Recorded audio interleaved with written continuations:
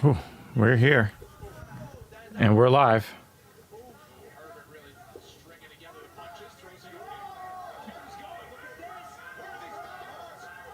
Oh, wow, he caught him. Wow. We got live just in time to watch Kama Worthy get knocked the entire fuck out. Holy fuck. Biggest win in the career of Jai Herbert's. And I think it was the right hand that set it all up. That wobbled him, and then from there, he was Well, as you guys know, we're a little late today. We got a lot going on behind the scenes. Both myself, Mrs. Evil over here, but also, oh, whoa. There's a lot going on in the life of Captain Paul.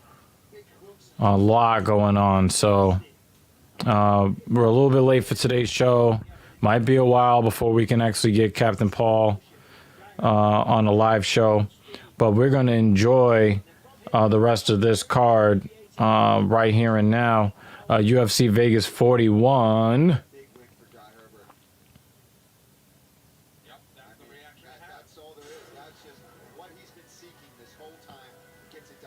You know, Kama Worthy might be on his way out of the UFC. I think he's gotten beat up enough where I think Dana's gonna give him his walking papers.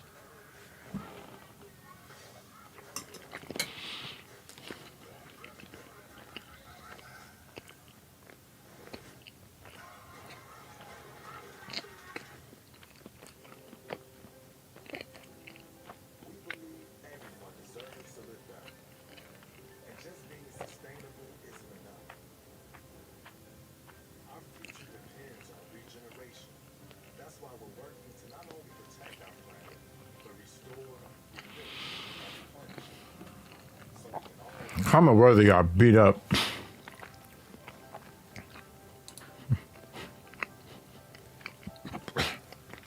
I almost choked just now because of you.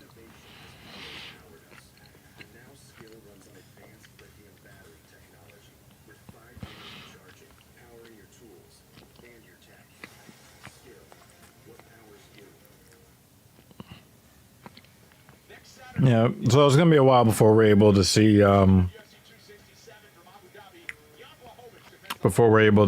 Captain Paul.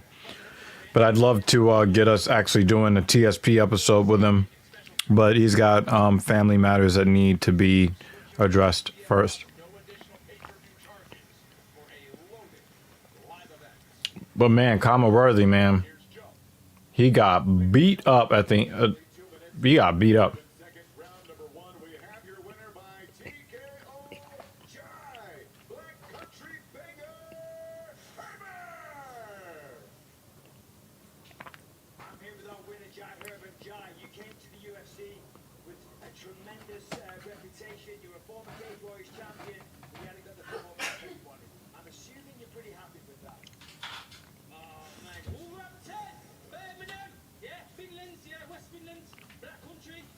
Family Matters is a great show. Family Matters had its problems. But it was a show that I did look forward to. TGIF. Those are very those nights were treats, you know, those Friday nights.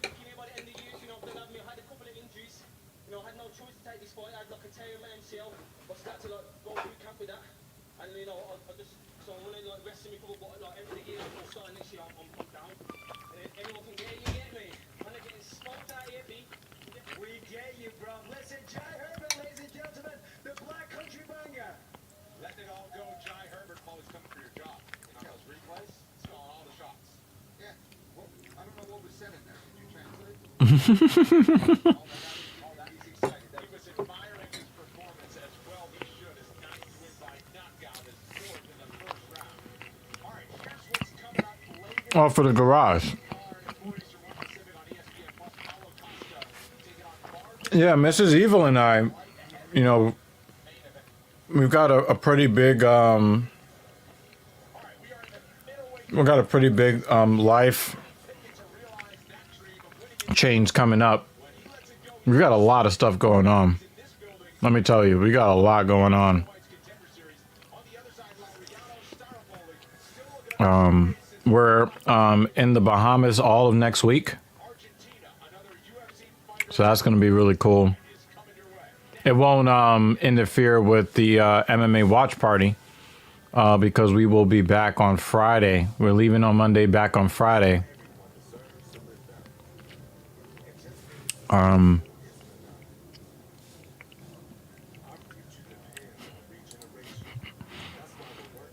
didn't think that you would be able to join us for the MMA watch party on Saturday after organizing your garage on Friday?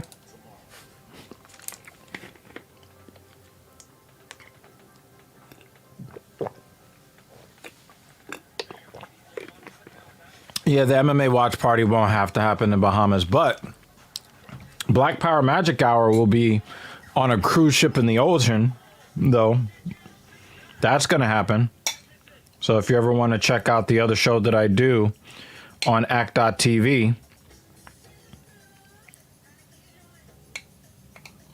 I'll be doing that show from the boat along with Messiah Rhodes.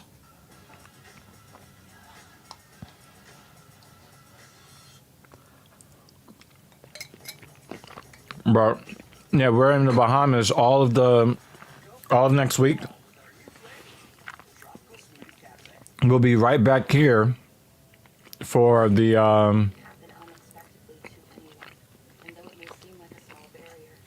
we'll be right back here for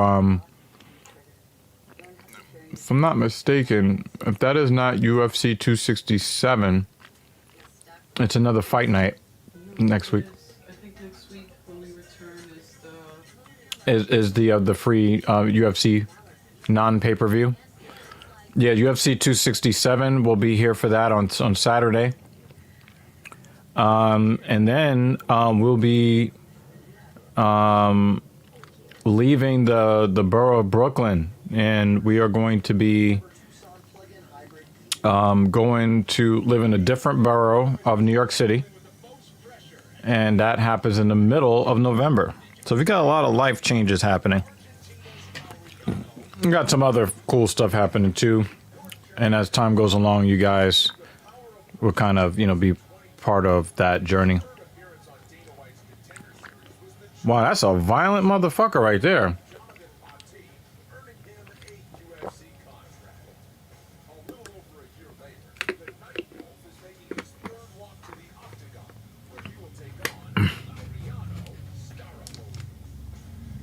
Staropoli is a good fighter.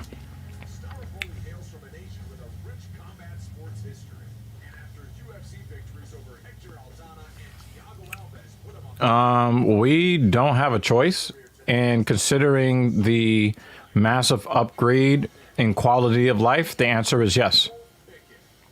Absolutely. Also, it's less expensive to move in months like November. The months that tend to cost the most when it comes to moving is like June, July, August. Those are like the most expensive months when you're using moving services.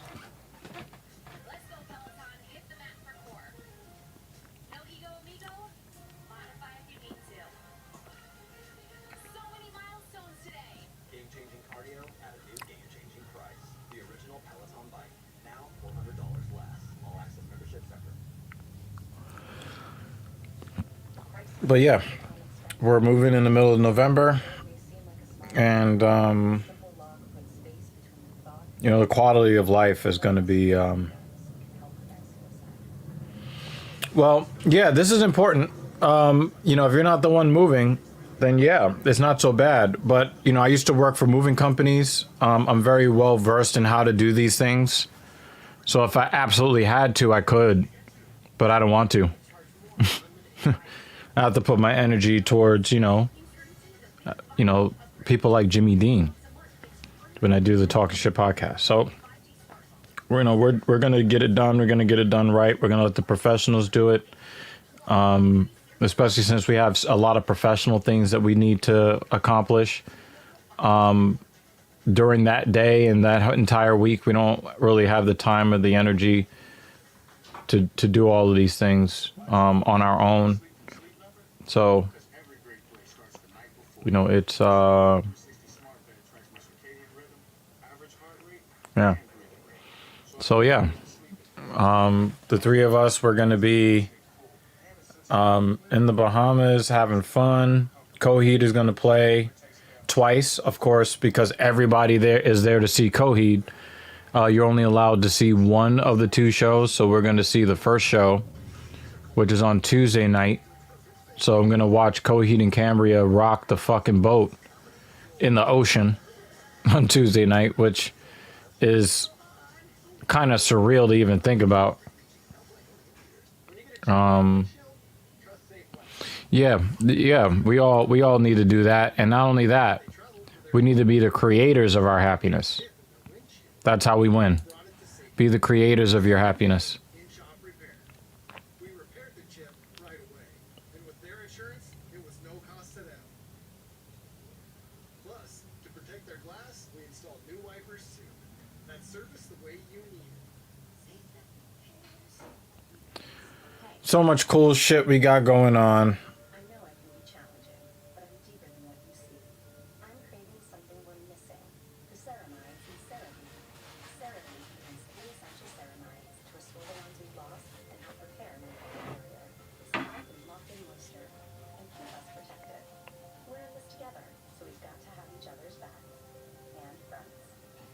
CeraVe, developed with dermatologists. Oh, he's dropping elbows, all kinds of ground and pound. As soon as the second round started, too.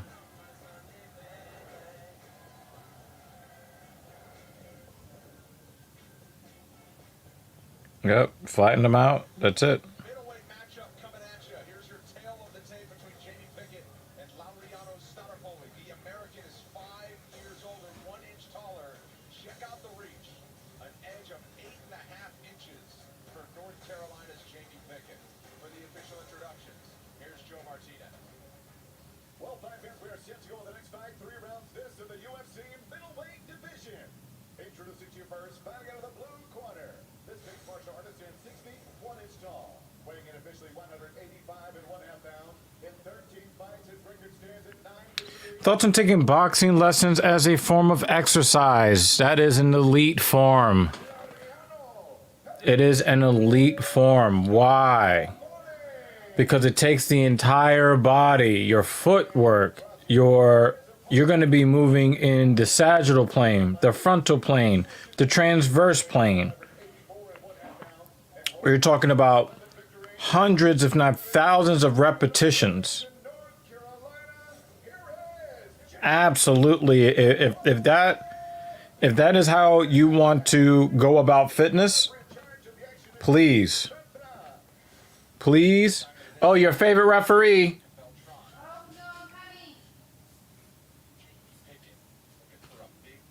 I mean, you want to get her to show up for the fucking show.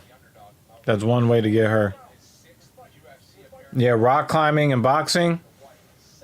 I think I would probably go with boxing. Boxing is going to be a little bit more useful to you in every day. Rock climbing, I think that you can add afterwards, but I would probably start with the boxing if I'm you.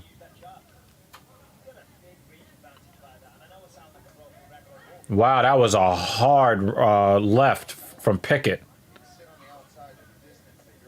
I think he definitely got Staropoli's attention with that step-in piston-like left hand.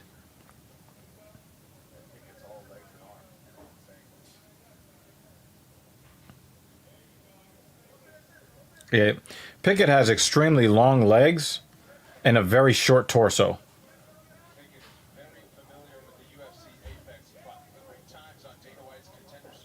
Oh, good defense on the takedown.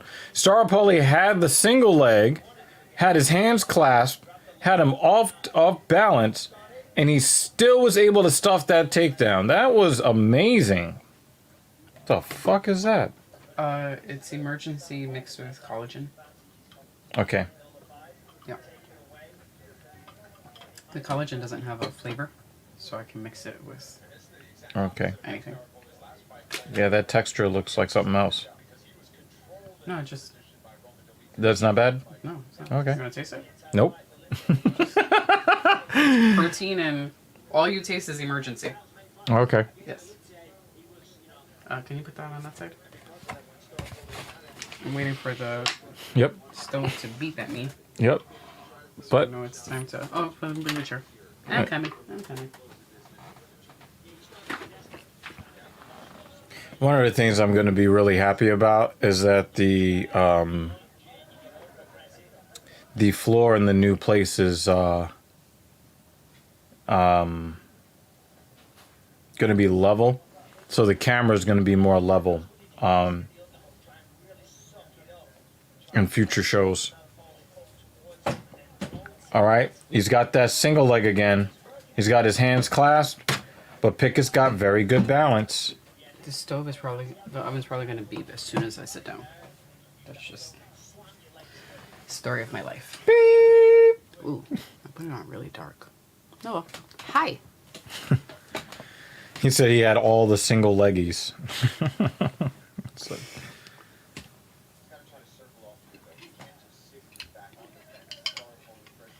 Ooh, very nice.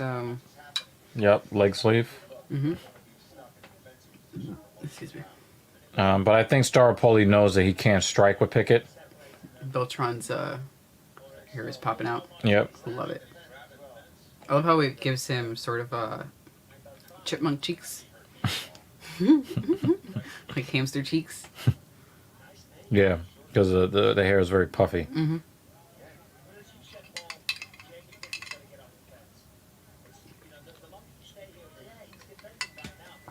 Oh, I was hearing. Did it just beep? I think it beeped. Yeah. I'll be back.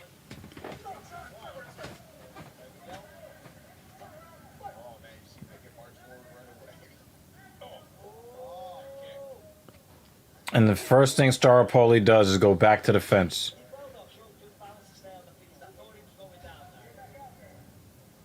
Streets out there for a second, had that leg right over the shoulders, forward there. So you're gonna pull it down, get back into the defensive position. Pickett has to learn to turn to get that underhook and then turn it around, get Staropoli. There he goes. Now he does it, and then. Oh, he was pissed off at that knee. He was pissed off at that knee. I heard you guys talking about classes. I'm actually interested in taking some rock climbing classes. Yeah. But he was asking between boxing and rock climbing. I said definitely boxing. Even for you, I would say boxing. I would go try it boxing out. first before rock climbing. Can't open this. Just gonna. Yeah, that's not how it's opened though. No, but it doesn't have the little. And I don't want to tear it with my teeth because then it's just gonna fly everywhere. Oh, there it is right there. Having issues.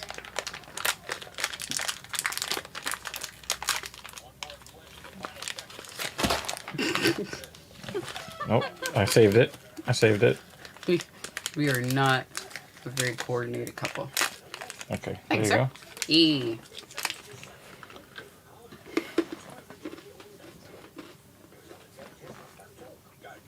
I would do boxing too, but I think if I'm gonna do something combat related, I would prefer to do. Muay Thai or something? Yeah. Yeah.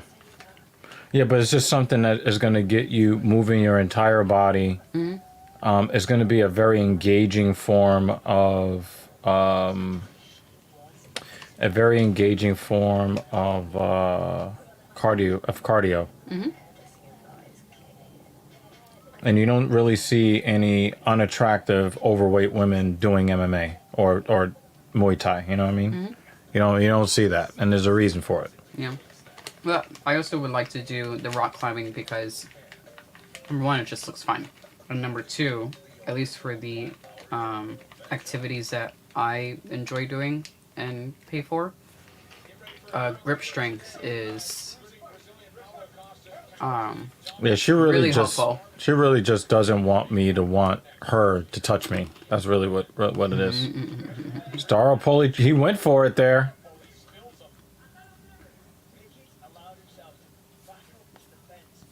Back on the fence again. This is gonna be one of those matches where like Yeah, Staropoli 15 is minutes scared is- to death of Pickett.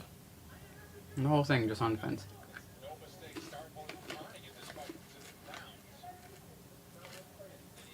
You know, Staropoli knows he cannot strike with Pickett.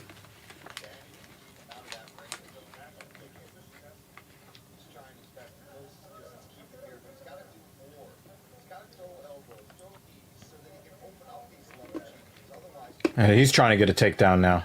Ooh. Oh, and he's got his back. Good job from Pickett. But also good job from Staropoli getting to the fence. And getting there quickly. Oh, he's got a hook in. Uh-oh, uh-oh. Can he get the other hook in? Staropoli's doing a good job maneuvering his body to not get, trapped. Mm-hmm. Nice left in the clinch there.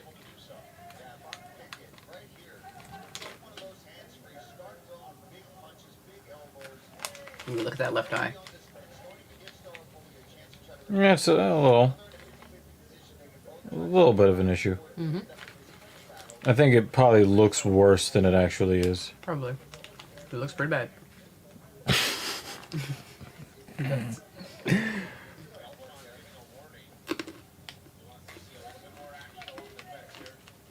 Yeah, I would love to see referees break these guys up sooner.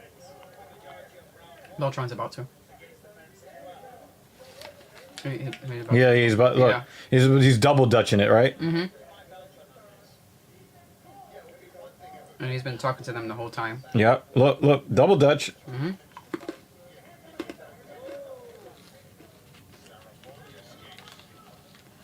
Staropoli wants to do dirty boxing because he knows at range he's going to get fucking destroyed. Mm-hmm.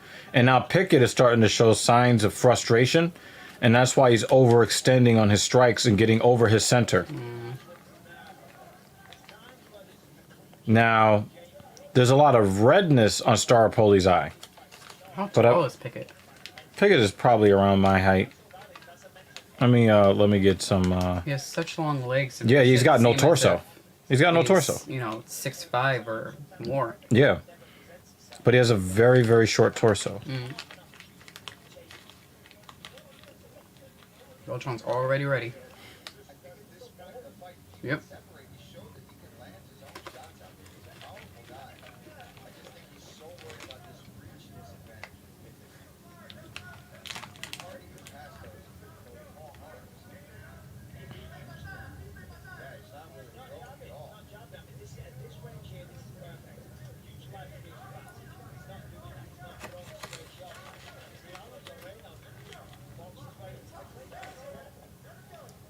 Exchanges here. Combination from Pickett. Stay at this range, he can throw punches from right here. And look, Staropoli has to close the distance to be able to land his own. Right now, he needs to be punching.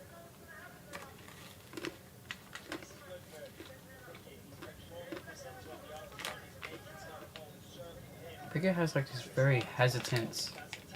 Anything he throws seems very Yeah, because slow and hesitant. His kick was like a, ooh.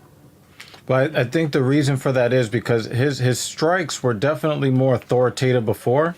The problem for him is that Staropoli is trying to get inside his effective range. So he's trying to frame Staropoli and keep him at a certain range where he can throw these strikes that he likes to throw, but he can't really throw them much better because kick. because Staropoli's starting to slow down just a little bit. Just a little bit, and that's what he wants from Staropoli. He wants him to slow down just a little bit so that he can have him at the range that he wants so that he can throw these fucking whip-like fucking appendages coming off of the joints in his body. They're I gonna mean, look how butt each long. other. Yeah, look at how long his limbs are. See? See, and the thing is, he can't really extend that. You can't really can't really get off if Staropoli is always in his mug, and I think that Staropoli knows that that's how he's going to win if he's going to win.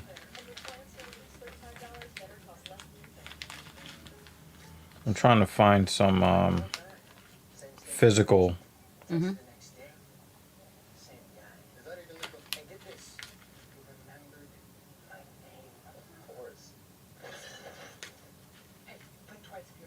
Whoa, guys. At State Farm, we actually get to know you. It's called service.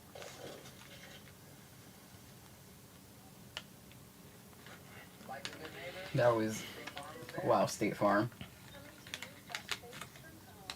That was pretty weird. Clean formula that's cruelty-free and vegan. Works for me, works for us, works for the planet. New Lash Blast, the clean mascara that works from CoverGirl. I'm not able to get his stats off of the UFC website right now. Weird.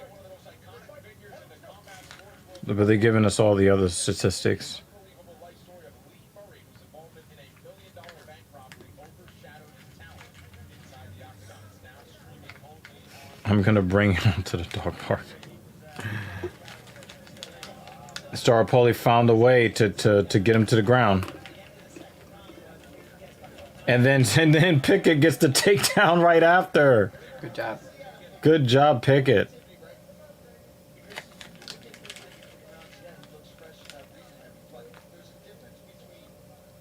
Now you just got to kind of pull him down towards the. Yeah, you got to get it. Yep, he's got that other arm. That's exactly what he needs to do. Get Staropoli's head toward the ground. Do you have a dog, Jimmy Dean? I don't remember. Hot We've had this dogs. He's got hot dogs. I feel like we've definitely had many hot dog conversations. Nope, we have most definitely had many hot dog conversations.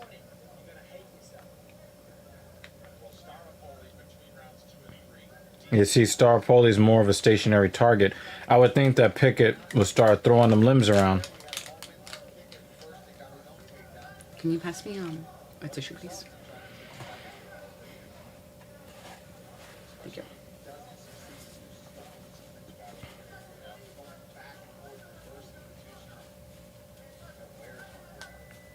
Oh, we'll be back.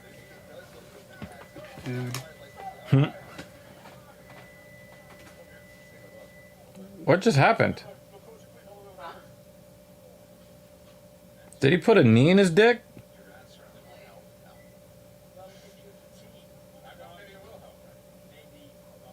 He hit him in the arm. It did not. That hit his arm. It didn't hit his groin.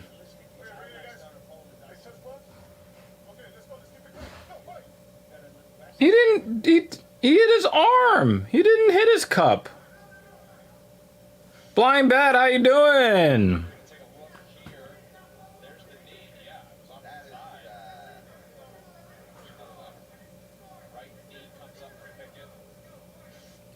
Hits him right in the forearm.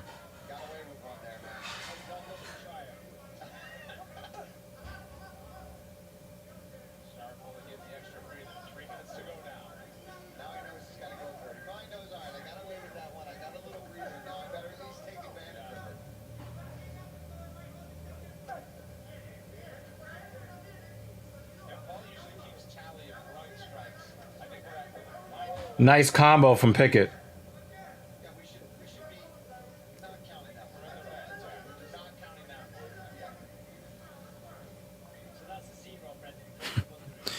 Blind Bat is looking for applesauce.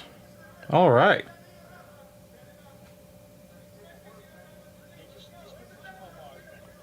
You know, Mrs. Evil has made some applesauce in her day. Actually, I thought the applesauce that she made was better than the store-bought. actually, the other missus is coming back from a apple Orchard. orchard. Yeah, the other lady is going to be coming here soon. So I think after we do the move, it wouldn't be a bad idea for us to head out to one. They're not too far away. And we can make some applesauce for Blind Bat. That'd be nice. Applesauce, apple cider vinegar. I want to know why he's saying I'm disgusting this time. This time. Excuse me. But yeah, Blind Bat, we'll make you some homemade applesauce and some homemade apple cider vinegar. I've never seen Pickett this apprehensive in a fight. Do you like pears in your applesauce, Blind Bat? Like a apple pear mix? I want to know what your preference is. We'll do the vinegar. But what I do is the skin from the apples that I'm using to make the applesauce, I'll use the skin and the pits, the core, to make the vinegar. So nothing gets wasted. But if you also like pears, then I could put pears in the applesauce, and then I could also use the pear skin and the pear core. Applesauce is an innuendo? To make the vinegar, so you can have apple pear vinegar, if you're okay with that. Apple. That was an actual cup shot.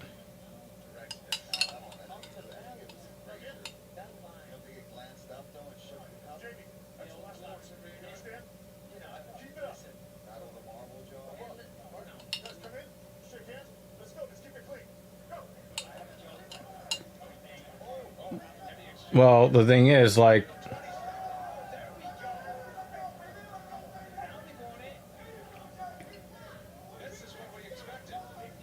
Okay, no seeds. Gotcha.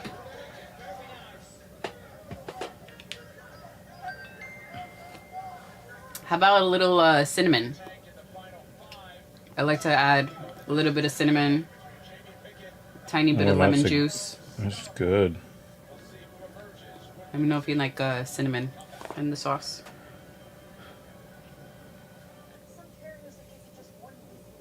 See, when somebody says they don't want any seeds in it, I think Jimmy Dean would probably think we were talking about something else. Aren't we talking about something else half of the time anyway?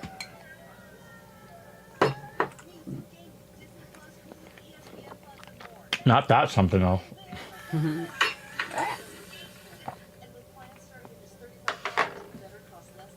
What?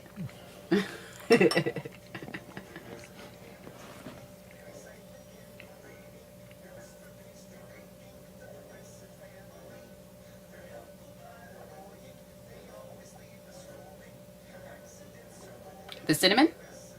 You need that for your blood? Is that what you mean?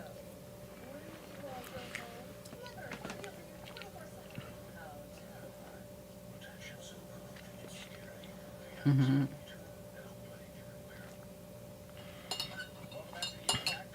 This is a really, really tough fight to score. That was a very, very weird fight. Mm.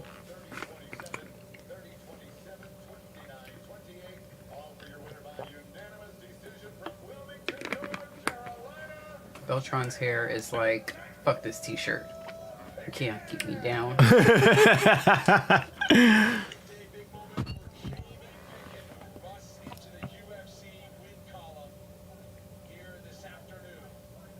Jamie Pickett did not fight his best fight today. Mm-hmm. Okay, when I make the applesauce, I actually don't add any additional sugar. The sugar just comes straight from the apples. I You don't will add add cinnamon sometimes, though, right? Yeah, no. Well, that's what I'm asking. If what's his preference? So I normally make it. If I can mix apple and pears together, I will, because I think it just tastes more delicious. I don't add sugar, but I add lemon juice at the very end and yes, some cinnamon.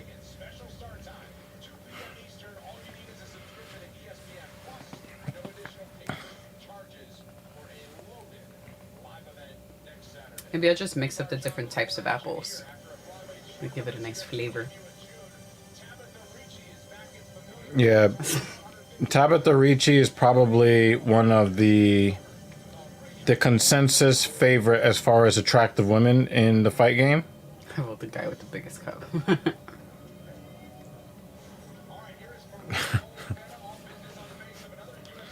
I think that when it comes to dealing with women, usually that would probably be the case. Wow, she's kind of cute too.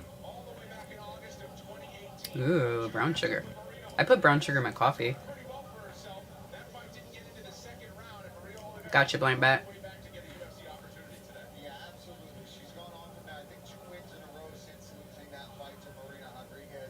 And in that fight, it was two stand-up practitioners, two Muay Thai women that we thought were going to have a battle, but clearly the sharper, stronger opponent on that night on the Contender Series Brazil version was Marina Rodriguez. But battling back from that, Oliveira has shown that she's got fantastic Muay Thai. She stands up a bit straight, so she's got to be careful. Hopefully she's been working on the idea that somebody might be shooting on her. And she's got to have that takedown defense. Good on the ground, but definitely wants to keep this on the fight. Like you see there, back-to-back wins coming into her UFC fight. She's got 7 wins by knockouts. Very powerful for being such a small woman. So excited for this one. Says her favorite striking technique is knees with 6 E's. So it's like knees. We'll see if she throws any of those in this matchup. Oh, appropriate soundtrack for the Baby Shark.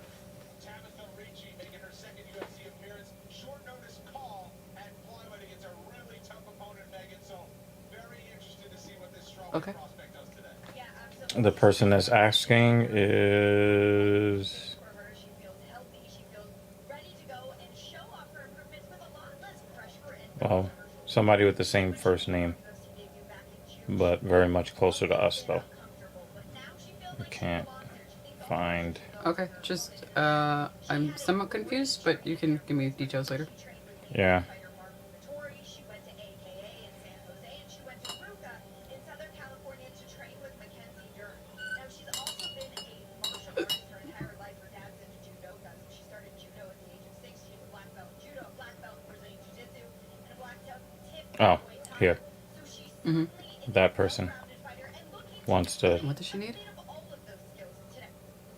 Yeah, listen, she's been all over the world as well. I actually spent a couple of years out in Japan, had some modified rules fighting out there. As Megan said, a lifelong martial arts, started with judo, Muay Thai, that led into Brazilian, Okay, I got you, blind bat.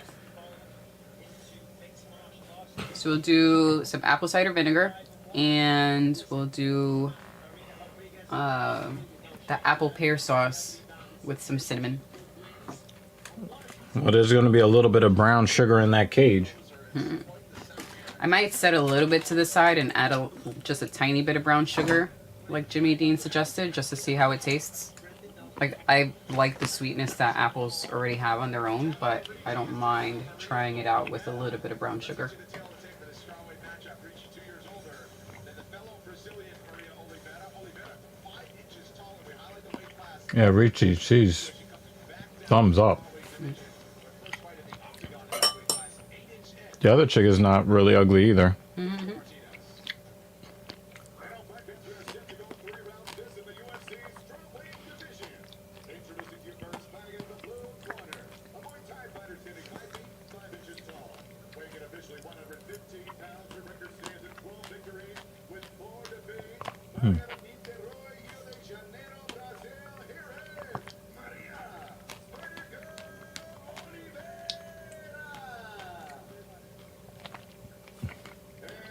Do you know what my poo looks like after eating this? What? It looks like this. Do you like it? I actually really like dragon fruit. It's not a much. It's more seeds than taste. I also mix mine with either in a salad or oatmeal. Well, It's really nice together. I wanted to have like some pineapple juice to pour in there, like I did before. Oh, okay. And Gotcha. I didn't know that's what you did before.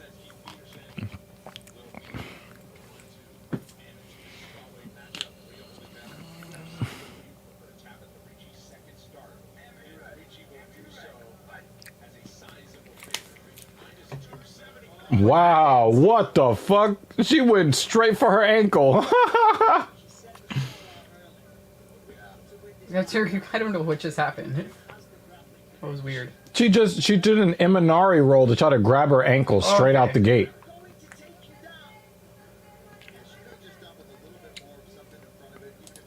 It's a nice lady gave me some coffee. I loved it. Pretty sure she's a very nice lady to just give you coffee like that. Any lady who gives me coffee is a nice lady.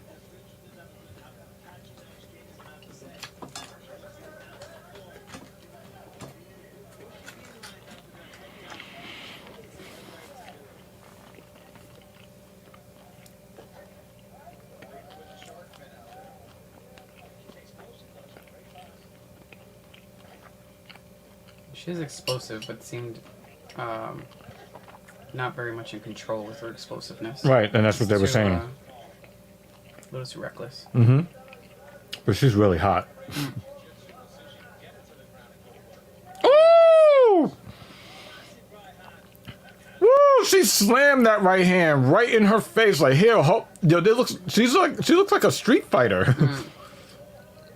Well, I like how she did her hair like a shark fin. Very cool.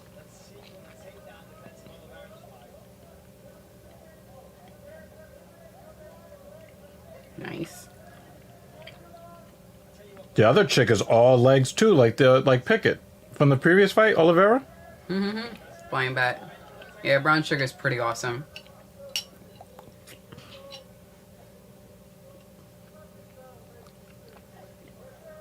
But doesn't brown sugar have a lower glycemic index number than, cane sugar or refined sugar? I believe so, because at least the white sugar is... Yeah, that's like the worst. That's the worst. I mean, it's not the worst. Like, the worst would actually be like, the fake sugars, right? But I think And brown sugar alcohols. has stuff in it that that the other sugars that's been stripped out of the other sugars. So like if you want to make homemade brown sugar, you could just take cane sugar and add some molasses to it. Aw, that's awesome. Yep. That's really awesome of you, Jimmy Dean. Yeah, for real. Maybe I should try oxtails. Do you like oxtails? Mom used to make oxtail, yeah. We'll figure that one out. I'll ask my mom for a recipe. Ooh, really nice. good. Right, from Oliveira on Ricci. She didn't make it very often, but I did enjoy it.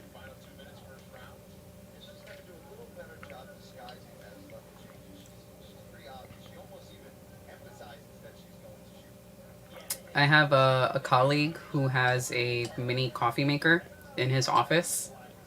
And he's so sweet, and he'll always, every once in a while, he'll brew a nice batch of coffee and bring me a cup. And I'll be in the middle of a meeting, and he'll just poke his head in with a cup. And I just stop everything I'm doing to grab the cup from him. It's a very sweet man. Love that dude. What? He ain't really that sweet, y'all. All right? Ain't shit for free in this world. Very sweet man. As soon as he learned that I like coffee, he was like, let me show you the coffee that I bring in. Nice man. It's cool.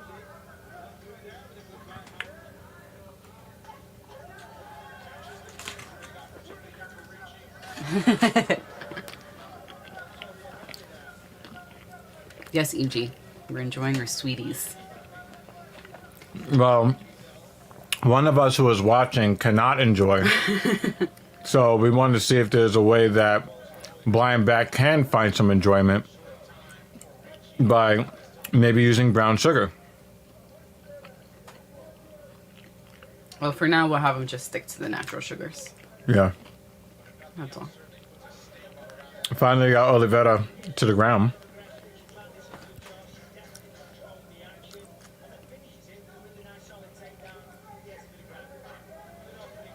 I think Oliveira is still doing well anyway. Oh, Yeah. that was a super hold to the fence. What are you doing? Yeah, I mean, I think it's a little hard to say. I think that Ricci could have controlled the fight more if she Was fought. more in control. Right. If she fought the way that I believe she knows she can fight. Brown sugar is made from molasses. Yeah, that doesn't surprise me. Mm-hmm. Low shoulders, variety of stylish form, you'll love Stainmaster, lifetime stain resistance, limited warranty. Order now. Get your flooring installed with healthy flows. Home to any budget, home to any possibility. The commercial was dumb. It looked like they were just walking through ice cubes. I wasn't even paying attention. I was actually daydreaming about how we're gonna set up the living room. Oh, And like really thinking about getting one of those man of the house recliner chairs. Especially when I come home where would we fit from it? work. I love recliners, but where And would we then- fit it? That's the only thing. Next to the couch by the window. Because I don't have the iPad here to show you the floor plan. No. I know what you mean. Because it would be on one wall. You have the TV, and And- the other and misses the desk. her desk, Right? and And have it on then the opposite end. that's what I was But thinking. my concern is that the floor space then becomes. No, it'll be pushed into the corner. No, I know what you mean. I But think there's a window over there. yeah, there is a window over there. there's I a just cutout want space to there, make too. sure that we don't take up all the floor space. Because then, if you go around, you have like desk, possible recliners, sofa, possible smaller table. So I just want to make sure that there is enough open space Yeah. where it doesn't feel like you're walking into a room that's Yeah. just consumed by furniture. Yeah. You know, Yeah. where it makes it seem messy, but it's not. It's just that we have. Want to try to do some kind of oxtail thing for him? Okay. Yeah. Yep. Anything to make life, more enjoyable for that situation, I'm on board. All right. But yeah, no. Let's move in all the furniture. Is that and something that is it possible to grab a hold of that for like maybe tomorrow? we have to find a place that makes it. Right, I've okay. never made it before, so I'd rather try it out first to make sure I don't fuck it up. He says lazy boy. Let me do a quick internet search for that. As Ricci gets Oliveira to the ground again. We're just trying to figure out how we're gonna put furniture in the new place, but not clutter the room with too much furniture. Yeah. Oh, that is. Ooh! That is. Yeah, this fight is going to end right here. Like if we end up getting a smaller table, Oliveira is Yeah. in trouble. And there's nowhere for her to go now. this is pretty vicious. Yeah. And she's. I don't know. I think I got another MMA crush. Because she's vicious and she's very hot. Goodness She's gracious. like, let me just scoot you over a bit so it's Yep. easier for me to punch you in the face. I think she's going for an arm bar too. She's trying to lock up one of those arms. But Oliveira is doing a good job not, accepting the position, especially since, she's being mounted. I'm not going to front. I would not complain about being mounted by Miss Ricci. I'm not saying. I'm just saying.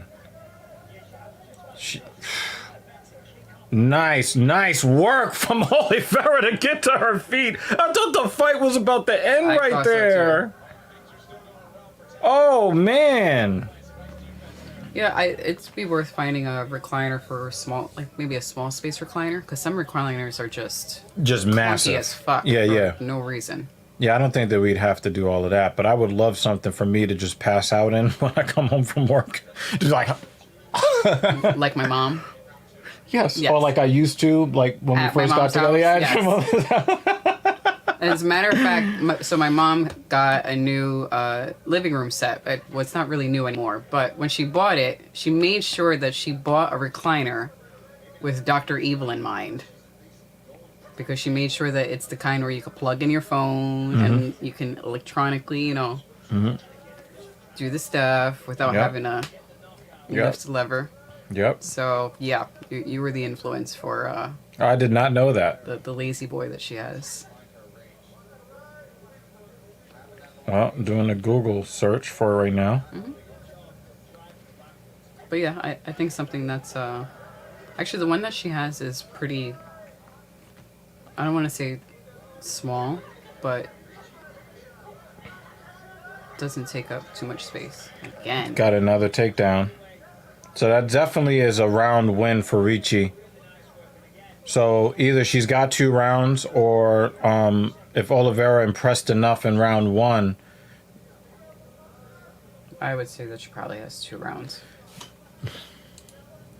Yeah, Jimmy Dean, we don't really have these problems in our house. Yeah, we don't really have these problems, but oh man.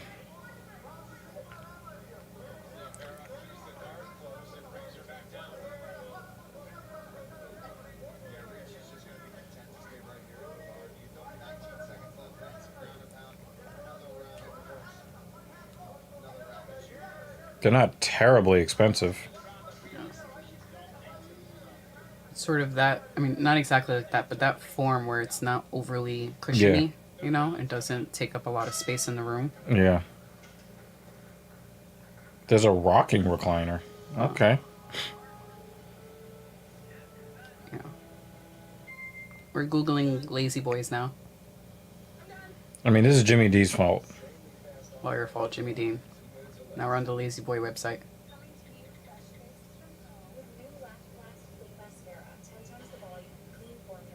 Yeah, I like the size of those.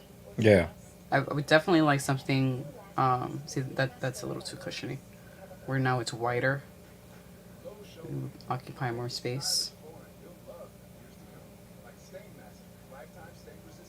But I like the one my mom has where you don't use the lever, but instead you just press a button to control how far out it goes. Yeah. They probably have that, but it probably Oh, costs yeah. a little bit more. Maybe.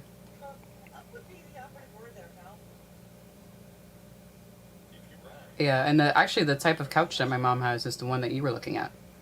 So we'd end up with the same living room setup as my mom if we did that. Yeah. See, power lift chairs. These definitely cost more. But I don't think that it's like too prohibitive. Well,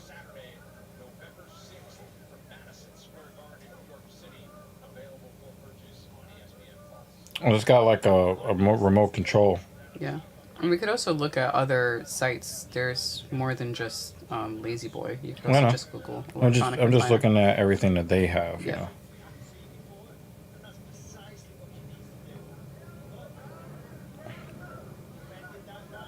Oliveira's like, the fuck out of here. You know, putting me back on the floor. No, she's probably still gonna get taken down though. I know, but she's trying. She's trying. I would probably want something that's more like leather. I really don't want a cloth one, especially since I eat in that kind of area. Yeah.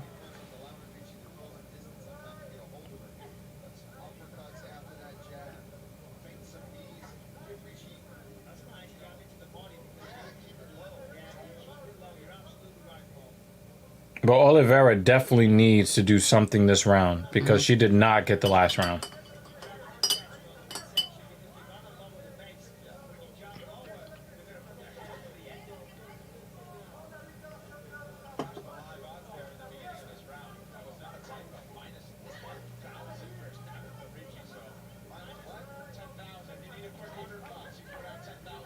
Yeah.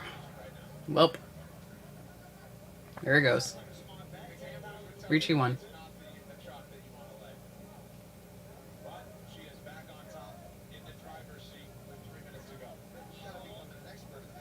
I did say that Oliveira was going to be taken down again, right?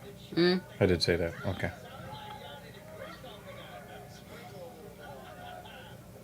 Oh, Oliveira's getting a little lumped up.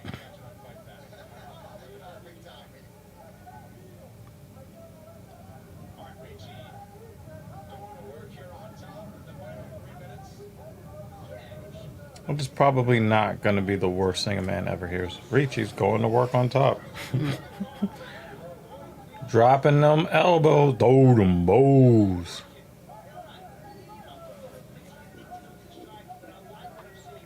She's going to try to posture up. Ricci failed to corral that arm. And the hand comes up. Oliveira is not being a pushover. Hands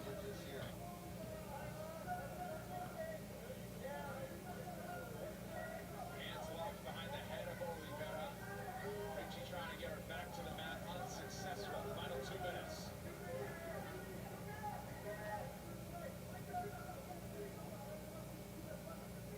I think she's tired. Ricci's tired.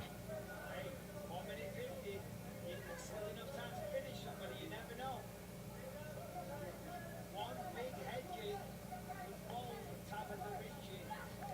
And Vittori gets taken. And there's a takedown. There it is. Yeah, I think that seals the fight. You're going to get a unanimous decision for Ricci. You know, I ain't complaining.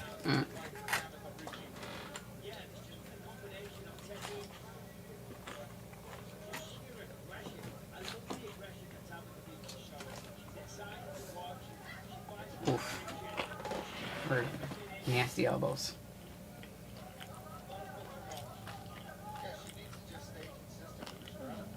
Oliveira is accepting the loss with that body triangle. You really don't want to be body triangling from the bottom, and you've been taken down multiple times in the round.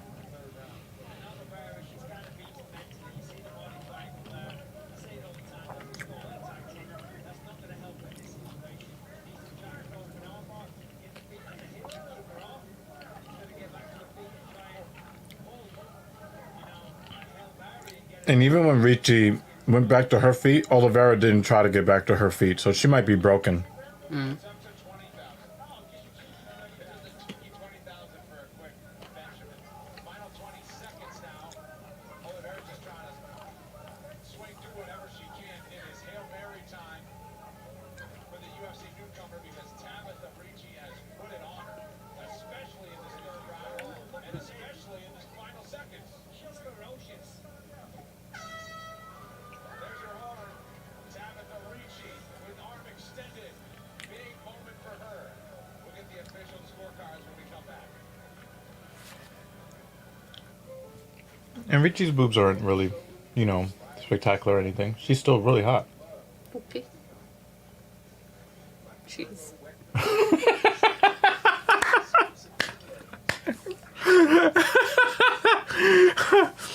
Oh, man. I love the inside jokes and inside discussions inside the inside. Eat your chicken Stuff. tenders. And French fries. Would you like a bite of the chicken tender? Can I have a French fry?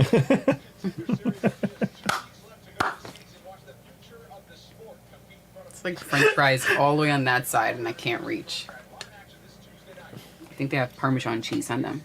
Yeah, some sort of powdered something. You said you wanted one. Can I have 2 French fries? Goodness gracious.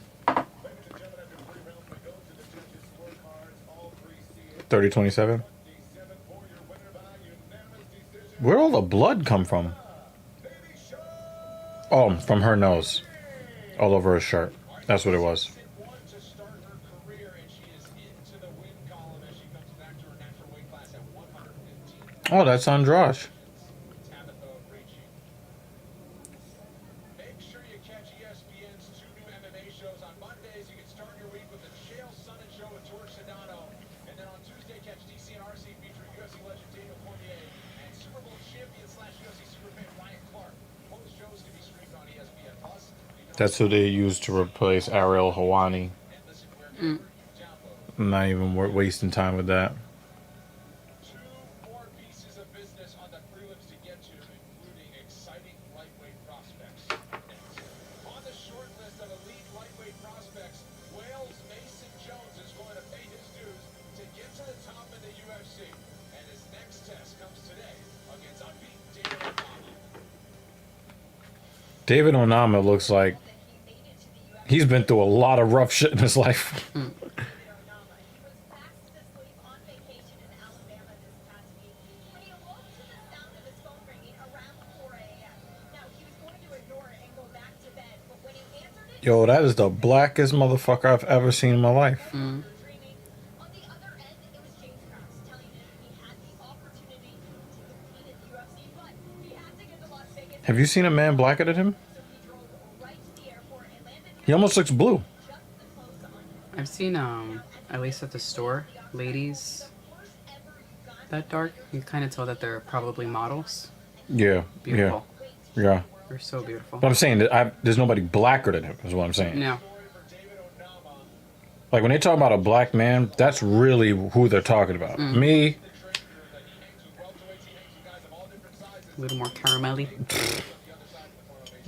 Oh, listen, careful what you wish for when you want a UFC contract, but still, this guy coming in, great record, 8-0, undefeated, 10-0 as an amateur. I always talk about how valuable that amateur experience is. This guy is a very good wrestler, you know, and he's brimming with confidence. When we spoke to him on Wednesday, you know, obviously taking it on short notice, he found out on Monday, like, 100% finish rate. going up against Mason Jones, he was brimming with confidence. I mean, before 15 days ago, I believe it was. So, you know, he's in shape. It's not ideal, but sometimes having that zero pressure, he's always in shape, he's always in training. I'm really intrigued to see what he does tonight. He does not know the taste of defeat. He enters the octagon a perfect 8-0, and he has finished all of those wins. He has a tall task against Wales Mason Jones.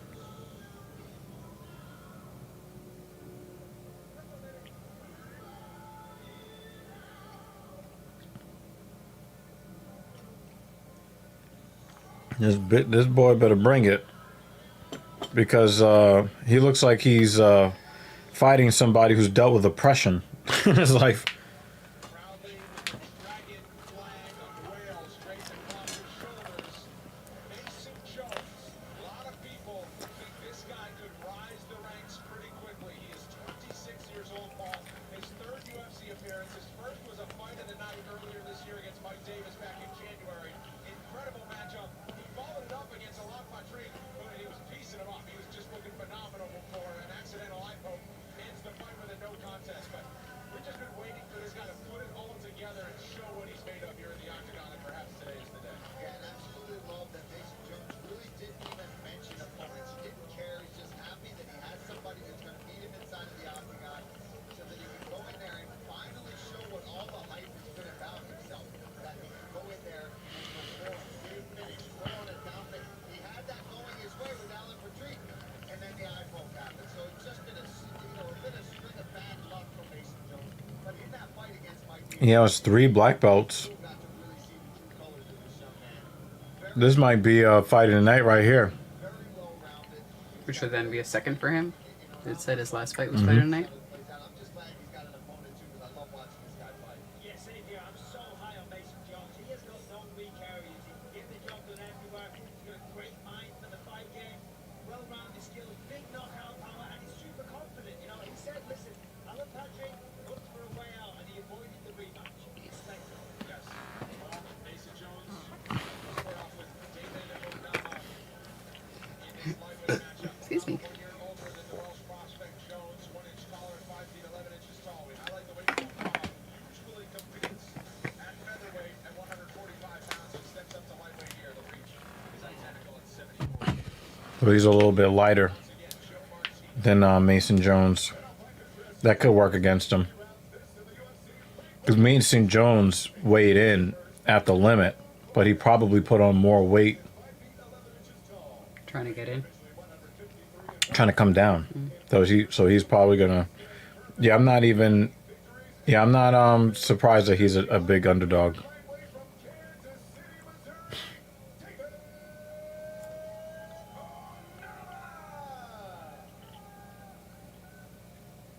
And across the octagon, his opponent fighting out of the red corner.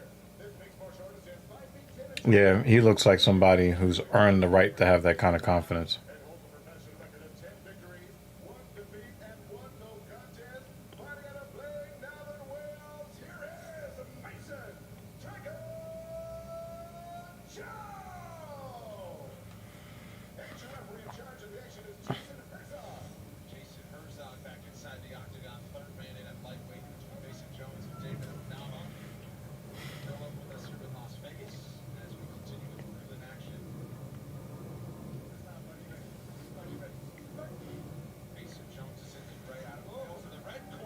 Left, a very quick left from Onama. That definitely got Jones' attention right off the bat. Betting favorite on the prelims. He enters just over -400 in this matchup, +320 underdog David Onama at the white. Mason's such a confident fighter. You see why? I mean, look at the combination, the skill that he has. And not just on the Onama's a little wild. Ooh.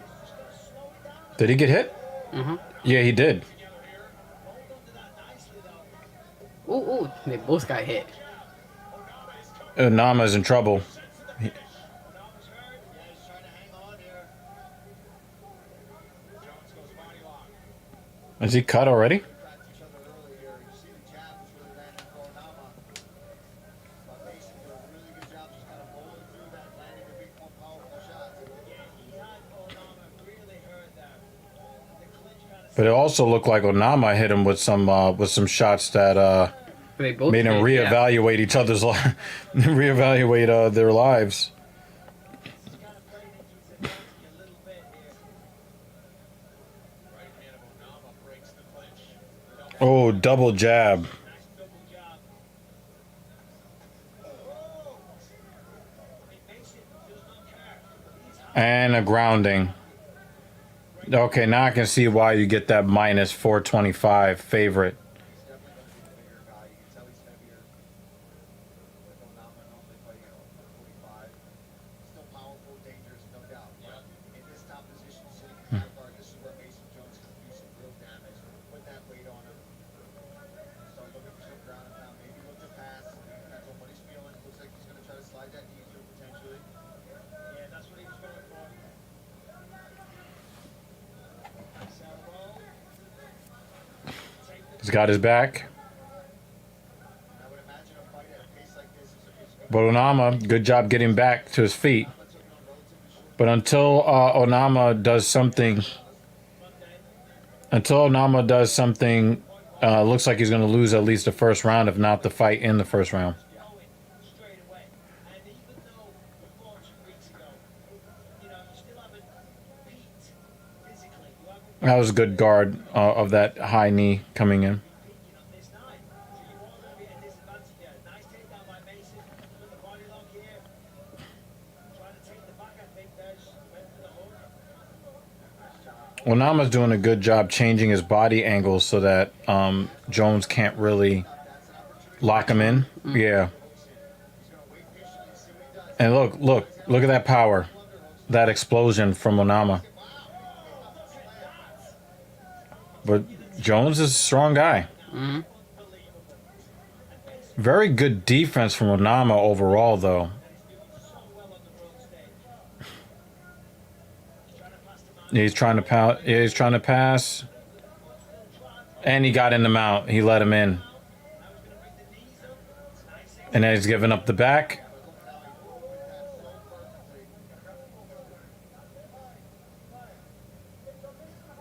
Loaded and just baited him into turning his back there.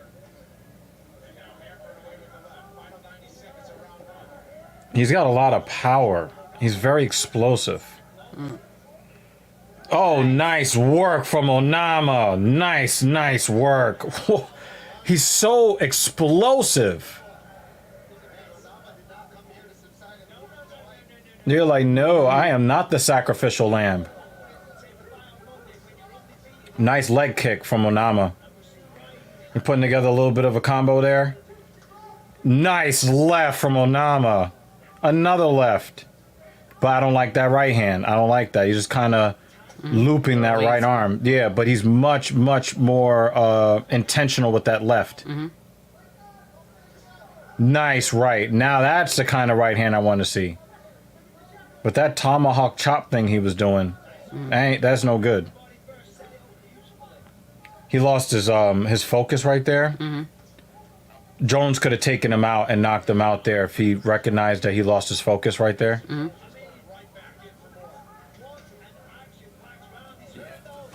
Yeah, I think that last shot hurt Onama right there. Oh, now he's throwing leather. Woo! Oh, he's looking at the clock. That means he might be getting tired. Nope, that's not a takedown. But it was a nice slam, though. Yeah, this is, you know, going towards Stressed. fight in the night. Going towards fight of the night. Yeah, yeah. It's a good kind of stress to watch, you know? Oh, yeah, I remember. This is actually kind of stupid. Yeah, they actually did something. Yeah, they actually did like a stunt with him running some kind of distance. See if somebody would like go start to finish on one of these CarMax offers. All right, let's take a look at some of this action in this round one. Unbelievable back and forth between these two. Big takedown there from Mason Jones. But here these guys, big left hand land, but both going back and forth. Here's some strikes. Mason Jones trying to come back. It's another left hand. Jab from Jones. Both guys trading back and forth. That was an awesome round. Sure was. Round two. Probably the best round of the night so far. Afternoon. It might. What I think it's just afternoon there now. Nice left from Onama. He is affecting Jones. Also, you see those live odds have come down just a little bit. Because Onama's not here to take part, necessarily. I like how he sneaks that knee in inside. And he throws that knee very high, too. Yeah. Nice right from Jones. They're in a phone booth right now. Rock'em Sock'em Robots at 155. And they've literally been throwing uppercuts too. Yep. So yeah. Throwing all kinds of haymakers. But I think, you know, Onama is in this position where he, you know, he was touched early, right? He had the issue. I think that he has a little bit more confidence that he can hang with Jones. Oof. Those are big elbows. Get back up. But Jones got the takedown again. Oh, don't settle there. He's tired.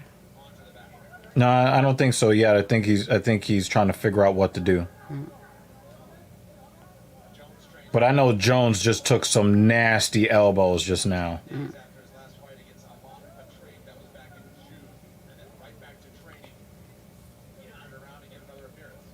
And this is really smart by Mason because as good as he is, and as high as I am on him, he's yet to have a victory inside the UFC, if I'm not mistaken. So he needs a win. Of course, you want to go out there, you want to be known as the exciting guy. But I wonder if Onama is trying to time the turn-in. Because if he gets the turn-in, then he'll end up in Jones' guard. I think he's also On just taking a top. breather right now.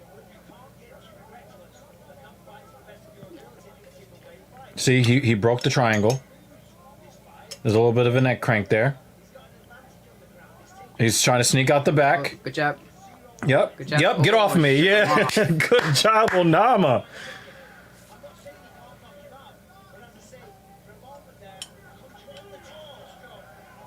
Oh, nice combo. Oh, no. Just punches. And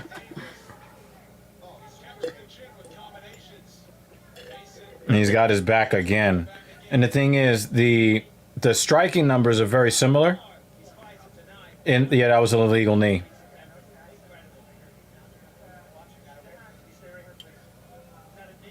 Yep, an illegal knee. Looks like there wasn't too much on it, and it happened just as Onama was putting his hand down. Mason clearly wasn't trying to do it intentionally. No, his hand was already down. And he brought it in. Yeah, no, that was a direct knee to the head.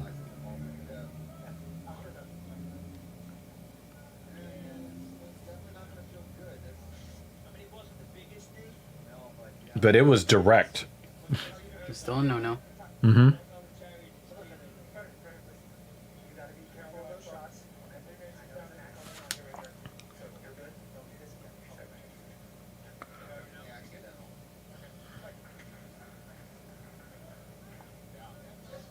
And he loses his position on the fence, too. Mm-hmm.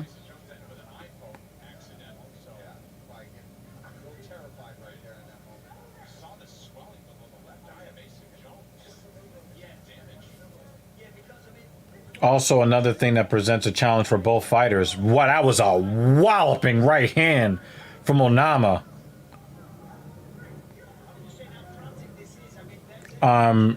You know that classic southpaw versus conventional stance. It definitely nice elbow inside from Onama. Onama's doing very well in this fight, but I don't think that Onama has fought the kind of competition that Jones has fought, and I think that that is the main difference here. Nice job from Onama. Stay on his feet. You knee me in the butt, I slap you on yours. He's trying to reach for Jones's leg. Nice turn, nice turn. Onama is going to stick around in the UFC, but he's a 145er fighting at 155 right now, right? I think that he is going to give a lot of fighters a lot of problems at featherweight. Landed a lot. Take the path of least resistance, which is clear. It's this style of fight. Strike him down to the ground. Use the grappling skills.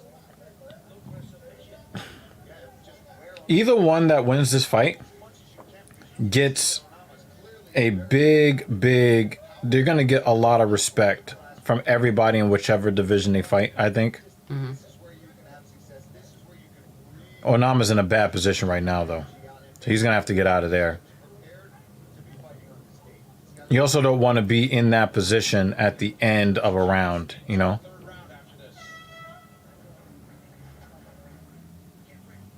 That's not really what you want to be. Oh, my God.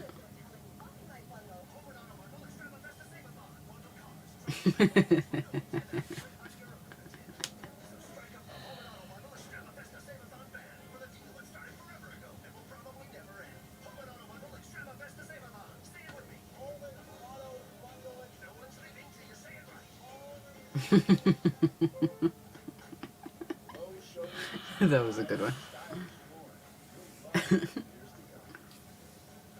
Like Ergo Wet Protect and Stay Faster. Exclusively at Lowe's.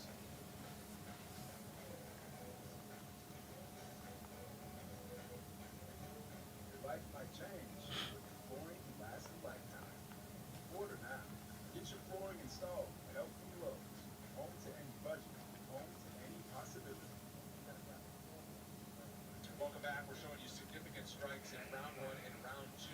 And the ground game is the difference. Yep. Down by Mason Jones, but there are 84 total strikes on each side. The significant strikes are very similar. Has he done enough with the takedowns to really make a scoring difference? That is the question. You know, because he's definitely landed the takedowns. He's landed shots, and they both landed shots. This is an absolute dog fight. Nice right from Onama. The difference is, They're both really good strikers. Yeah. and Onama, It's the difference is the wrestling. And Onama, not that, you know, he needs any extra encouragement as he uncorks a big left, but there's a little extra after the horn. He thought Jones hung on to the submission attempt a little bit longer, used his head to get up. Your little gamemanship. yeah, The fight a little nasty after round two. it is. But guess what? 3 seconds before that, they were literally trying to kill one. Oh, man. Nice combo, Onama. And you know that takedown was coming because he couldn't take any more of that. And he's in half guard right now. Trying to get to he's trying to get the side control. I think he wants to step over. Yep, and now he's in full mount. Tall in these exchanges, that's the problem. Now full mount, yeah. And the thing is, I don't think that Onama's power translates at 155 the same way that it translates at 145. And I think that what you're seeing is shots that normally would have knocked out an opponent at 145. It's only startling or wobbling an opponent at 155. Second, I don't know, but this right And I don't think that Jones wants this fight to leave the ground ever again. I think he wants to keep it here the rest of the fight. let's see if he can cinch it in. Onama doing the right thing, trying to turn away from it. Going to give up his back in the process, though.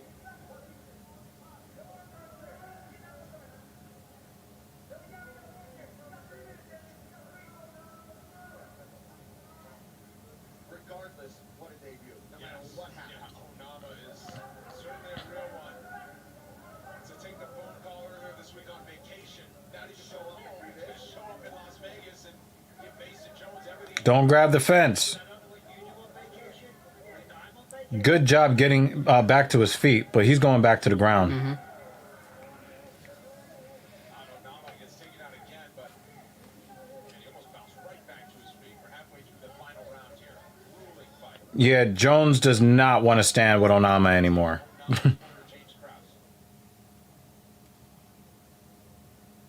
Onama's going to lose this fight, but He'll be back. I'm very, very happy to see what I've seen from him. It's just that he's going to need a lot more than just than grappling defense. Mm-hmm. Dog is currently happy at the dog beach. There's something called the dog beach. I learned Very that today. cute. What kind of dog, Jimmy? I don't remember if A you hot told us dog. what kind of dog. And he turns it around on him. Good job. But he's going to get you right back to the ground because he does not want to strike with you. He's going to hang on to him for the rest of this fight. Right there, Onama was in a position to take control. He's grabbing the fence, though. Onama's grabbing the fence. Really nice work by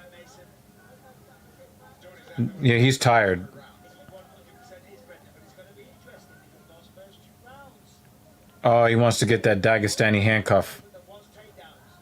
That's what he wants. Just tee off there, Mason. The target sometimes it ain't going to be perfect.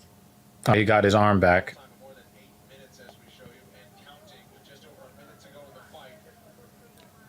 Yeah, Jones, this is an admission of defeat in some way for Jones, I believe. Because, But look at Mason. and then, That's beautiful scrambling ability from both men, but for him to be able to come out of that, still end up in a good position like this, impressive. I don't know Oh, what, Goldie. Goldie. Golden Retriever. Why does he keep saying narcogram like we're talking about drugs or something? 30 seconds to go. Well, I'll tell you what, Mason Jones with 8 Broke that tape. shoulder strikes landed might get his hand raised, but David Onama, folks. A Goldie. What's a Goldie? Golden Retriever. Oh, wow. I'm being inundated with them. I was just going to say, I think Mason Jones is the winner here. Hold on. I'm going to find him now. Head up very high. An incredible performance against a really tough opponent. Yup, and he's going to grab him again. Oh, almost dropped him on his head. Get off of him! Yo, Jones is like, I need to hold on because he's going to knock me out. Wait, I think I found him. Is the description, I can fit 3 tennis balls in my mouth at once? Hashtag woof.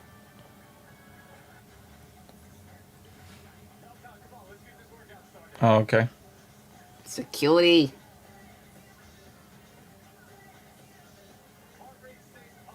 Yeah, that looks... I love this photo.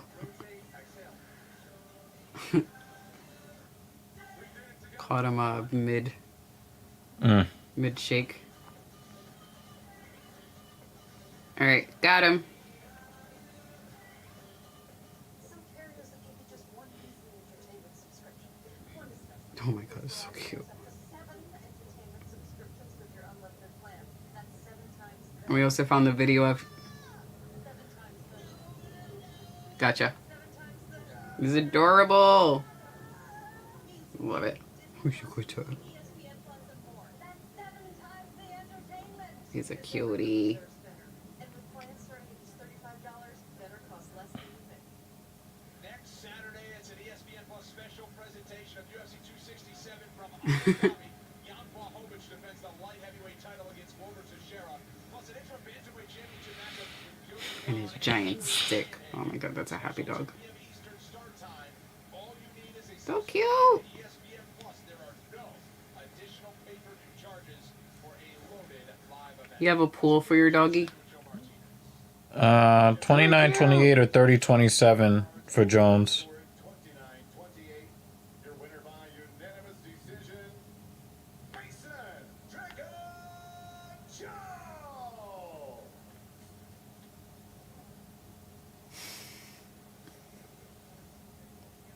Tokyo. Mason Dragon Okay. Jones, incredible Got it. fight, gentlemen. Followed. Lee Dragon, I don't know what's happened, but it's always been Lee Dragon. Rob Flag, Colorado, into the Yeah, I didn't expect that. I thought I'd have him standing up, and I caught him early on in the first. I thought I could put the pressure on, and I gassed that thing. Your sister's hilarious. I've never gassed in 13 fights, my 13th, and that's the first time I felt tired. So I don't know whether it's my cut or what happened because my cut. I lost so much weight.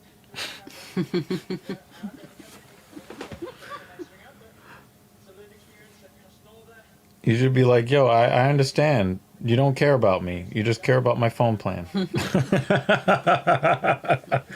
Really rub that shit in. That was an incredible fight. Wait till you watch it back. Let me ask you this. I mean, you clearly got championship material, but your first win in the UFC. What does that mean to you? It means a lot. I felt like since my first show, I felt like I didn't quite deserve to be here.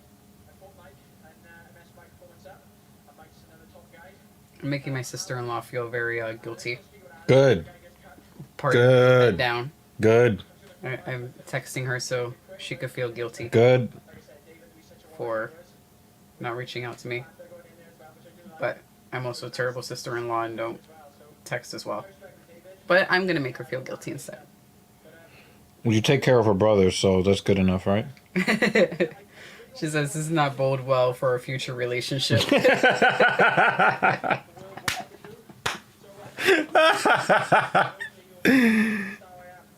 Well, listen, Mason, after that performance, everybody can't wait to see you fight again. Congratulations, Mason, the Dragon Jones.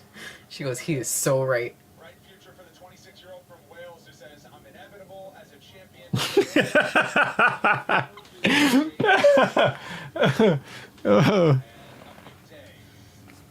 Here in Vegas, UFC 268 features two explosive I really did like Anami, though. I thought he was great. Chaos Covington for the welterweight title, plus Rose Namajunas, defensor John Lee. UFC 268, Saturday, November 6th from Madison Square Garden. Wow, imagine if we probably would have been able to do that. Next one. Cool. Main card coming your way, but first, one last prelim to get to. Gregory Rodriguez, Yeah, we might have to like put that like on the Amex or something. But we should do at least one live UFC event. Yeah. as he tries to halt Chun Yong Park. Yeah, Park is really good. I just don't understand why somebody would name themselves RoboCop. Why are you doing that? Well, here's UFC appearance number 2 for Gregory Rodriguez. His UFC debut was a big one in June of 2021 earlier this year. Went 3 rounds with Dushko Todorovic. This is his 3rd appearance here in the UFC Apex. He fought on Dana White's Contender Series. That was last year in 2020. It did not go his direction, Paul. He said, I was putting way too much pressure on myself. 10 years in the game, and I thought I just blew my chance. I thought my career was over because I didn't deliver in that first one. But he comes back in a great back-and-forth battle with Dushko Todorovic and made a statement that he does indeed belong at this level. Absolutely. And you know where I was most impressed with Rodriguez was on He's got very large arms for his frame. in that He has very small chest and very large biceps. Jiu-Jitsu world champion. He's a jiu-jitsu black belt. Very strange. Expect that from him, but the way that he handled Todorovic on the feet, who's known as an explosive kind of a karate He's got a style dome. on his feet, he handled Dome. Maybe that's why he calls himself RoboCop. I think so. and just looked really You don't look anything like RoboCop, though. his fight IQ in that fight. I wonder, maybe he's a police officer in his home country Could be. of Brazil. Maybe he was in the military. Oh no, he's not doing this. Chun Yong Park, affectionately known as the Iron Turtle. People say he looks like a Ninja Turtle, and it's a tribute to his native South Korean old warship called the Turtle Ship. But Michael, he lost his UFC Oh. debut in China 2019. Since then, he's reeled off 3 impressive victories. Marc-Andre Barrio, John Phillips, and Stefan Chukwi have gone by the wayside. And Chun Yong Park, we're going to make it 4 in a row today. Hey, listen, this guy's a lot of fun to watch. He says he's in the Korean countryside, the rough mountains. It's kind of corny to see fighters come out to this song. That Rocky theme song.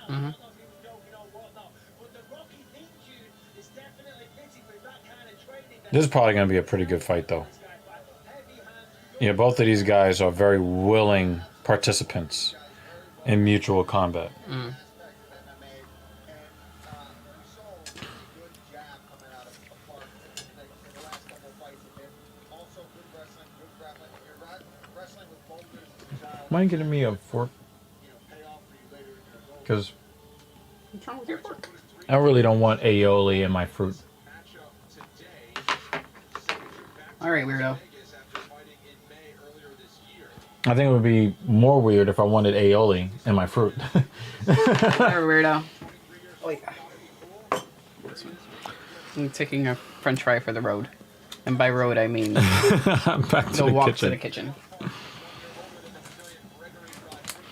Yeah, this trainer that I've been working with a little bit wants me to eat a whole lot more than I don't wanna, but I'm trying to. And our fight fans, here we go. 3 rounds picked in the UFC middleweight division. Introducing to you first, fighting out of the blue corner. Wrestler getting 63 inches tall. Weighing officially 185 and 1/2 pounds. In 13 fights, his record stands at 10 victories with 3 defeats. Fighting out of Deerfield Beach, Florida, here is Gregory Roboco Rodriguez. And across the octagon, his opponent, fighting out of the red corner. Thank you.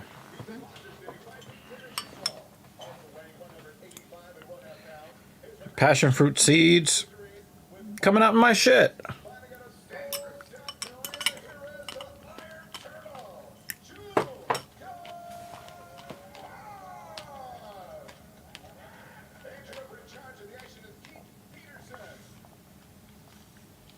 Keith Peterson will handle this international affair between a Brazilian and a South Korean here in Las Vegas. Gregory Rodriguez is the minus 140 favorite against the man in red at Chunhyang Park plus 120 as the underdog. Yes, you said on the wall call. Gregory Rodriguez, jiu-jitsu is ridiculous. The last time out, the hands were very, very dangerous as well. And you know, in saying that, I think that both credit can go to both guys for that. Where when they need to strike, we keep it on the feet, they can do that. If they need to take it to the ground and use the wrestling, Another thing too about the last fight, the weight disparity I think had a lot to do with how that fight went. The takedowns were too easy, and a lot of the shots that hurt Jones would have knocked him out. I mean, he was fighting a guy that didn't even make it to 155. He was at 153 and a half. So you're fighting. You're a guy who is a lightweight, and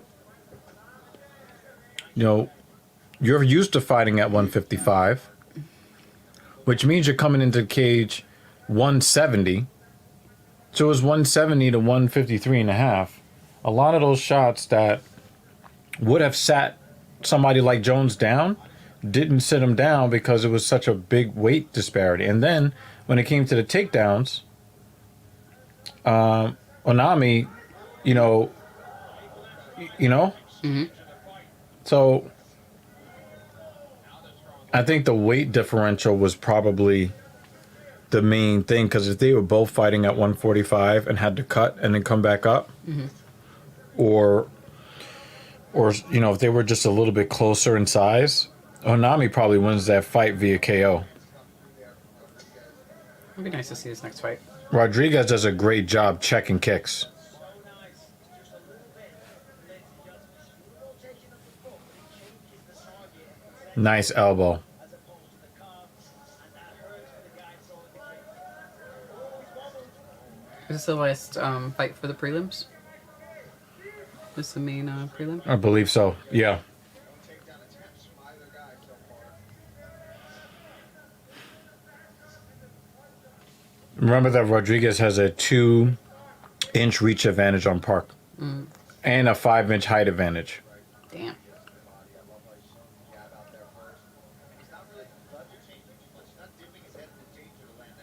If it's not 5, it might be 3 inches. Wow, Damn. nice takedown. So nice, right to the leg, three tops him, sweeps the other leg, puts him down. Let's see what he can do now. He's Oh my God, he's in. I'm about to say, is he in mount already? You do not want to be in this position with a Brazilian. to get the right foot on the outside of the leg to really accentuate it. Just transition almost. Parker's doing the right thing though. That Mm-hmm. are trying to turn into that body triangle really doing that. He looks like a baby that doesn't want to get dressed. Well, he definitely doesn't want to get dressed here. Nice job there, Rodriguez. Because Rodriguez wants to be worn as a onesie, and he's like, nope. Now it looks like he's going to try to transition over top.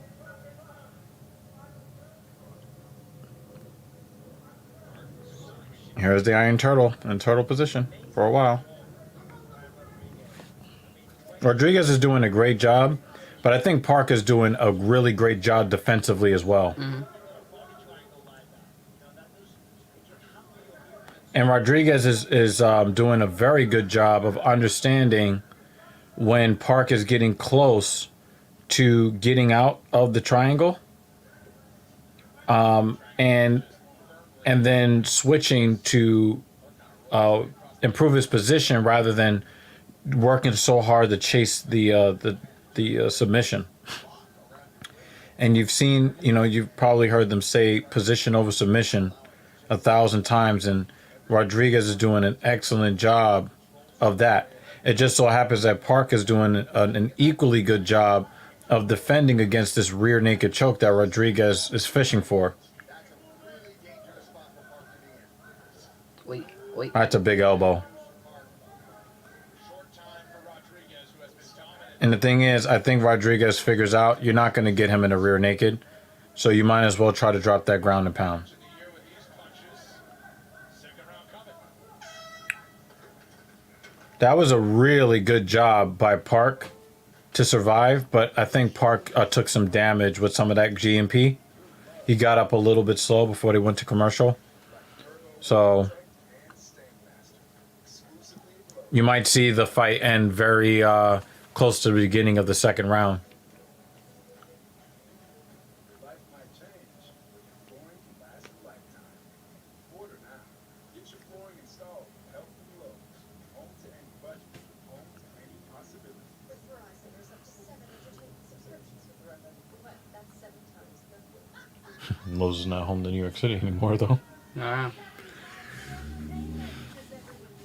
I remember when they had that big, retail space, and then they had to cram into that little. Had to cram themselves into that tiny part of the building, and then they were gone. Yeah. And now nothing is in that space still. Yeah, but a lot of these, when it comes to commercial real estate, if you've been paying attention to Louis Rossman's Rossman Realty series on his channel, you'll see that they like to keep these spaces empty. Mm.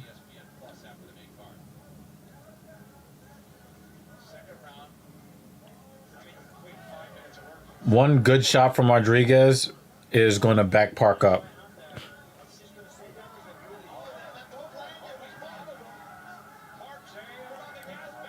Yeah, Park knows that he needs to do this because he doesn't have... See, look, and he's going back to the ground. Look how tall Park is for somebody who's shorter. Mm-hmm. Nice knee from Rodriguez. And look, good sprawl. You needed that sprawl. No, don't do this, Park. Don't do this. Don't do this. This is no good for you. Get away from him. Turn his elbow in and press that left arm of Rodriguez in to be able to tighten his own grip there. Nah, get away from him, Park. Get away from him. No. He's going to get on top of you. Stupid. I saw this happening before it happened.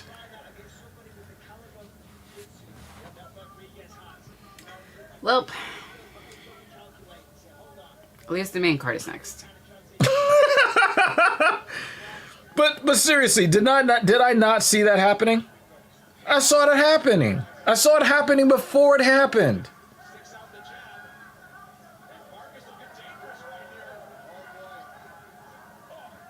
Nice comeback from Rodriguez in this flurry. But Park is here. Oh, Nice. What a sweep! Woo! He meant business with that. I think that threw Park off. Literally.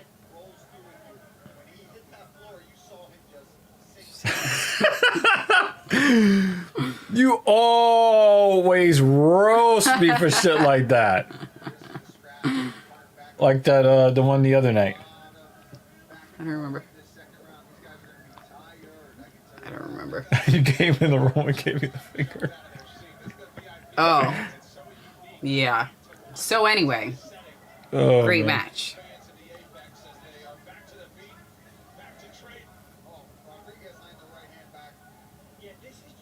Rodriguez looks like he's kind of tired. Yes. And I love think that Park is not Park. afraid to get punched. He's Yeah. like, I'm gonna fuck you up. Yeah, I think Park actually tired him out when he had him in that body triangle, and he just would not. And he would not. Ooh. He Go ahead, wouldn't. Park. He wouldn't just give in.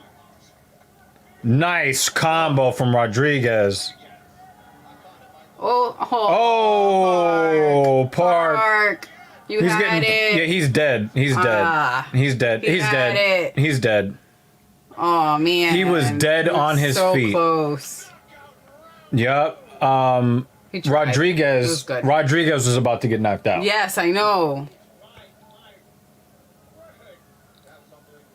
That was great though. Yeah, that was a really good fight. Boom.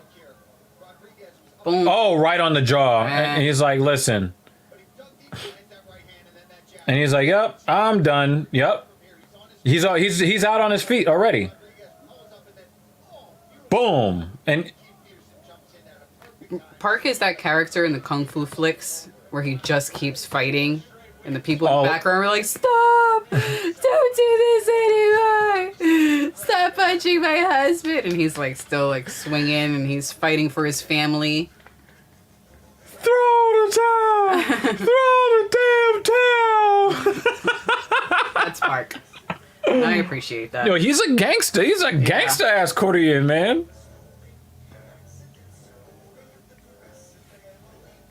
So, when do you all go home? Never. We're here for you 24/7. Oh,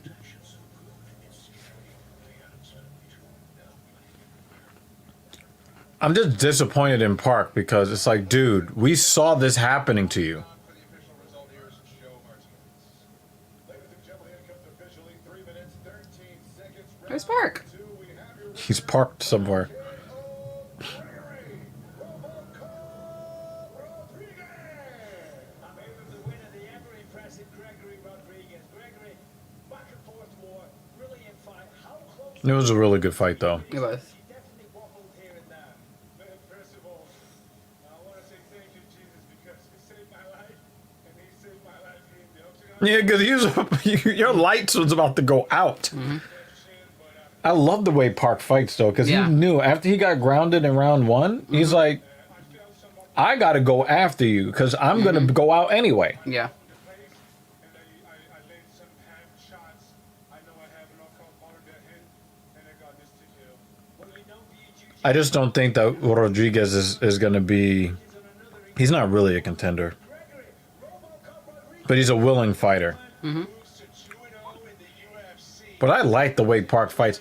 That defense, when he was caught in that body triangle, I love that. Yeah. We are continuing on ESPN Plus as we count down to Paulo Costa and Marvin Vittori. This was supposed to be a middleweight bout, but Costa just didn't even bother to try to make weight. I really dislike both of these guys. Yeah. Well, good thing it's not a pay-per-view thing. Good thing Izzy whooped both their asses. I don't like either one of them. But I gotta take Vittori's side. Costa's just annoying.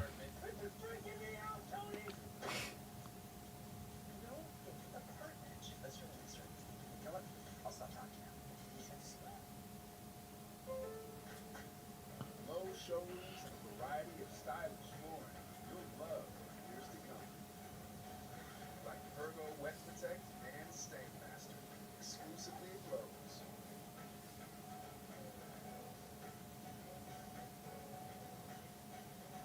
Your life might change, but your flooring can last a lifetime. Order now. Get your flooring installed. Help from Lowe's.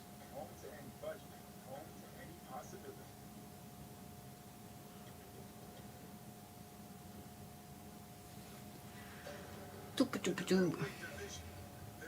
Right on time. At the top, and the countdown to detonation ticks louder with every passing Want to thank the viewers for hanging out with us today. 5 rounds. 4 devastating knockouts. 3 taps for the Italian dreamer.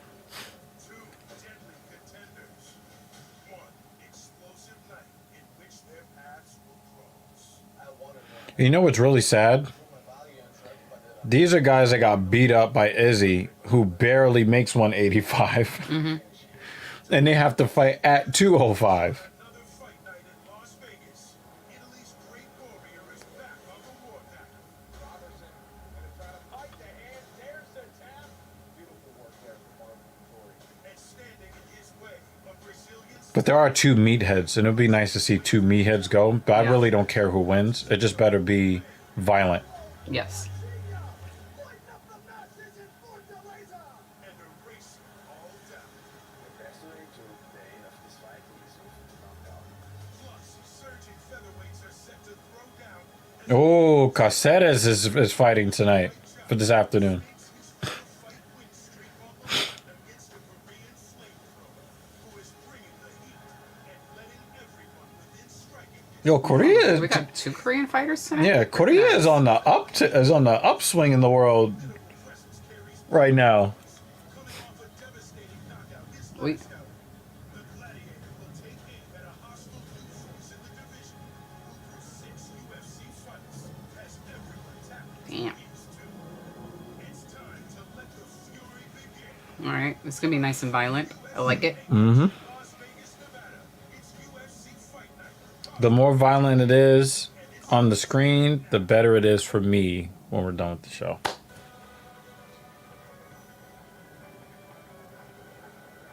I'm gonna get a cup of water.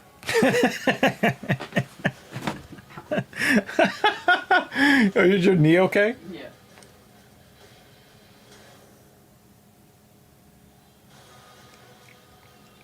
It is another Saturday in Las Vegas and another chance for the world's best fighters to compete. The leader in combat sports bringing action to the capital again, a special Saturday edition, and with it a hotly contested main event that you do not want to miss. Live from the UFC Apex, you're watching UFC Fight Night, Costa versus Vittori on ESPN+. Closed captioning is available for tonight's telecast, and you can also watch the broadcast in Spanish on ESPN+. Octagon side, happy to be with you, fight fans, for this special matinee edition of UFC Fight Night. I'm Brendan Fitzgerald, my partner, UFC veteran Paul, the Irish Dragon Felder, and UFC Hall of Famer, former champ Michael Bisping. Well, where do we begin, gentlemen? How about the fact that Marvin Vittori Shout out to New York Rangers for getting another win. and then fight week started. We're going to bring in Megan O'Leary off the top. It was a topsy-turvy fight week, Megan, with a lot of storylines, but they will close the gates on them in the Octagon in our main event. Yeah, they certainly will, but safe to say this one took a lot of strange turns. Paulo Costa arrived on Tuesday in Las Vegas, a reported 219 pounds for a fight that was contracted at 185 pounds, that was then negotiated to 205 pounds, a light heavyweight clash. So yesterday after weigh-ins, I asked Paulo, what happened? Why were there all these changes? And he told me the only contract I saw or signed was for a light heavyweight matchup. That, I'm told, was agreed to by both parties. The concession was made on late Thursday evening.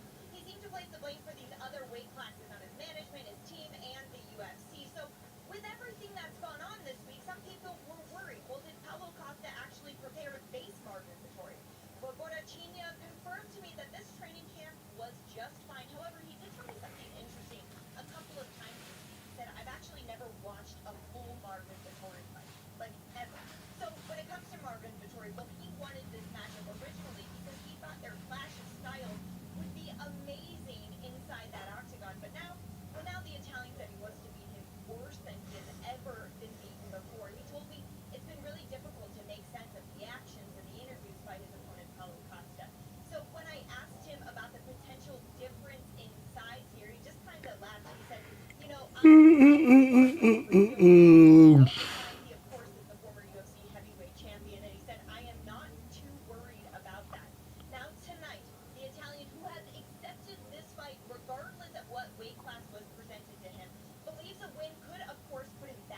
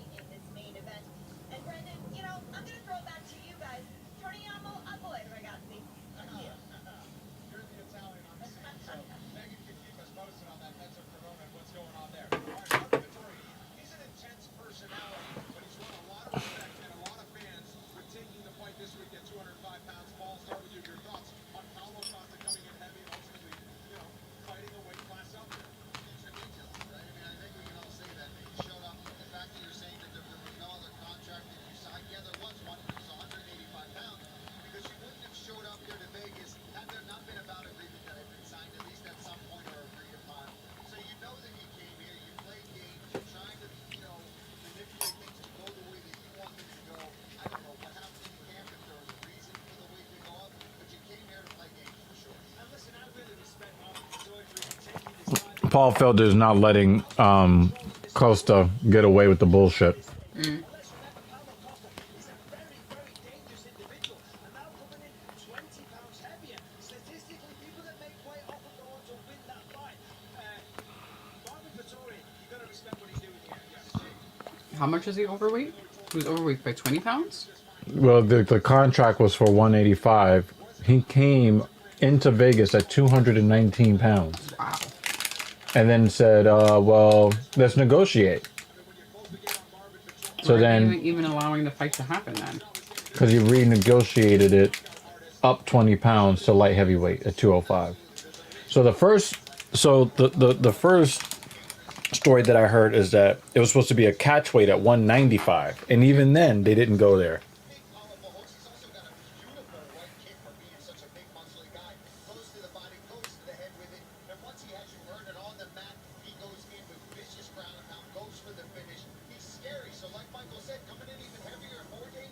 Yeah, well, Paulo Costa, the scales nightmare going up against the Italian dream. Listen, Orban has more ways to win. He's not as singular in his approach. Costa's going to come out. He's going to swing. The salted caramel is okay. It has a little bit of a weird aftertaste. Shown time and time again. I tend to enjoy it. He's going to let us argue. That's very, very good takedown defense. And here we see the knockout power. He's a big guy. He's a very large middleweight himself. That's probably why he felt confident taking this fight at light heavyweight. Make no mistake, these guys are both animals.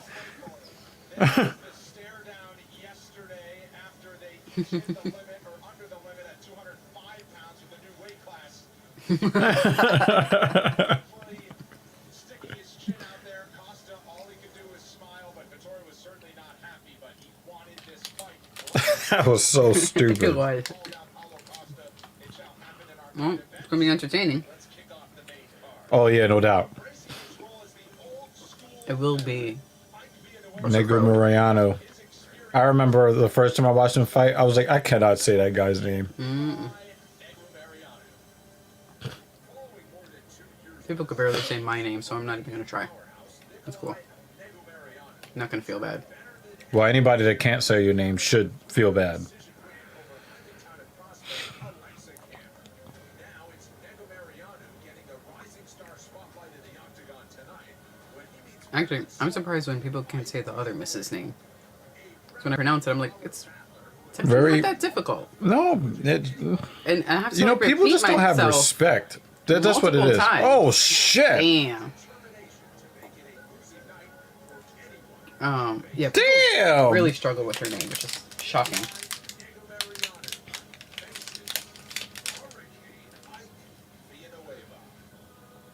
That dude looks like that one deal that you don't. Mm-hmm. You don't. Mm-mm. You don't cross that guy. You better bring home good grades. Shit.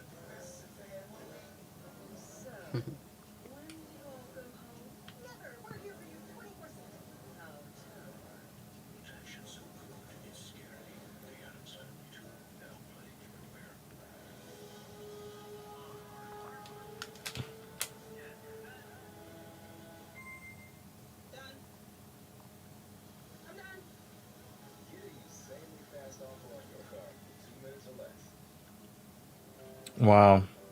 He's so far away from where he was physically when he was like the elite athlete on planet Earth. Mm-hmm. I started investing to put money back into my business. I use Yahoo Finance to research and stay on top of my game. I invest in my business for my family's future.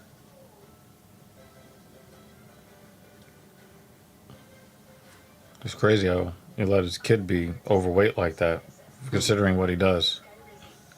3 out of 4 people achieve 90% clear skin at 4 months after just 2 doses. Skyvision may increase your risk of infections and lower your ability to fight them. Before treatment, your doctor should check you. Yeah, I was wondering why that would always be a side effect, and it's mainly your immune system is what causes that. So they have to kind of calm it down a little bit.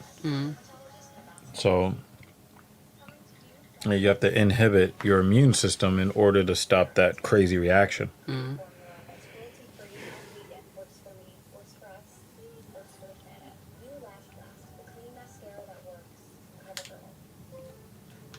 Low shoulder, a variety of stylish form you'll love for years to come. Like staying massive, lifetime stains. Order now. Get your flooring installed from Healthy Focus. Homes any budget, homes any possibility.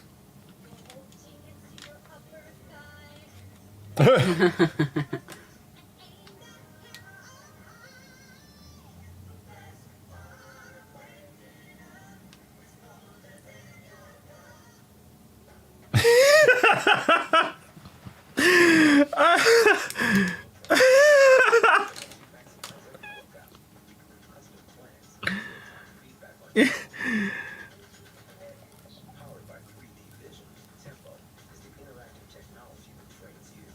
With thousands of workouts, including strength training, cardio, yoga, boxing, and more. Get ready to discover what you're truly capable of. Tempo, find your strength.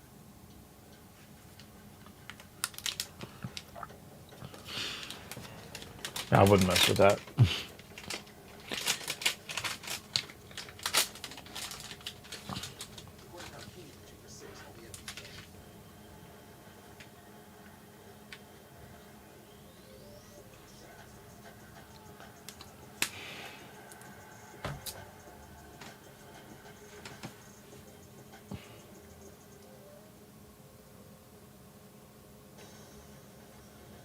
Welcome back. We're ready to kick off the main card with a light heavyweight bout between Ike Villanueva and Nikolai Mariano. Villanueva is 10 years older, 1 inch taller, but the edge and reach of 5 inches.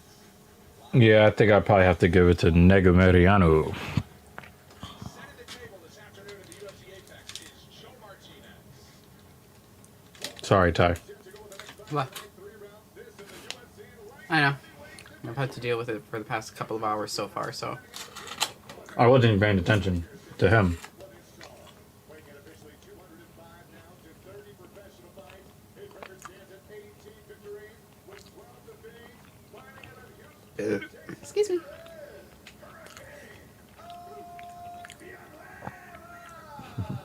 If he wasn't a professional fighter, he'd be muscle for a fucking gang in Houston. Weighing in officially 204 and 1/2 pounds in 11 fights. His record 10 victories with 1 defeat. Fighting out of Russia, Romania, here is Nicolai.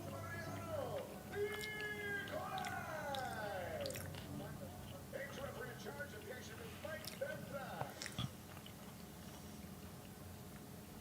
All right, Mike Beltran, the veteran referee, will be the third man in to start our main card. Camila Oliveira is with us here in Las Vegas. Ike Villanueva, Nikolai Mariano. All right, gentlemen, first Had round. 8 fights. Got 6 more. Let's go.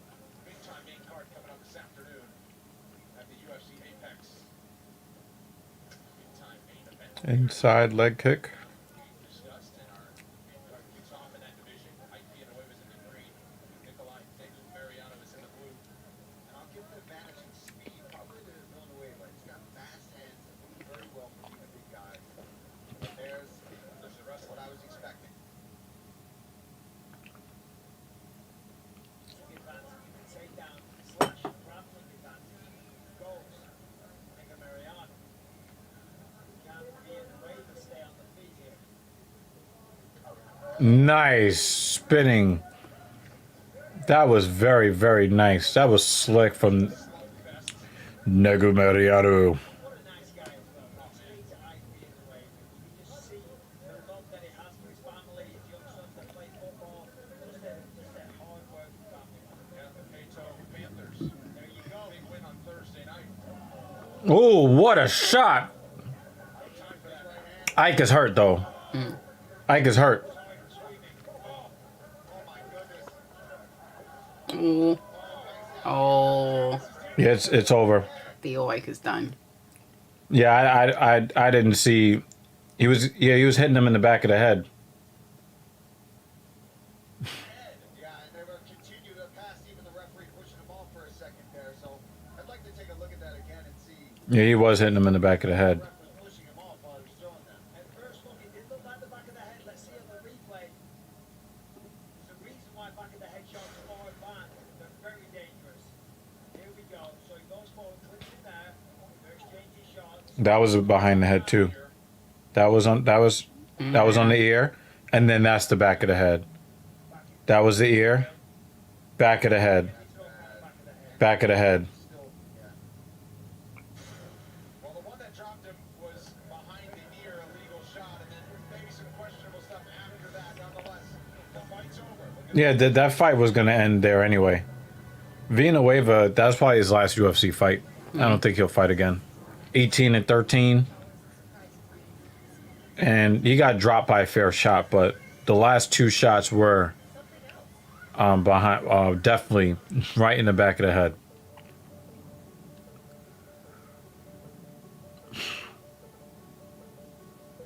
Is it like very nostalgic?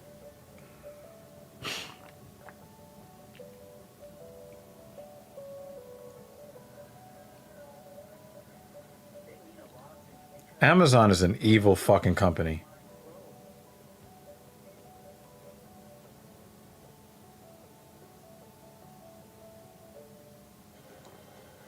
Even when they try to sell themselves as like a benevolent force, it's super fucking evil.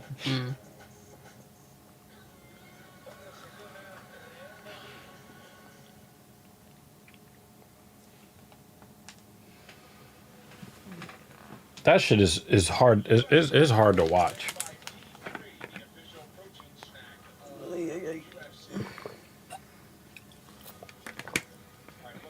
You know, that's why. Looking at the back of the head, but they're looking at the monitors, but I don't think they're changing the results in which at least at the moment. So let's see the official result with Joe Martinez.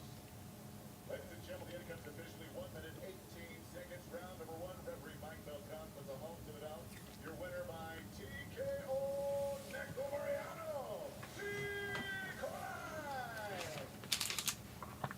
I'm here with the winner, Nikolai Negamariano. Nikolai, great fight, quick performance.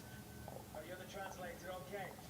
I thought you would wrestle in this fight, but you went out there, the hands that got the job done. Vamos a entrar fuerte, muy bien. Gracias. Strategia era alta. Să duc meciul la sol, să termin acolo. Dar au intrat brațele foarte bine în seara asta. The strategy tonight was to get him to the ground, so I think I did a pretty good job of that. I was going to say you did put it to the ground pretty well. There's some talk that perhaps the punches were to the back of the head. What do you say to that?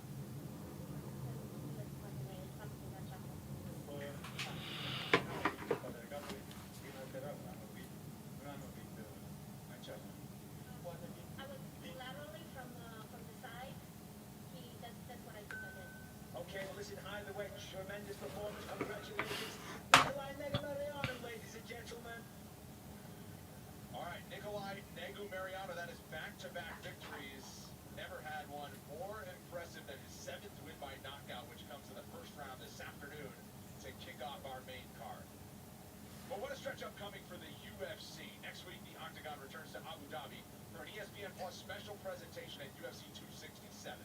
And with it, an interim title bout with a backstory just about as epic as the fight itself.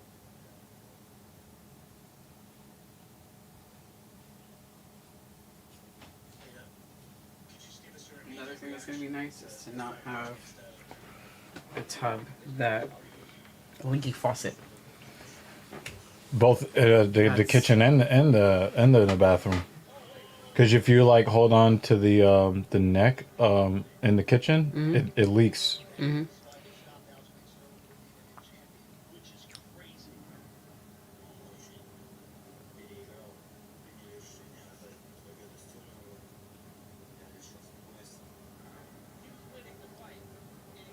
Yeah, he was whooping Sterling's ass. You can see Aljamain Sterling breaking.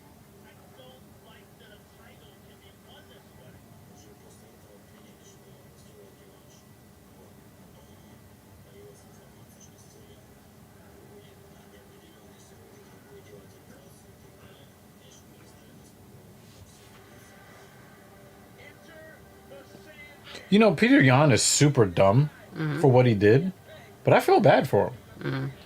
Because Sterling has been milking this shit. Do you think that in that situation they should have just taken the belt and given it to no one? Because Make it vacant? Yeah, just make it vacant. Because on one end you have it where they gave it to the guy who got hit in the head, but then if you didn't give it to him and called it a no contest, I don't think it would be right to give it back to the guy. But it wouldn't have been a Dude, no contest. At the knee, or maybe no contest is not the correct. No, word, but I mean, you know what I mean, right? No. The no contest would be the correct word, but here's the problem: if they call it, how do you say this? They went too far. They went too far in the fight for it to be a no contest, so they would have to score it, and Peter Yan would have won because he whooped his ass. Yes. Right. So. Because I feel conflicted in that situation where I don't think there's a right answer in awarding. But I don't like Aljamain. Direction. Yeah, but I don't like how Aljamain was doing his Academy Award thing. I didn't like that. So I would rather that in that situation no one gets the belt. Right. Yeah. Just strip. Personally. Because after thinking about it for like it's been a while now, you know. Because remember when Olivi's husband fought the little guy that just lost the title at 125. When what's his name didn't make weight, then only Olivi's husband could have won the belt, but he got fucking destroyed. Right. Because in that situation, it wouldn't be fair in either direction. But when they came in, the belt was already vacant. I think that they should have stripped Sterling after he pulled out of this one. They should have pulled him. Yeah. They should have pulled the title at that point. And this fight should be for the belt. I agree. Yeah, but I was a big Aljamain Sterling fan before that. I've got no respect left for him. I've got none.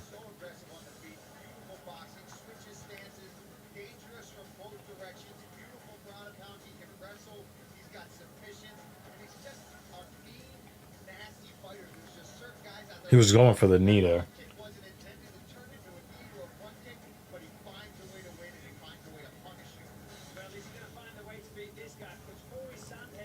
I think he'll beat Sandhagen. But you know, Aljamain Sterling wants Sandhagen to win because he's the one that submitted Sandhagen in like the first 40 seconds of the fight. Okay. So he thinks he can beat Sandhagen. The thing is, I think that Sandhagen is a better fighter than he is. But he just caught him. It was like one of those fluke things.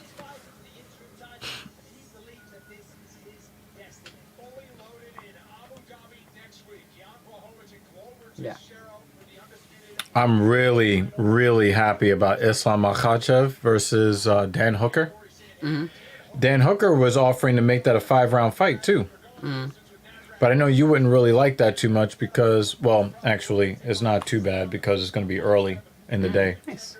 But you've been like, 3 5-round fights? I want to go to sleep. I got to go to work.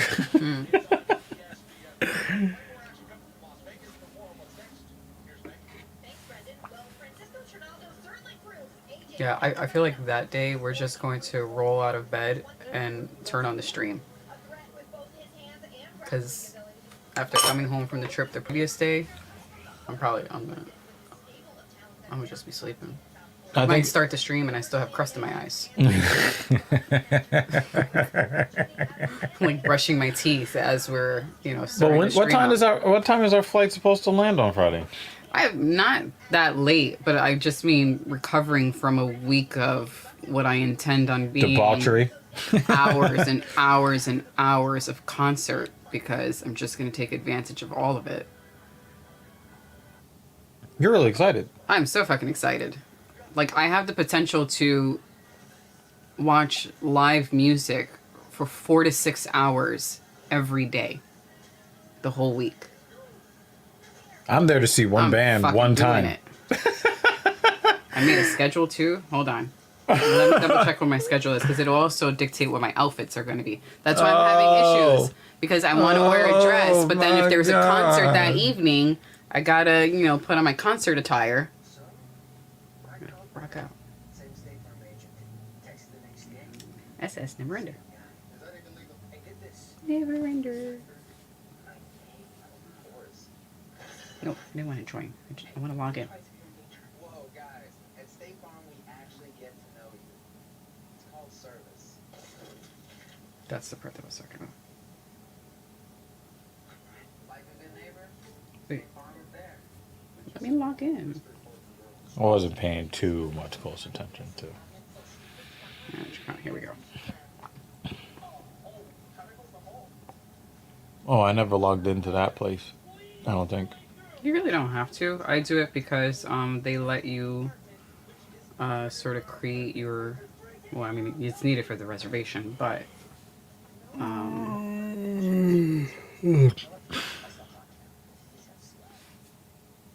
the sort of itinerary for the day.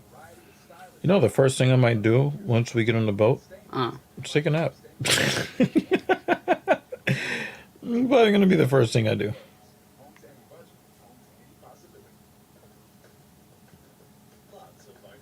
hold on. Where's my thingy? Come on. 45 calories a serving. Good morning indeed. Because there's a page where you can. Welcome back for today. Only UFC fans can play for If you look at the daily activities, and you can create your own schedule. See, I made my own schedule already. I thought you were on vacation, and the point was to not be on a schedule. This is a very important schedule. Vittori. Minus 190 Okay, favorite, my schedule. Brazilian Paulo Costa. Hold on. The next episode of UFC Can you guys see next week ahead of the the look on her face? All right, October 25th. We are going group photo, Taking Back Sunday. I have a 3-hour break. After that 3-hour break, I'm going to be watching Deer Hunter for 2 hours. After that, there's a 2-hour break. And then I will join Weird Science, followed by Fire Deuce. I don't know when I'm eating dinner, but who cares? October 26th. Cafe with the wife. Hours. Do you still have the pic? Do you still have the photos that you took of her when we were at St. Vitus? Maybe. I might. It should be on an SD card. Then, I would like to join Stump Travis. We have some hours. Spirit Box, abso-fucking-lutely. This is what I'm really, really excited about. You're so good.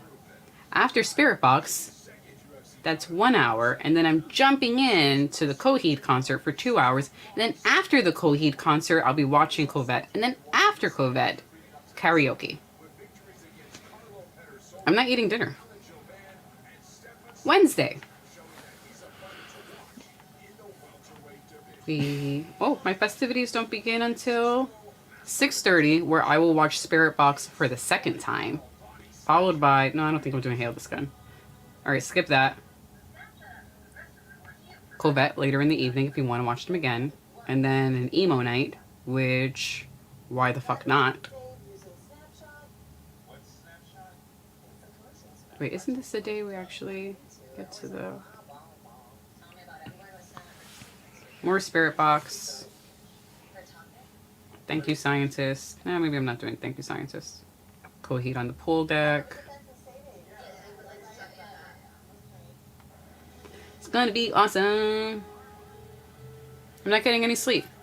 I might also skip a few meals just because I'll be too busy doing other things. It's gonna be great.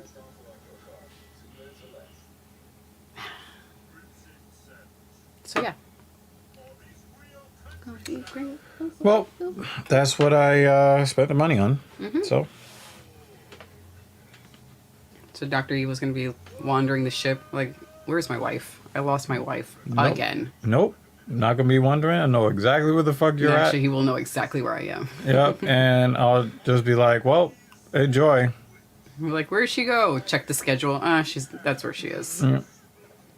I mean, we'll probably do some stuff together. Or that I well, you saw there's a bunch of gaps between the shows Yeah. anyway, so that's time to do stuff, or just enjoy time doing nothing.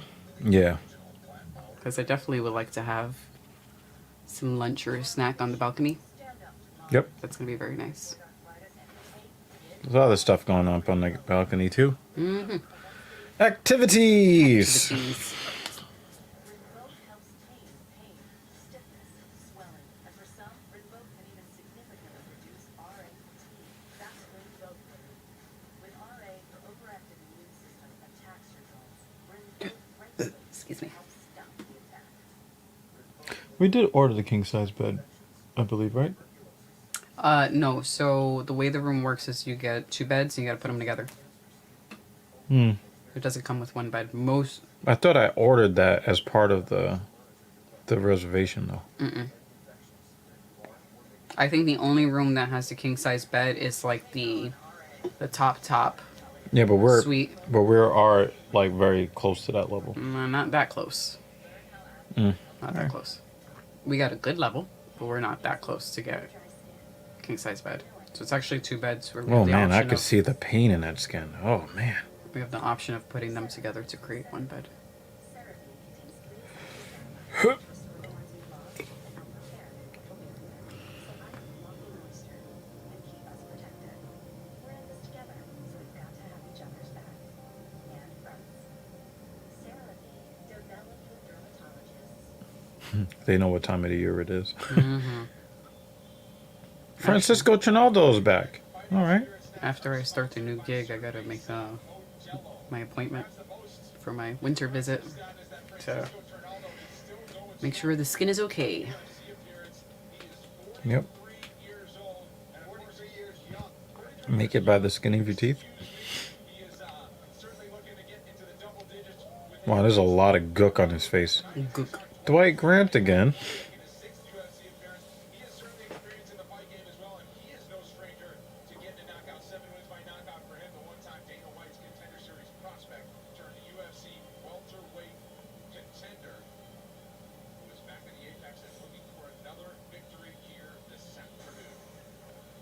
He always looks kind of bored and shy. Not in that photo. No, he looks very creepy in that photo. Trinaldo's 43 years old.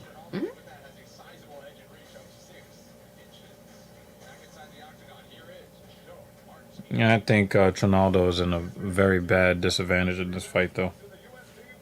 I didn't know that Dwight Grant was that old, though. And then it reminds me, yeah, I'm actually older than him. Yeah. I had many of those moments at my current job. Mm-hmm. And then when everyone asked me how old I was, and they were like, "What?" And I was like, "Yes, I am. It is me, the lady who is almost 10 years older than you." Depressing. Yeah, I know what you mean. And people look at me and they're like, "Yo, you don't look as old as that." I was like, "Well." Actually, they normally ask when they find out that I'm married. They're like, "What?" Yeah. It's like, Now yeah, over 10 over it, years. yeah. Fuck. And they must have been like, oh, poor girl, got to stop, you know, whatever they call it, child marriage or whatever. It actually just happened. I hung out with some of my colleagues. We went out to get some bubble tea. Mm-hmm. Especially, I want to do that with a bunch of people before I go. Mm-hmm. And they were like, ugh. I was like, well, how old did you think I was? They were like, 25, 26. And I was like, oh, bless you. Thank you very much for that.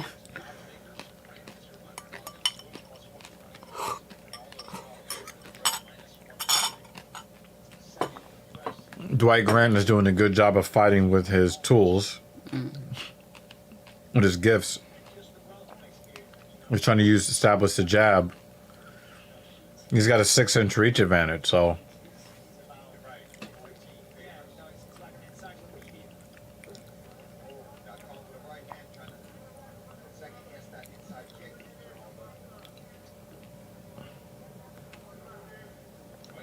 Doesn't he kind of look like an orc compared to Dwight Grant? Yeah. Ooh, so are we finally gonna do our Lord of the Rings marathon at the new place? I mean, we don't have a choice, right? Yeah.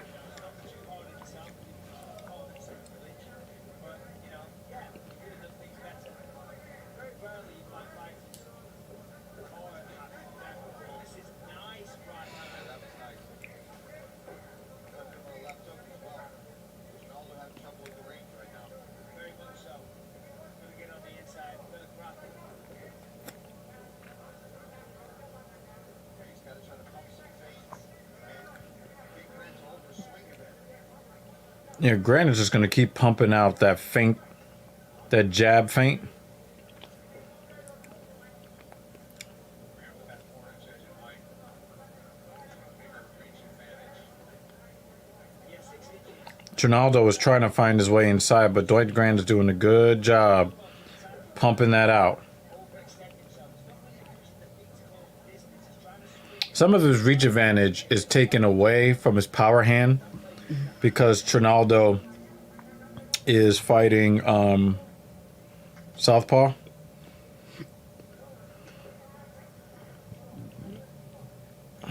Ronaldo controlled the center, but struggling to land for the first 2.5 minutes or so. And he's having trouble getting inside this range with Dwight Grant. And when he does, he's getting tagged himself. Good movement from Grant to get out of the way of that, slide out, and get himself off of the fence.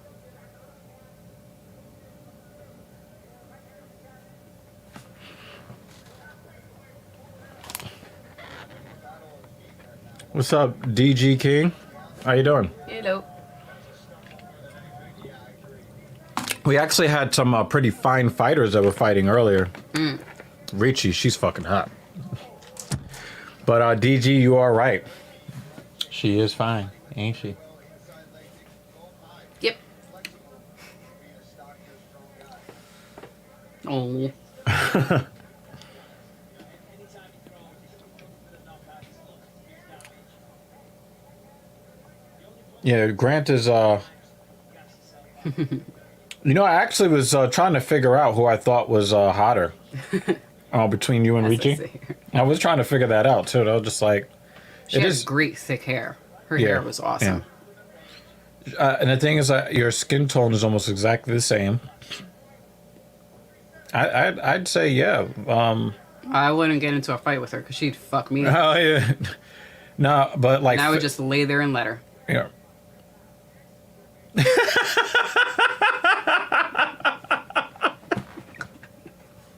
I'm putting the yeah. No, this is the comment of the stream. Oh shit. Oh shit. I'm fucking It could finished. probably work too, actually. Yeah, if the landlord will Would I let you hear back it? there, right? Yep. We're not that high up. It'd be better than the other stuff we hear out here. Mm. Ronaldo tries to mix in a level change here, especially late in the round. So remember we were talking about like your fitness goals and stuff like that, right? And like if you reach to where she kind of is, she probably lives in the 120s, Yeah. but she cuts to 115. I mean, Wait. you get Nice pick. you get an idea of like just what that body could be like, you know what I'm saying? When it gets through, it can still rattle you. Trinaldo's really still trying to find his way inside. This has But been he's a got good- long round. Yeah, I Holy know. Shit. When I look, I'm like, I expected it to be the end of the second round. We're still only on the first. Mm-hmm. Longest 5 minutes ever. The thing is, Trinaldo couldn't find his way inside. Mm.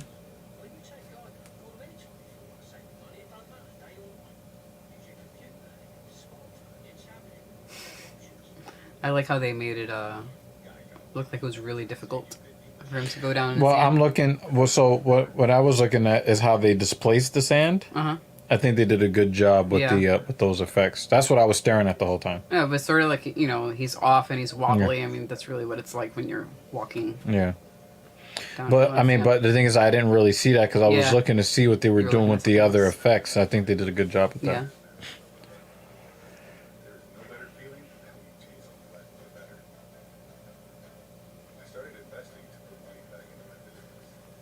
But thank you for coming through, DJ King. Oh, it's DG King. Excuse me. My bad. Are you into MMA? Are you watching the fights? Damn, they put mad Vaseline on him. That's what I was saying. They put mad shit on his face even before the fight started. One of the most iconic figures in the combat sports world, UFC Hall of Famer Mark Ratner, and the unbelievable maestro Vittori, whose involvement in $1 million bank. Yeah, look at that. Look, he just pumping that jab out there constantly. I'm pretty sure that the strike percentages are super low for both of them. Yeah. It just seemed like they spent most of the time like they're playing double dutch. Yeah, because Trinaldo doesn't really want to come inside. Fingers up or close the fist. Please make sure he understands that. Okay, keep him up. Wow, he stopped playing before there was an eye poke. I really like it when he referees. This time. Oh,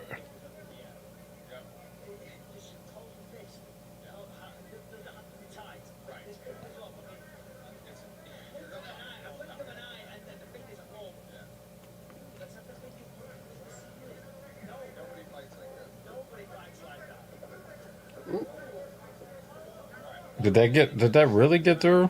I don't think so. But it was more of like, oh, something happened. That's what it was. Yeah.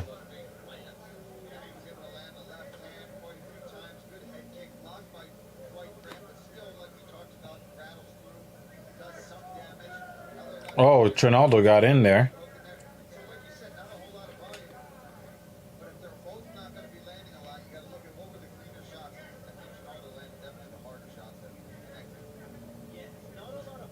Ooh. That was dramatic. Yeah, the way he hit the ground. Yeah. And here is they where both Dwight flew Grant. to the Here's where ground. Dwight Grant's like the length of his limbs helps him. I'm surprised he didn't take more advantage of that. Yeah, he kind of got stuck, and then Trinaldo's strength just kind of, because remember they're not really working that hard, so they're still pretty dry. So since neither one of them has expended a lot of energy, Trinaldo had enough to kind of like cancel him out, kind of neutralize him, and then push him away.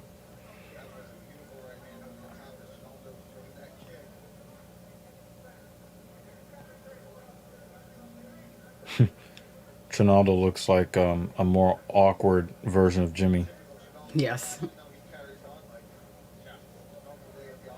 Yeah, it looks like Grant finally figured out what Trinaldo is doing, how Trinaldo wants to counter. Grant told us he might have thought about taking this fight to the ground and pound, and top control and that sort of stuff. He hasn't really implemented that. Well, it's all well and good saying that in the meeting. It's another thing doing it when you're against an skilled opponent. But the amount of experience that he has, while I'm sure that they've worked on that in training camp, when you're being backed up like this the whole time, and you've been clipped a few times, it's tough. It's hard to fix up. And I'm not sure it's a smart idea with the background that Ronaldo has. I don't think this pace favors either fighter at this point. I think Trinaldo in this situation, you got to start chopping that lead leg down. Yeah. And that was a really nice inside calf kick that he employed there, but he's not throwing it enough. And Grant being the taller dude, I thought that he would attempt to be more dominant. And it just... No, but I think that he's trying to impose his dominance a different way. Right? So what he's trying to do is he's trying to keep you at bay and keep you at range. And so that's why he keeps pumping out those faint jabs.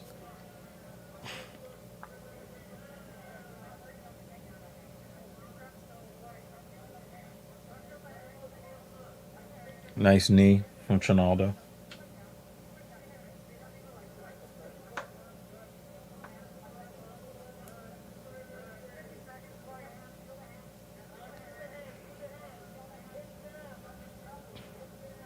He's going to turn in. Grant turns in. He's got the overhook. He needs to try to get an underhook somewhere.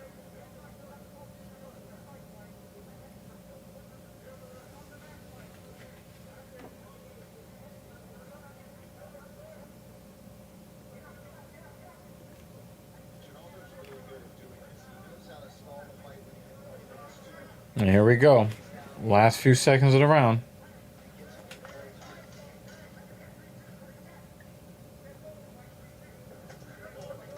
Heavy exchange in the final seconds of round 2. Round 3 after this.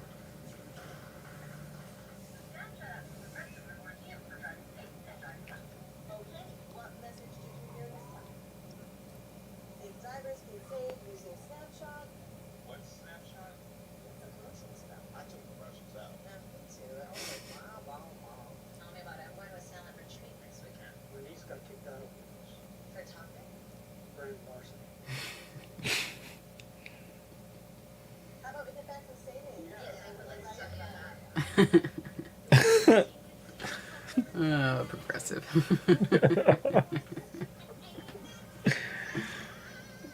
And when they get even more She's ballsy look- next time. Kelly is like, yeah, I can't wait to get this guy's job.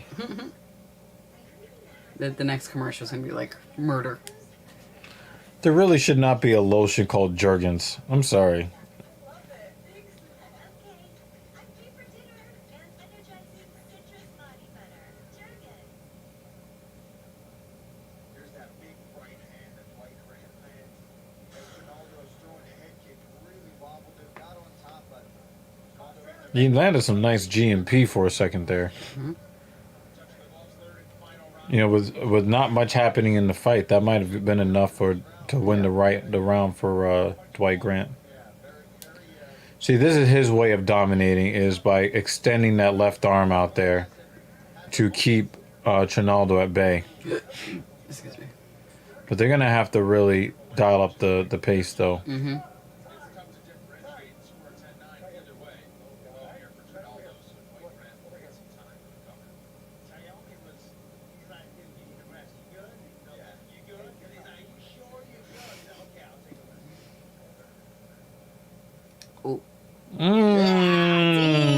That was some All up in there. That was some WWE shit right there. He even kicked his ass. Oh.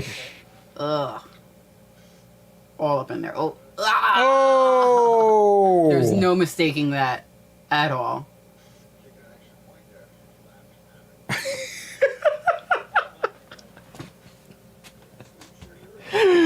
Yo, Paul Felder, man.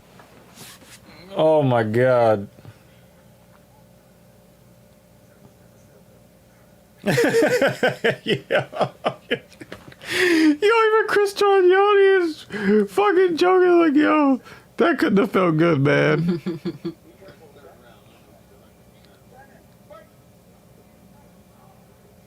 reset, 4.5 to go. Oh, he's poked Really? him in the eye. Oh, shit. Oh. Just by the reaction. Ow, ow, ow, ow, ow. Oh, fuck. man. Warning that was already issued to No! No! No! Oh. I don't see this continuing. I mean, it jammed so in there that his finger actually bent back. Oh, Like- fuck.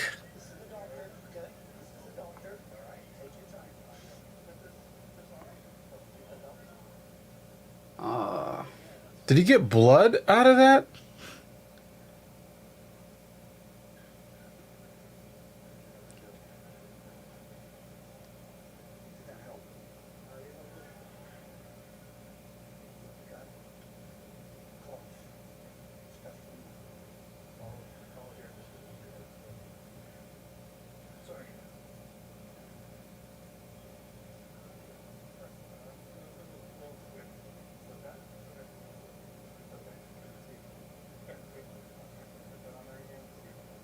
That sucks.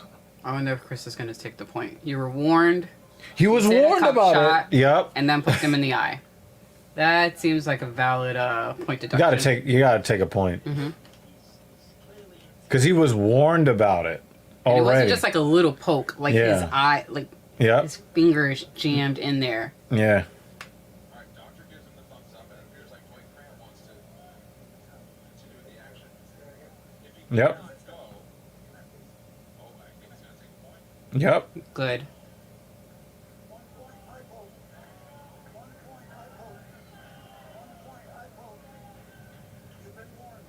Yep. And you just jangled his fucking Bojangles. Like literal seconds before. Again, preemptively nothing. There was no eye poke earlier in the fight, but he gave a very stiff warning to Francisco Trinaldo specifically. So a point to him, which looms large in a fight like this. Yeah, and that's why you see Ronaldo now coming out with a sense of urgency. He's going to look for the knockout. So 4 minutes 15 seconds, because this is a very close fight. We just said before how difficult to score. 1 point being taken away is massive to Dwight Grant. Especially in a fight like this where there's really not a whole lot going on. And it's probably probable that Dwight Graham won round 2 off the strength of that quasi knockdown / ground and pound exchange, because that was the most impactful part of the fight. Nice body shot from Dwight Grant. Off the mark, but he's got the hands locked, and they go to the ground. Nicely done. Yeah, right in the half guard if he wants it. This could end up being a draw.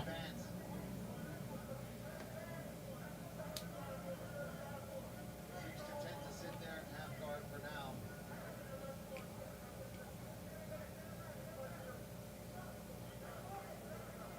From Trinaldo, though, you can't just accept this. You've got to give it to him immediately. And he's not passed him out. Yeah. Because the legs are wide open there. Dwight Grant. There it goes. Where, and you know, for people at home, why didn't you fight like that from the beginning? Come out with a sense of urgency. Well, it's pretty good to points in a 3-round fight, and it's a close fight. It's a very good possibility you're going to lose. So right now, his mindset is, well, I'm going to lose anyway, so I'm just going to go for it. If I get caught, if I make a mistake, then so be it. Because in 2 minutes, 30 seconds, I'm probably going to lose the decision anyway. And you can see that sense of urgency is really helpful because he's got a great position here. And I do believe he probably needs to finish. We might see it go. This coach's game is brought to you by Jose Cuervo Tequila as we check it out. He's trying to get that mount. He's got neon belly already.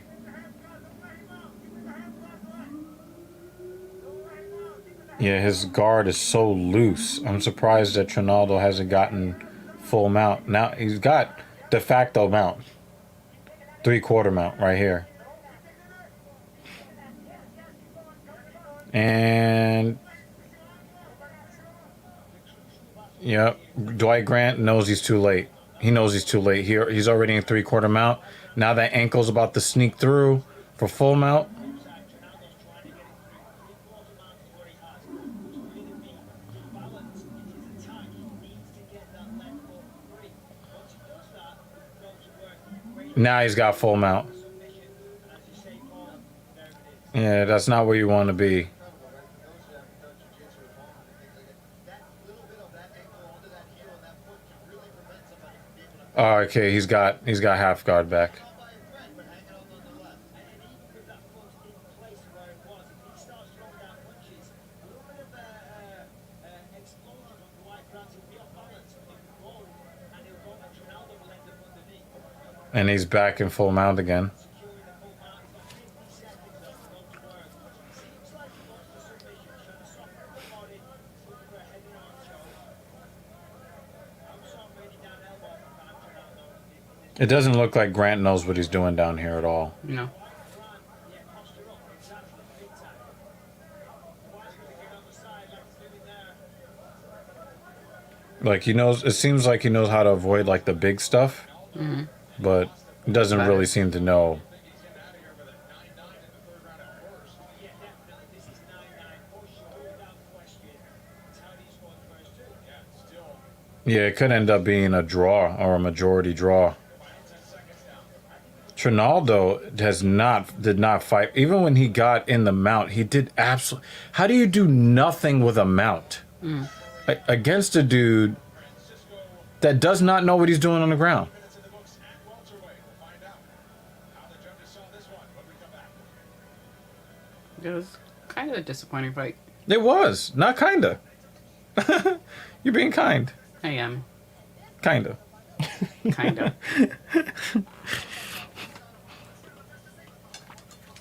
You're being kind of, kinda.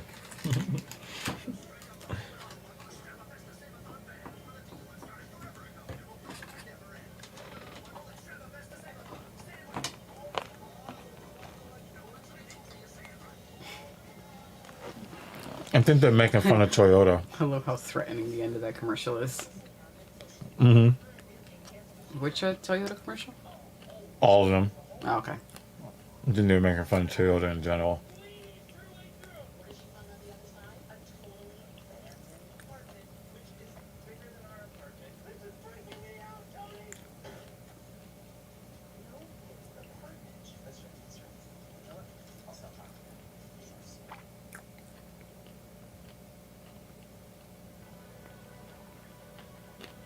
After tonight's main event, don't miss a recap of all the action on the UFC Fight Night post show on ESPN+.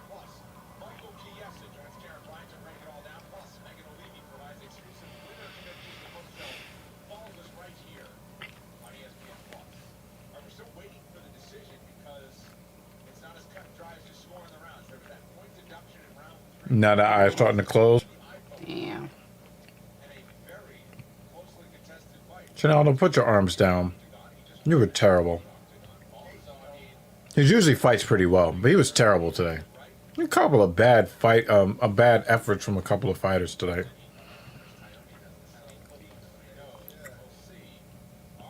Let's all find out together. Here is Joe Martinez. Well, fight fans, after 3 rounds, we go to the judges' scorecards. Here are the totals. Judge D'Amato has it 29-27 for Grant. Judge Byrne, 29-27, Rinaldo. What? Judge McCarthy has it 29-27 for your winner by split decision. From Brasilia, Brazil, Francisco Macerantulo Rinaldo. That is a bad call. That is a bad call. Very close fight. Speak English, translator, anybody? Very, very close fight. And you had the point in Probably should have been in the prelims instead. We could have traded. It's just a bad call. I didn't think he won the fight.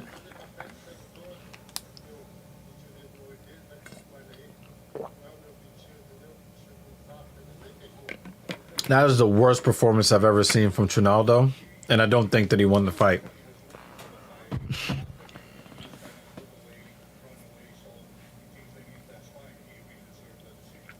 43 years old, you continue to get the job done inside the octagon. What's your secret? Poking people in the eye. Kick him in the dick.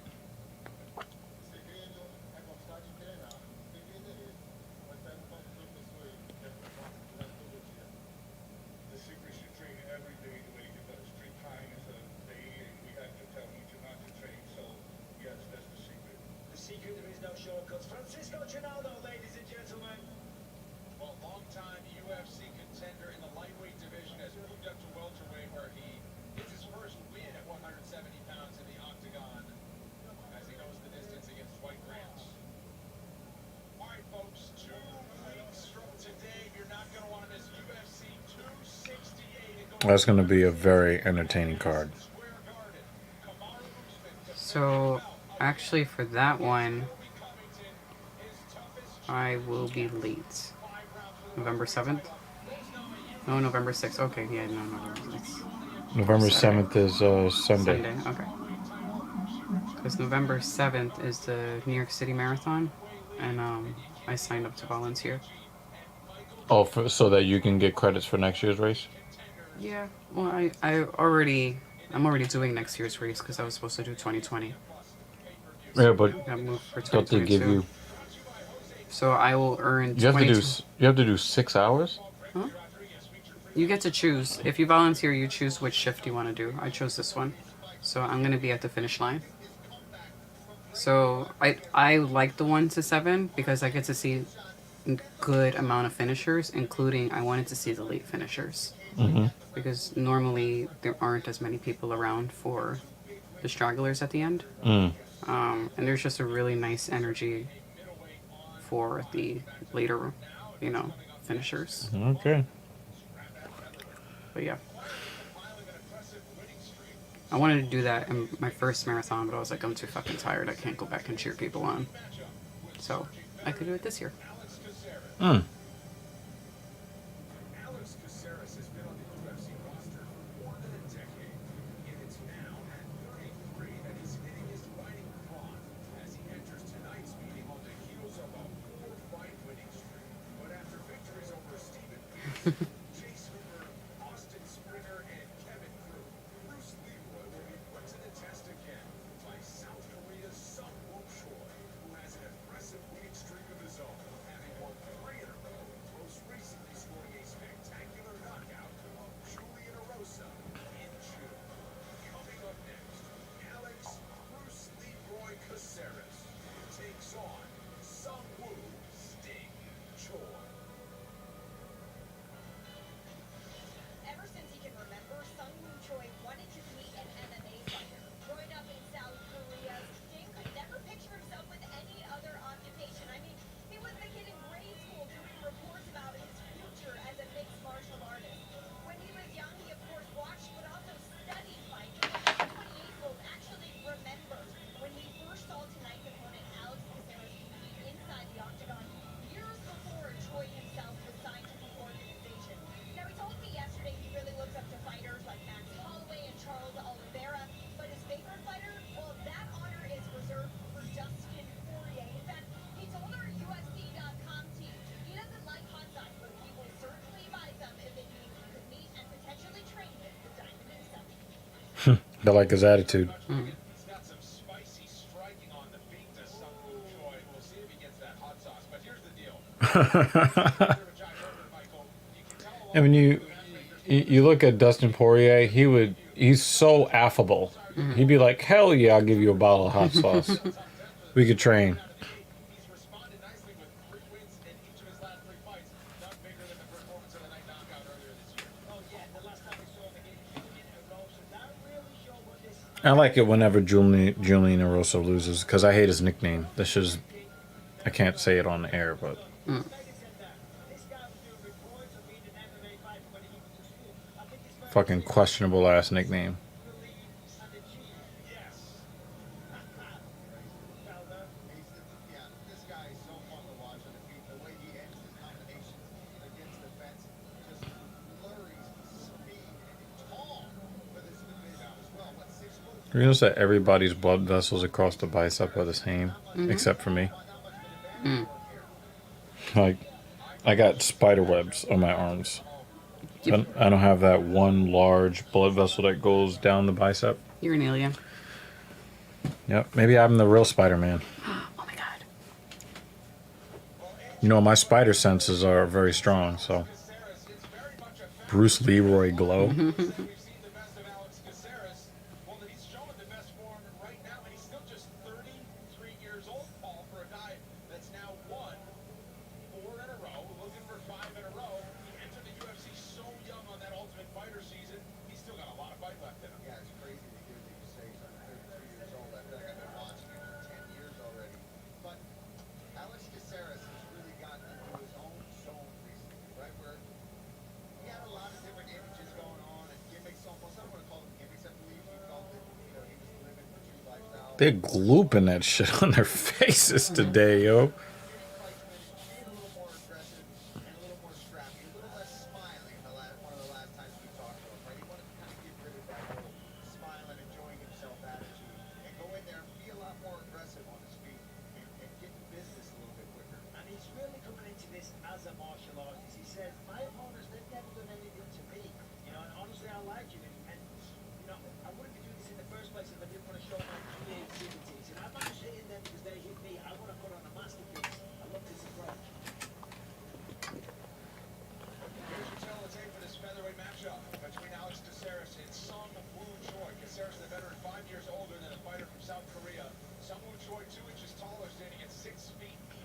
You're two very likable fighters. Possible fight of the night contender. I hope so. They look very evenly matched. Introducing to you first, fighting out of the blue corner. This mixed martial artist is 6 feet even, weighing in officially 145 and 1/2 pounds. In 13 fights, his record stands at 10 victories, with 3 defeats. Fighting out of Gangneung, South Korea, here is Whoa, Steve Choi!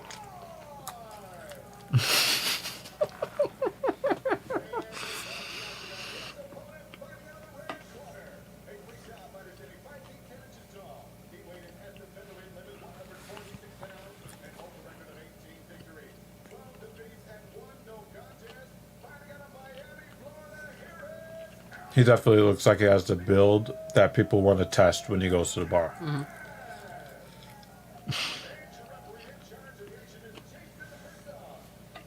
veteran Jason Herzog, third man in the octagon for this matchup at featherweights.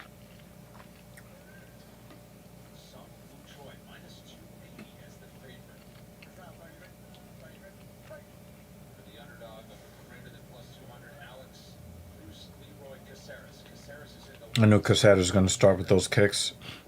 Shit. Ooh! That's why they call it Bruce Leroy. Ooh! Martial arts, talking about Caceres. So is Choi. Yeah. It's a battle of the legs. And the fucking jaws. I wouldn't mind that. Like the whole match is just who could kick better. I'll take it.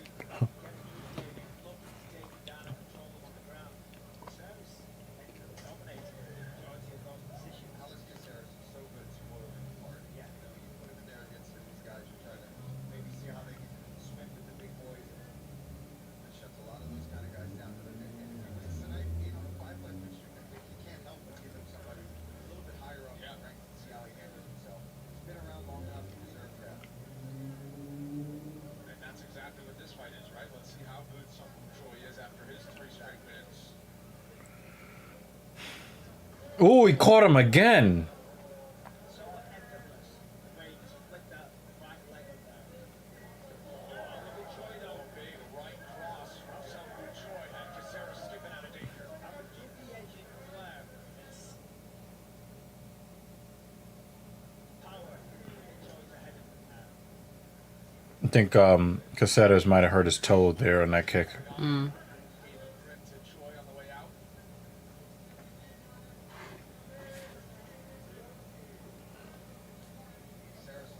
Ooh. Nice straight right from Choi.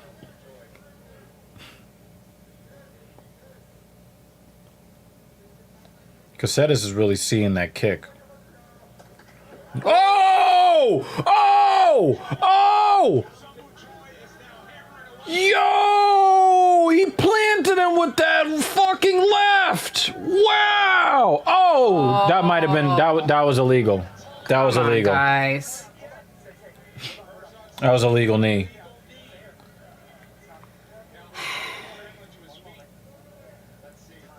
think it was pretty close, though. Yeah, one knee down. No question about it. But it was the back knee that was down. He only saw the front leg that was planted. Oh no, that's all face. Get back on it. I take you back. Never mind. But the thing is, even Caceres couldn't see the back leg was on the ground. Oh, not Caceres, Choi. Choi couldn't see the back leg was on the ground.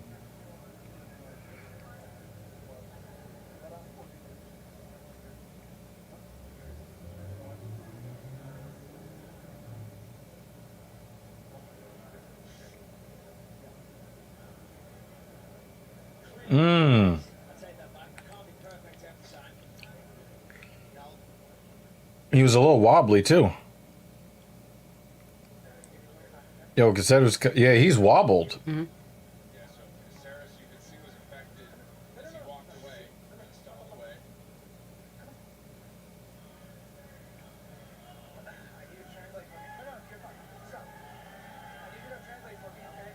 This fighter was down. You need him while he was grounded. That is illegal. You understand, yes? Okay. I'm only using one point, but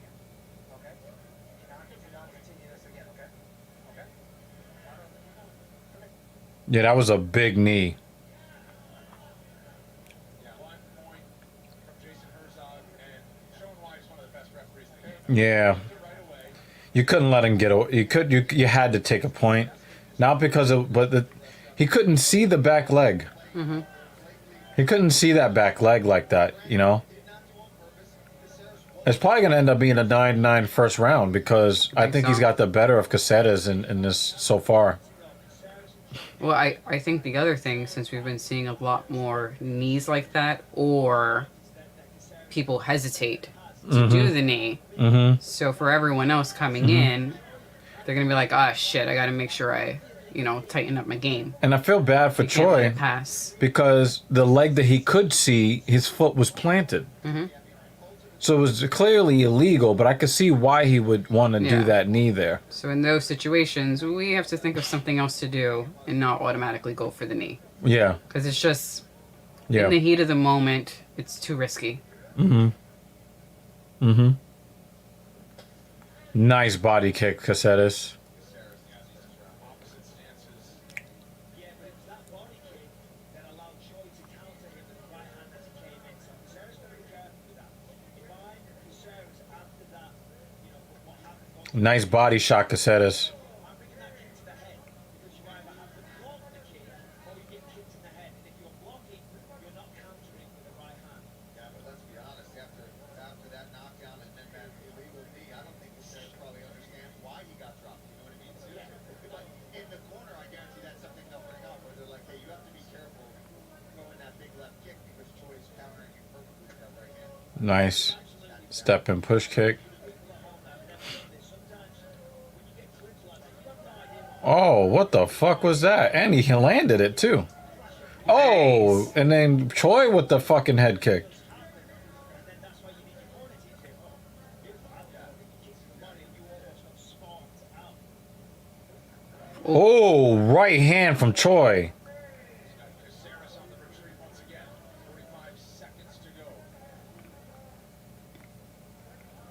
So Troy now in a close round. I like the way that Herzog made it clear. It wasn't that he thought it was egregious, or that he It's did it on not purpose, allowed. but that was such an impactful legal knee. He had to take the point. Huge difference if it goes the distance. But this 10-8 Come on. that's ridiculous. But I honestly believe so far this round belongs to Choi. So this is going to yeah, and it's connected a couple of times. Not like Caceres doesn't do good work. Of course he has. He's in this fight. Yeah, I would probably score this 9-9. Oh, shit, he's in trouble. It's the exact thing you're saying. He's got to watch out for. He throws that left kick. Now that time I think it's the inside leg, like got countered one time with the right. I was a little late. Herzog looks stressed. What message did you hear this time?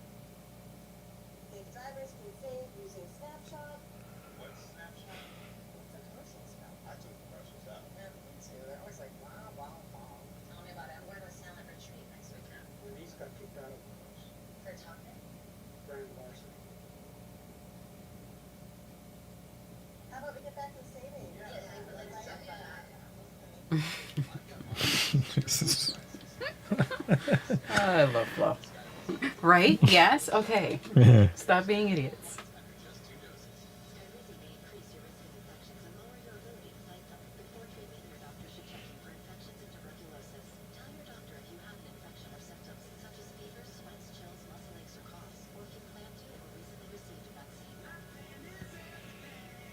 Now is the time to ask your dermatologist about Sky Reason. And this is why when you throw a body kick, Oof. Yup. perfect counter there, the bad hand from Choi sits down Caceres. So especially after He sat him down twice, so it's possible he might have still come out of there with like maybe a 9-8 round win, but it's probably 9-9. 9-9. It's not a conversation. Sorry, Michael. Sangwoo Choi minus 800 has ballooned in the favor. He's around minus 280 to start the fight. Don't reckon, that's what I'm saying. Oh, okay. It's 9-9, Yeah. okay? Okay, sorry. Clowns. Think about the point deduction, bro. You think he thinks he's going to end the fight with that kick? Oh, Cross got through for Caceres. Luckily, Choi slipped on that head kick. That was a low body kick. That could have went right to the dick there. Mm-hmm. Look how he's backing Caceres up, giving him nowhere to run.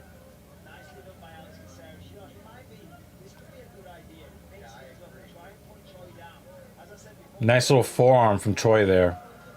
Difficult to see, but it was there. I like how aggressive Choi is. Yeah. respect seems to be a little outdone here on the feet on this one. Yeah, he's had his moments, but I agree. Just Choi is landing a cleaner, harder shot.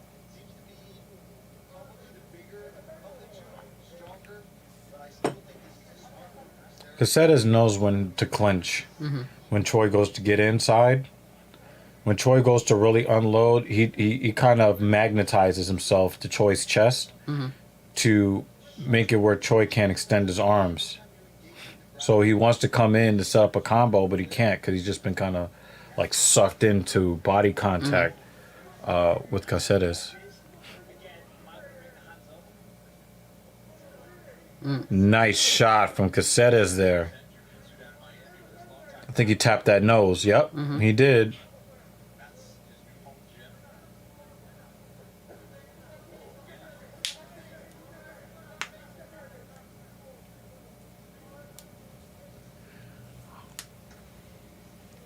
Sometimes you get a slower paced fight when you got two very good strikers.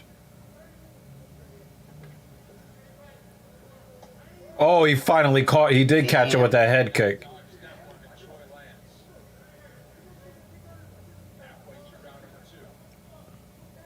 I think Choi's got the first half of this round. Uh-oh. His ankle looked a little weak there, Caceres. Yeah. I think you might get one of these shut off the lights.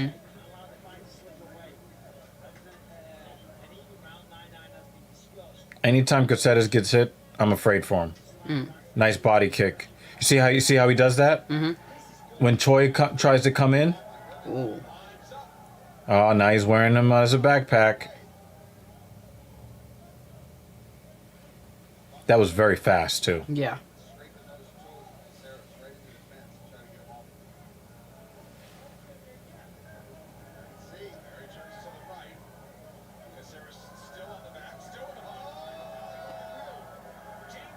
Oh. He tapped. Wow. Wow.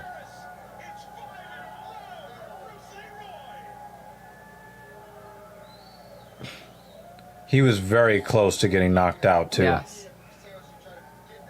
And he turned into a backpack really fast.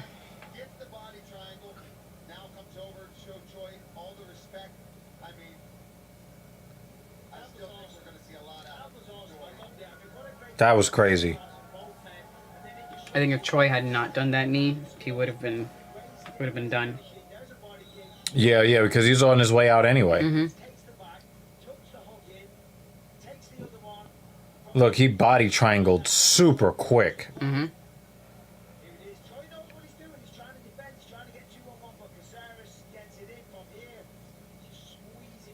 the thing is, you get these skinny guys. Once they get like next to your carotid artery, Damn. that's it. I mean, minus the knee, that was actually really great. Yeah, it was just a great fight overall, even with the mistakes. The airport can be a real challenge for new homeowners who become their parents. Okay, everybody, let's do a ticket check.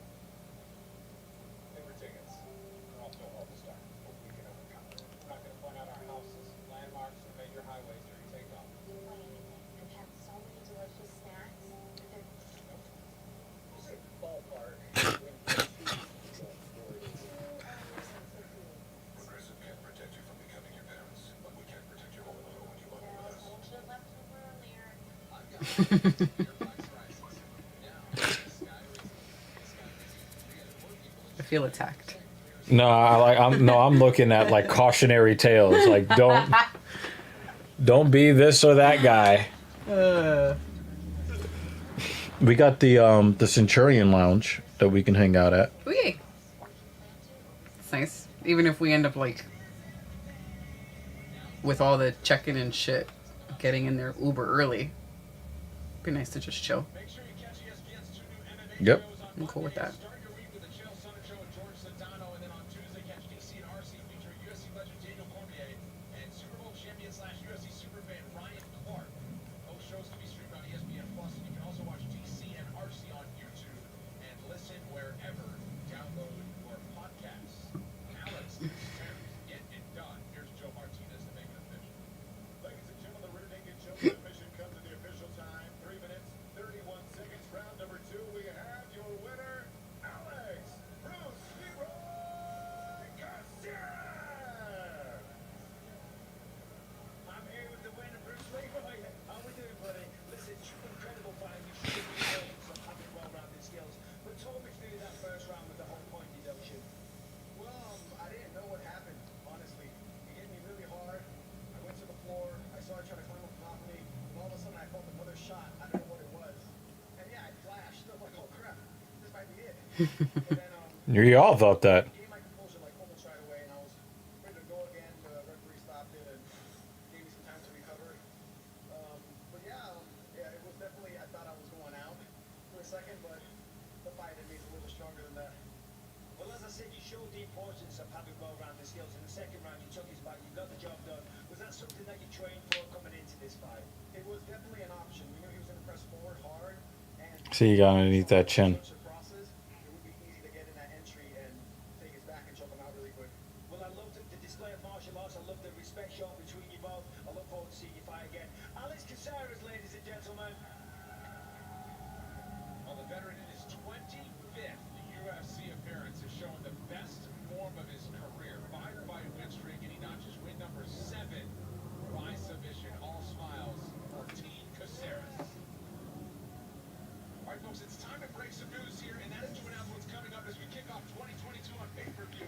UFC 270 will go down on January 22nd at the Honda Center in Anaheim, California, and at the end of it, we will have an I'm tired of Derek Brunson. Jared Cannonier, please take him out. Trevin Giles is back. Oh my god, they got the. They put the fucking wife beater on the card. Why do they always keep him around? It ruins everything.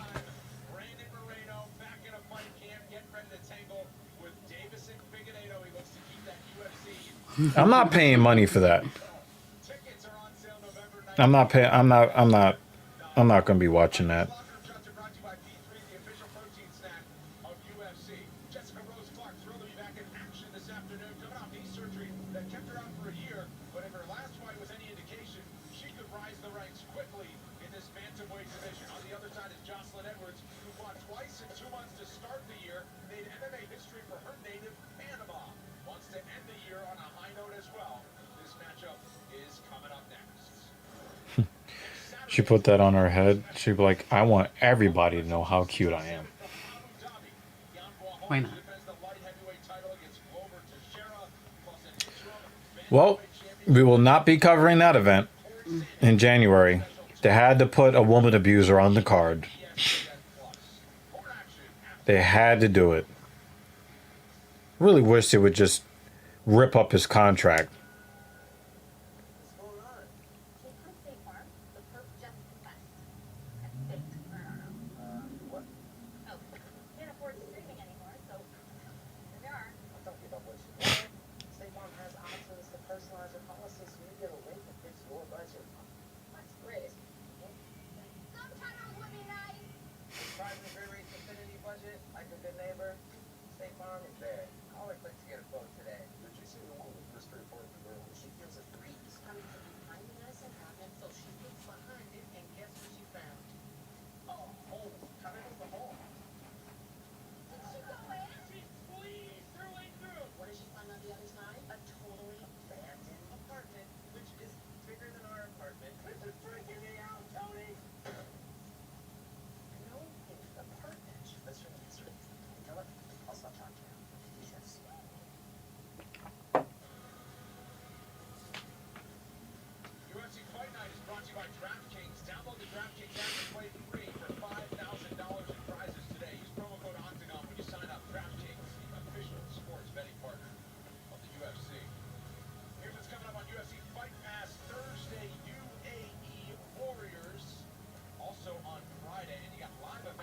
Oh, that's a nice thing happening on Thursday. You know what we're doing on Thursday?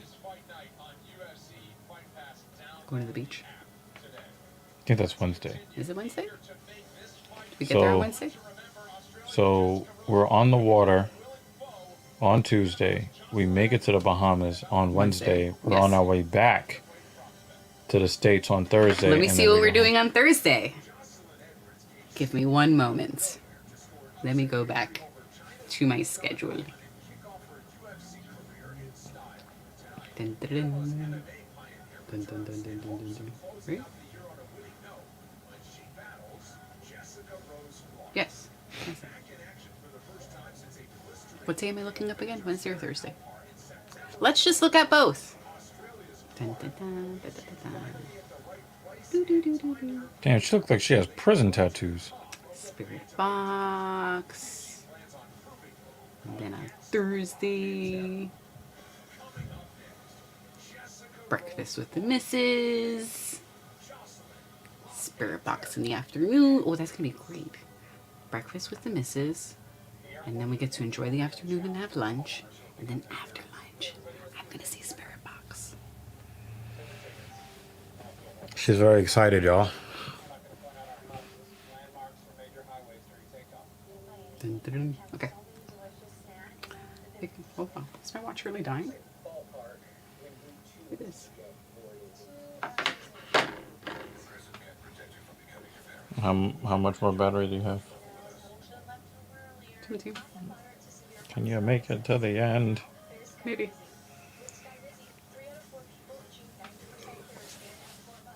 It's actually not too bad because I forgot that I forgot to charge it last night. Yeah.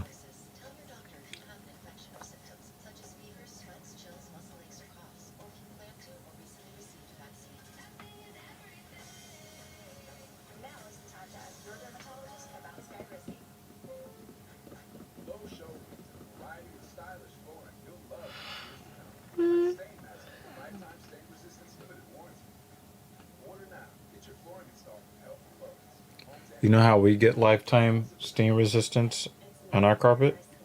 By threatening to beat the shit out of anybody who wears shoes on the carpet. It's more of a silent threat, right? Not that big. We just give them the look.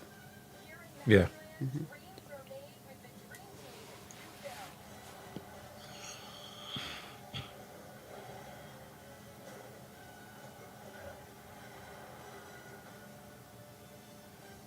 These used cars look the same, but how can you tell which one's the better deal? Bring him Dad from Sarasota. Hey, Dad.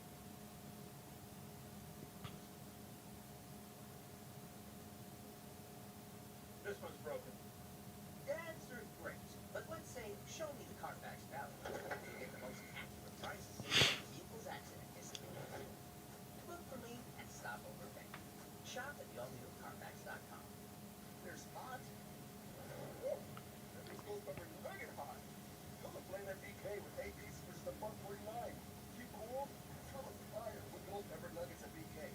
Your way, way spicy. Okay. We were having such good commercials. What is going on? She makes me just want to go to sleep. Bring back the progressive. Bring back commercials. flow. Yes. Flo, where you at, yo? Bring We back need a better Flo. flow. Oh, man. What the fuck? Nice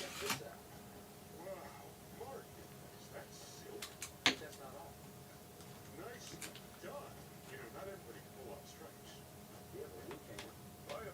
Oh my god. I need flow.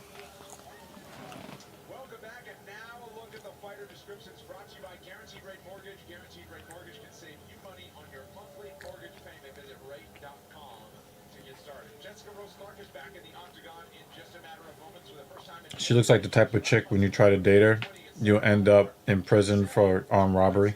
Mm-hmm. She had a change in mindset. She's in there to make it as violent and bloody as possible. She wants to throw a bunch of elbows. She's got lots of titties. That's why she had to be like double protected. Third UFC appearance of 2021 as well. She made history earlier this year, becoming the first fighter from Panama to emerge in the octagon and get a victory in January.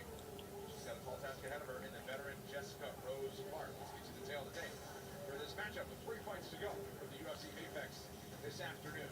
Jessica Rostar, 7 years older than the 26-year-old from Panama. Edwards, taller, 3 inches, and has a sizable 5.5-inch edge and reach. Back inside the octagon we go to. A 3-inch height advantage for women is almost like a 6-inch height advantage for men.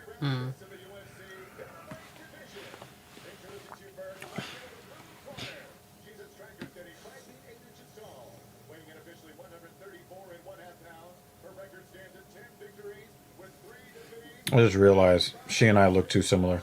El Paso, Texas. Here is Jocelyn La Pantera Edwards. And across the octagon, her opponent fighting out of the red corner. She's a freestyle fighter standing 5 feet 5 inches tall. She weighed in 135 1/2 pounds. Yeah, she was like, let me get the double bra. 6 defeats and 1 no contest. Fighting out of Ennisvale, Australia, here is Jessica Rose Clark. And your referee in charge of the action is Keith Peterson. No nonsense, Keith Peterson. You know, he's got crazy tattoos. Prospects. I just noticed that too. Yeah. They go all the way like up. Take on the veteran Jessica Rose Clark. Rose Clark has competed at flyweight in the past, but wants to be fully healthy and at her athletic peak when she competes in the octagon. This fight clock is brought to you by Modelo. Immediately in to close the distance for Jessica Rose Clark. And pulled her right to the floor. Just like that. That takedown was very easy, Too easy. and it's the right thing to do. Obviously, Edwards is tall, rangy, but on the back, that's all out the window. The tattoo doesn't look great on her shin though. Well, this week, I said, what's the key to beating? She said, well, I think that's one of the then you said, basically, disadvantages to having dark skin. being on It's like you want to have like colored tattoos and all that, but it just kind of looks like a blob.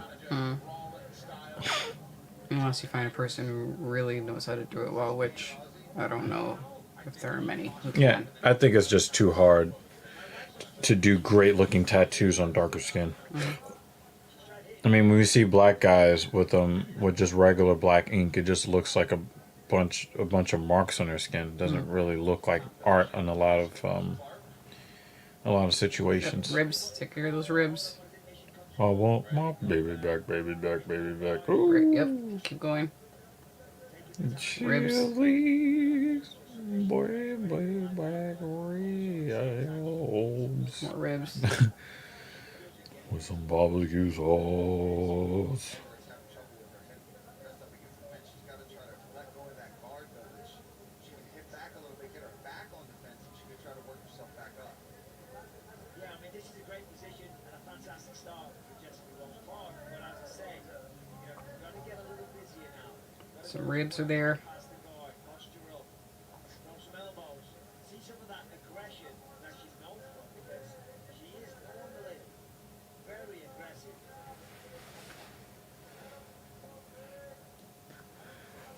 Jessica Rose Clark coming off of knee surgery after her last fight against Sarah Alpar last September. So she went from rehab right into a training camp Those are pretty hard shots from the bottom. to the octagon. Edwards' last fight was in February, right here at the UFC Apex, where she went against Carol Costa. Clark could throw some elbows. The tit's about to pop out. I mean, having her head buried into the chest like this, What? A boob was about to pop out. I'm about to have a wardrobe malfunction. I thought she was like doubly protected. Not her. Oh, you're talking about Jocelyn. That's how much they were smushing. it's almost 3 minutes now in this position. And I think he is getting a little antsy. Break! There you go, Michael. Right on cue. Yep. He's like, fix it. 2 minutes to go, round one, as they return to their feet. Jocelyn, you messed up. See, she didn't step into that jab. She was falling away, so it had no effect. Jessica Rose Clark's making a liar out of me. I thought there'd be a lot more stand up when throwing the walks. I was like, I don't think she'll be shooting too often. Not the case. Oh, she is popping out. But like you said, she's got to do more with it if she's going to try to do that. Nice reversal from Edwards. Edwards with the rice pail, as they call it in traditional Yeah, she's not going to hold that strong position, though. She's not doing it properly. Move this round back. As well as you've been controlling on the ground, Edwards hasn't really taken any damage. No, zero. Nice knee from Edwards.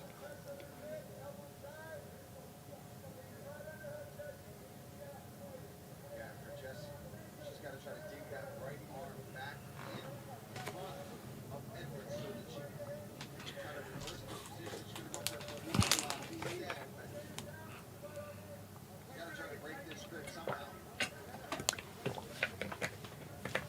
There she goes. She's trying to work her elbow in there to get some separation from underneath. Boobs! Nice body kick, Edwards. Yeah, she's going to have to start throwing the motherfucking hands. I wonder why Clark is just like, I'm not punching at Yeah, all. that's weird. I don't understand what's happening. They bill her more as like a more violent striker. She's not trying whatsoever. It almost seems as if she's turned into one of those, I have one game plan and I'm not capable of doing anything else besides the plan that we made for this fight. Right. That's not good. But who wins the round? Probably Clark, because she's got multiple takedowns. Yeah. Clark getting kicked off. Matthews coming up. She needs a new top. Yeah. Or not at all.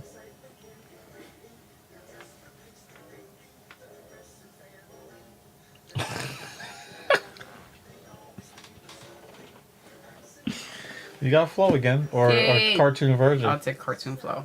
I also like the Addams Family, so I'll take it. Never really got into it. I like them. Yeah, it was like take them or leave them. Didn't hate them, didn't love them. It's kind of like, I like them. I like the weird, twisted family well, that yeah, you everyone thinks is you have experience. totally terrible, but they're actually the sweetest family on the block, So you just kind of reliving childhood, kind of. basically. Yep.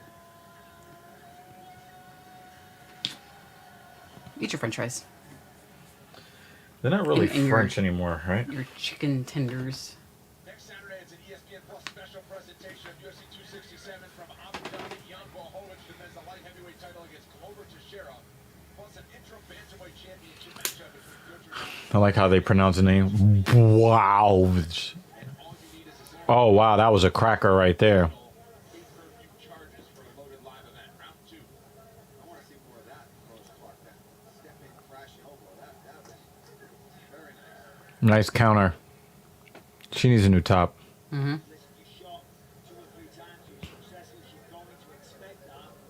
So let go with the hands. And then look at this for a turn of events. Now it's Edwards trying to get the takedown.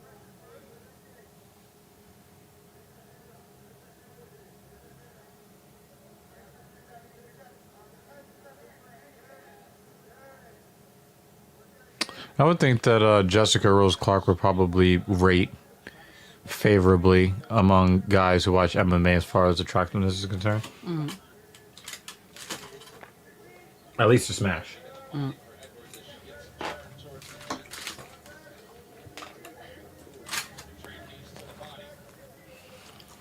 Don't really love her tattoo collection.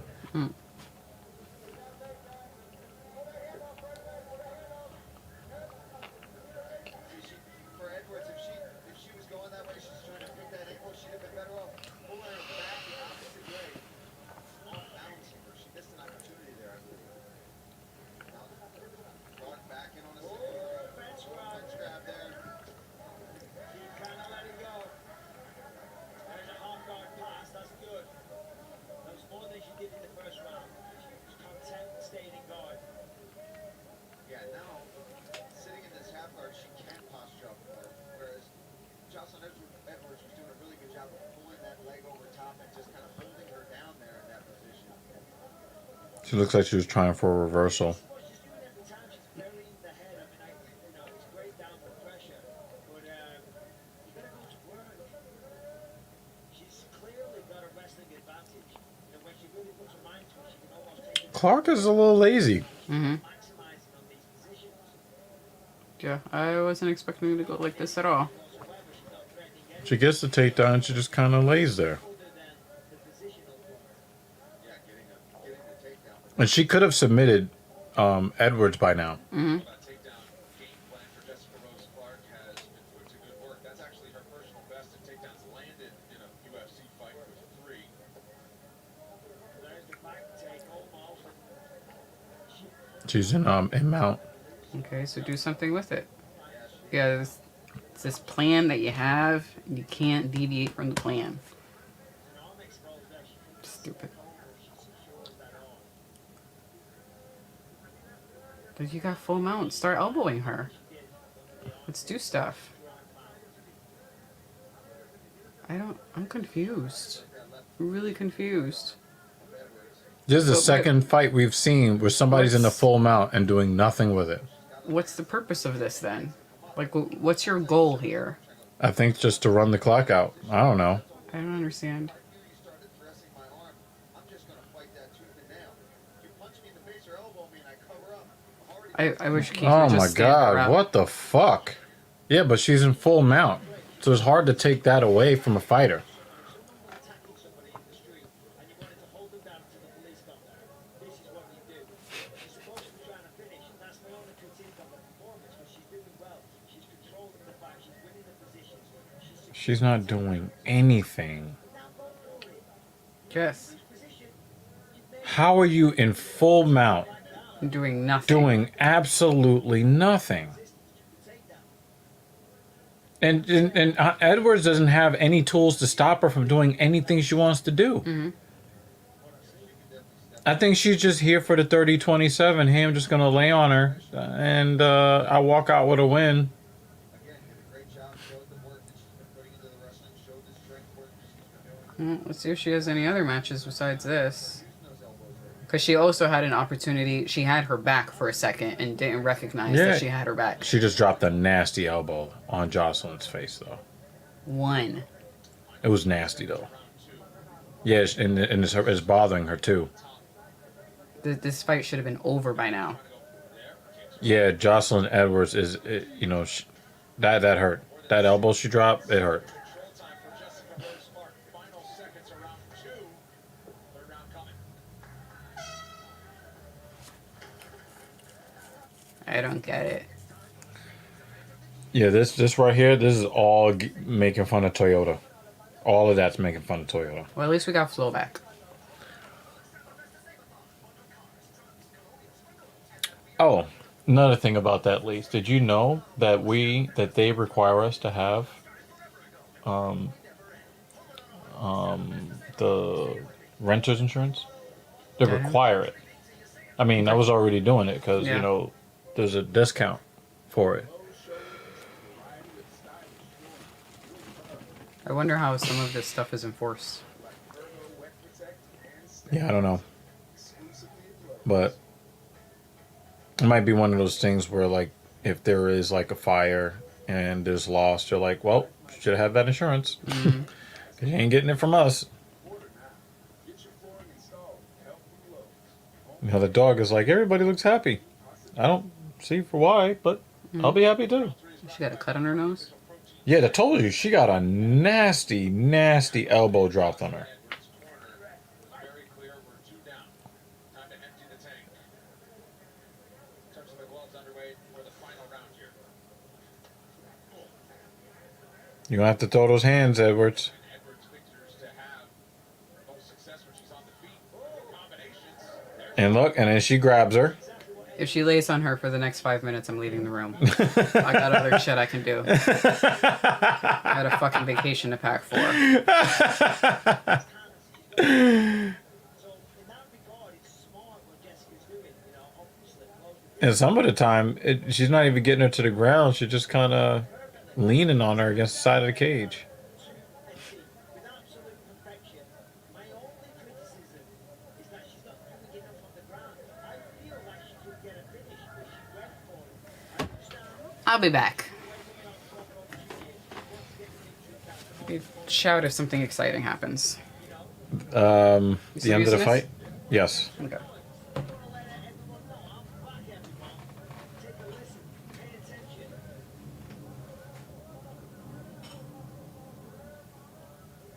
Yeah, Edwards' nose is opened up. Edwards as well.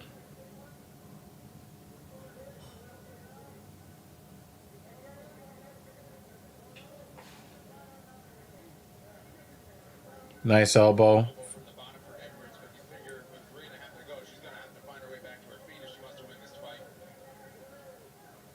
Yeah, she really has not had an answer other than being able to stall the position occasionally from the guard here, but she's not even really trying that. She's got to push off. There she's trying to look for a triangle, but I just don't know if that's going to happen at this point. Jess is definitely aware that she's grabbing that, isolating that arm. Gets it right back in the better position. But as Michael keeps saying, this is a chance for Jessica Rose Clark to posture up, start laying Brady down some big punches, maybe force a position change where she can get to a spot where she can get a submission. There she is. Now she's standing up, tripoding better here. Right back down. Yeah, I mean, listen, she's dominating this fight clearly, so I'm not trying to, rain on her parade. But the reality is, I think we should Yeah, it really does not look like Clark is trying to advance her position. get it. Jocelyn Edwards is a dangerous opponent. You've got to be careful, But we like to see finishes come. I like to get excited and scream and shout. I mean, you can do that. Just wouldn't seem very. Jessica Rose Clark might actually be hurting her chances of getting higher level opponents with this performance, even though she's clearly going to win 30-27. It's wide open. It's really up there. Might even get 30-26 on the card. Final 2 minutes of the fight.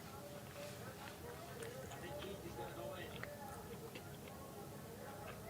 Yeah, at least if Jess went to mount, I mean, that would stop Keith Yes. potential standing. Four takedowns, a personal best for Jessica Rose Clark. This is her 6th UFC appearance and wanted to emerge with a win and no injuries so she could stay busier as she goes forward in the bantamweight ranks. For Jocelyn Edwards, this is a really frustrating fight. Really frustrating. I've been there myself, Something on top of you like that. I like Tim Kennedy.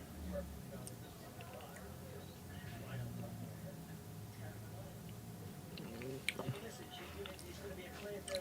I think the most exciting part of this fight is Edwards' boobs popping out. It's impressive. Came back certainly with an improved skill set. The wrestling has been very impressive. She's going to get the finish. That's 5, I believe. Have to watch that one. This is one of the most boring fights between women I've ever seen. See that? And I know a lot of guys are normally kind of bummed out when they see women enter the cage and they don't want to see women fighting and all that stuff. But most of the fights I've seen is at least entertaining, going in one direction. Jocelyn Edwards.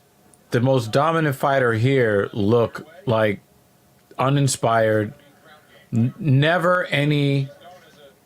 Jessica Rose Clark had no intention of finishing this fight. She was happy. She was happy to just lay on her.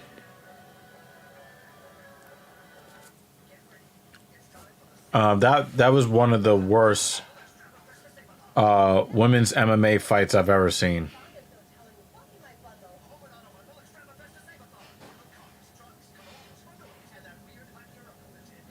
That was not enjoyable.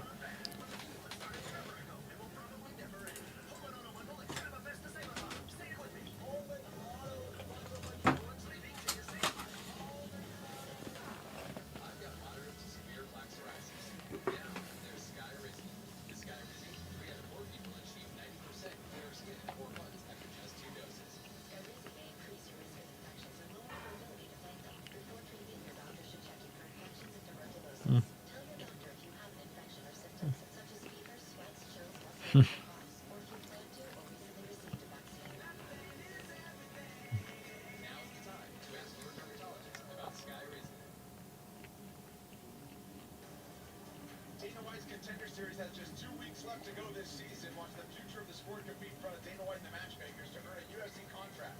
Live action this Tuesday at 8 Eastern exclusively on ESPN+. And now for the official decision brought to you by DAV, Disabled American Veterans, keeping our promise to America's veterans. For that decision, here's Joe Martin. Ladies and gentlemen, after 3 rounds, we go to the judges' scorecard. Here are the totals: 30-27, 30-27, and 29-28. All for your winner by unanimous decision, Jessica Rose Clark. I'm here with the winner, Jessica Rose Clark. Jessica, welcome back to the UFC after 2 years and a clearly dominant performance. How are you feeling? Yeah, I feel amazing. And everything I was trying to do for Kim, she like shut me down, shut me away. It was fun. It wasn't that fun. It was good. Well, it's always tough when you're in there. Listen, the wrestling looked massively improved there tonight. Clearly something that you worked on in training camp. Yeah, well, I have my grappling coach, Jonathan Galani, he's a stud. I've been wrestling with DC as well, and I feel like between the two, I'm just gonna keep getting better and better. Well, I know DC's probably Team proud. Alpha Male, sorry, Team Alpha Male. Well, there you go. Shouts out Team Alpha Male. Congratulations on a dominant performance. Jessica Rose Clark, ladies and gentlemen. All right, 2 in a row for Jessica Rose Clark. And hopefully she can stay busier. No injuries this time around. Just a dominant unanimous decision victory here in Las Vegas. All right, now it's time for our co-main event. And what a fight it should be in the lightweight division. A 2.5-year layoff could spell the end for many fighters' careers, but Ricky Glenn used that time to get even better than before, earning himself a co-main event tonight against Grant Dawson. In the history of mixed martial arts, the Midwest region of the United States has proven to be a place loaded with toughness and talent at the highest level. So when Iowa's Ricky Glenn faces Missouri's Grant Dawson tonight, it'll be a throwback matchup between 2 lightweight contenders. I've submerged myself in deep water for years. I've dedicated my life to this sport. I'm hungry, I'm healthy, I'm doing all the right things. I think I'm going to have to head for Grant. One of the biggest things I bring to the octagon is my pace and my strength. You know, you can watch all the film on me, you can think I'm just a wrestler, but once I get a hold of you, it's just different. And you can talk about Dead Man Slasher. Well, in my defense, the UFC is on every Saturday, and it just so happens that it's a day that you tend to work. Consecutive wins, including 5 victories and 2 performance of the night bonuses to start his UFC career. It's scary for the rest of the lightweight division to imagine how much better he could get. Ricky can't get in my way. You know, I'm here to be a world champion. A lot of people have been asking me about being ranked, and I'm not here to be ranked. I'm here to be number 1. I'm here to be world champion. Everything that I've done up to this point will have been a waste of my time. So running through Ricky, running through Diego, it doesn't matter. I'm going to run through them all until I get that belt wrapped around my waist. Pro since 2006, Ricky Glenn has seen the good, the bad, and the ugly of the prize fighting life, and he knows that when it's good, there's nothing like it. So when he scored a 37-second knockout of Joaquim Silva Jr., it re-energized his desire to make a run at championship gold. Tonight, when I face Grant Dawson, I'm looking to be the most violent modern-day fighter I have ever been.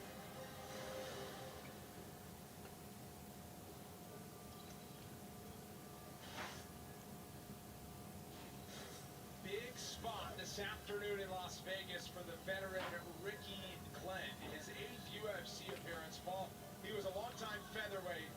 He took 2.5 years off because he was battling a hip injury, and it took him a long time to get back to the octagon, which he did earlier this year. He walks like he's had a hip injury. Can't go much better than a 37-second knockout of Joaquim Silva. If he can build on that, But Dead Man, we want to have the actual which he's done in the past against Grant, podcast itself. firmly on the radar of a lot of people. Coming off that We'd like to do that during the week. spot against emerging Grant Dawson is a huge opportunity. Ricky Glenn has been around the block. He has won everybody. He's been a champion. He's won in other organizations. He's been a featherweight one year. Yeah, Dead Man. It's always nice to have you around. Destroy himself and focus on weight cutting for the entire camp. He can stay healthy, stay bigger, and be ready. He's a grinder.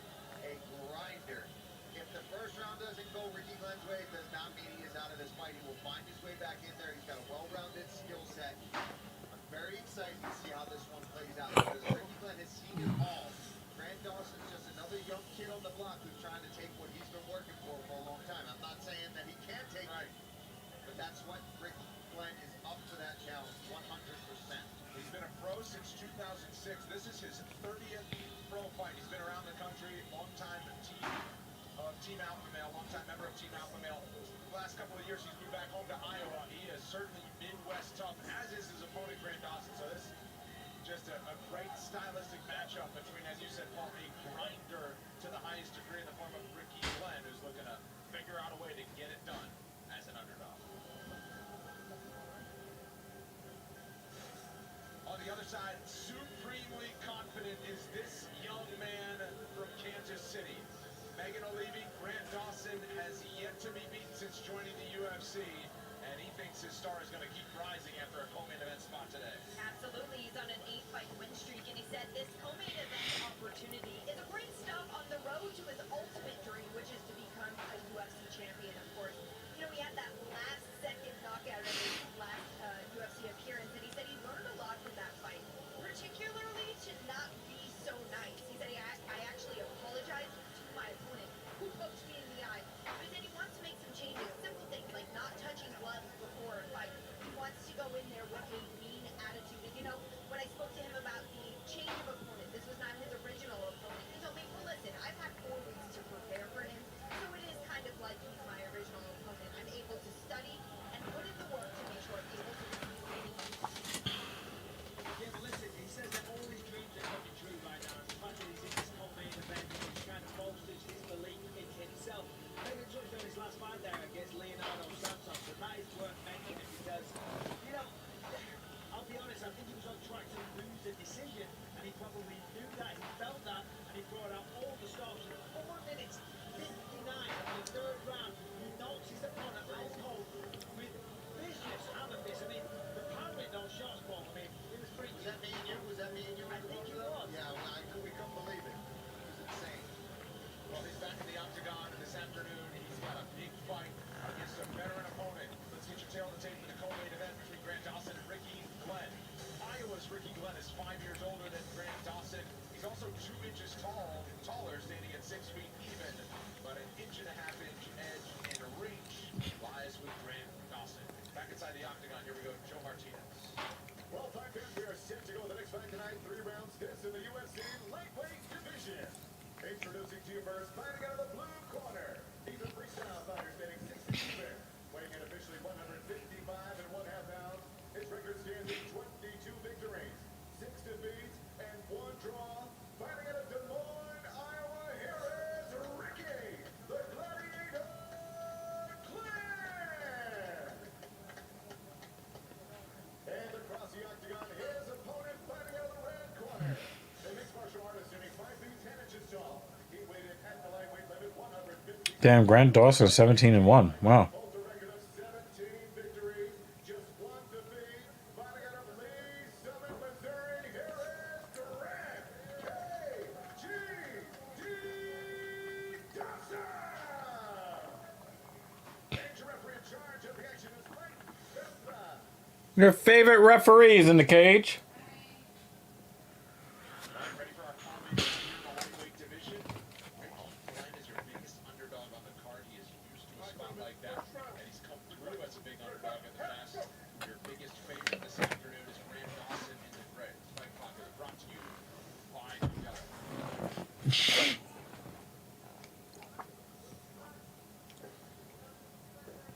Again, an 8-fight win streak on the line for Grant Dawson.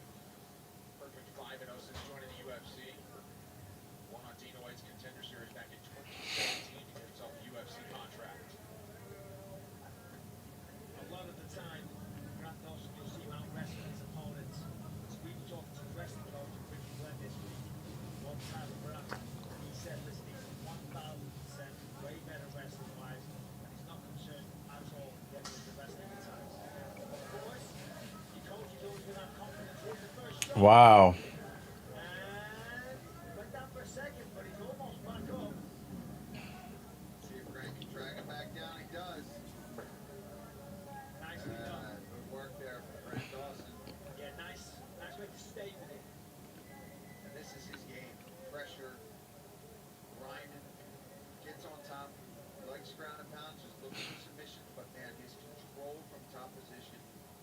impressive. Yeah, Dawson saying there's not really a secret to what I'm going to do. All I need to know is what stance the guy stands in, what army guillotines are. That's what he says. And he knows how to attack accordingly, and he does so by, they'll call it 2 takedowns. It was really a mat return that they call it in the wrestling world. 90 seconds in, though, when he's in side control. Yeah, listen, Graham Dawson, when you speak to him, you can feel the confidence, you know, but it's not misplaced confidence. It's not cocky bravado from a young man. It comes from a place. It looks like Dawson is trying to get the proper positioning to maybe sweep his leg over to get in the mount. So he wants to ground Glenn as much as he can.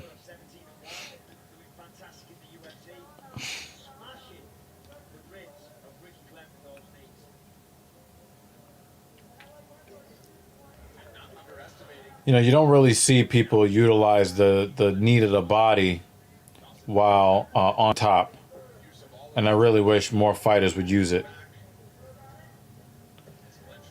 Yeah, I don't think that Ricky Glenn is going to survive very long in this fight.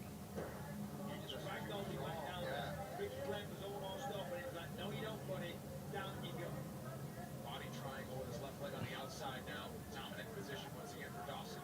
Yeah, Ricky's got to be careful here. Obviously, it's a very dominant position for the grab. And that's nice. Look at the space between them there. Really tee up and generate. Yep. And he's, oh, wow, he got that arm underneath the chin super fast. Decent defense from Glenn, but he's got 2 minutes left in a position with a grappler. You know, the grappler's got his back. They got the body triangle. Trying to attack that side. Now he gets to the other, see if he can switch it again. Doesn't seem all that bothered by it, honestly. Oh, heavy shots. Good shots, yeah. Yeah, I don't know if I'm Ricky Glenn, I'm bothered by those shots. You don't see him coming. Dawson's powerful. Oh, no, yeah, I meant the triangle. Yeah. No, I know. Definitely bothered by those punches, for sure. I'd be bothered. He's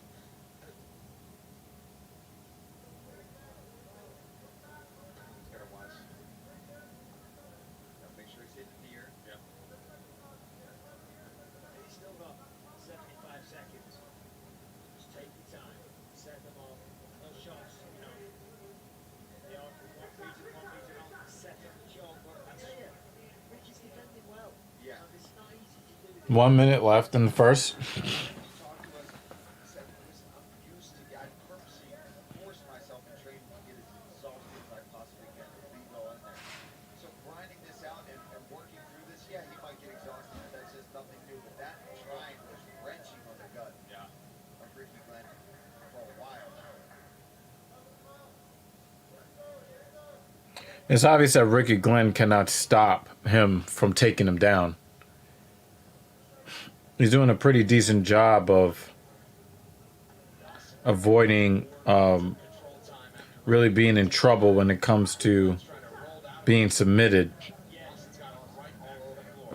body triangle is just locked in so tight, it's almost impossible for Ricky Glenn to escape at this point. Just going to ride it out for the next 10 seconds, reset it round 2. So you know what, all right, that one's behind me. 10-9. Seems to be accepting it a little bit right now. Not burning myself out trying to fight this right now. Second round upcoming.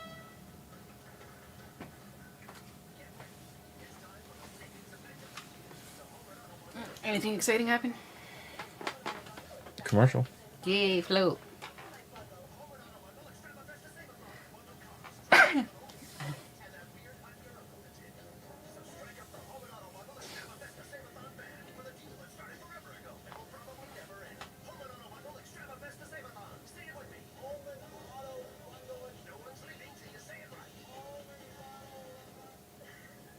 But there is something I want to ask you.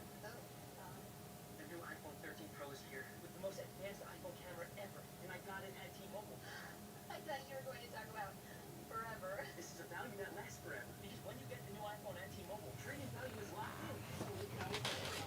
Yes. So what do you say? Switch to T-Mobile. More T-Mobile. Fall in love with Yeah. Get it on us now. Makes me want to give my phone back. Thankfully, we didn't buy the phone from them. Next Saturday, it's an ESPN That was fucking horrible. 267 for Abu Dhabi. Count to a homage defends the light heavyweight title against Golden Teixeira. himself with the ribs fucked up already? Look at that. Nah, Almost looks like a nah, dent. nah, he was he was using a body triangle on Glenn for like the entire fight. So it doesn't look like what it's not what what it looks like to you.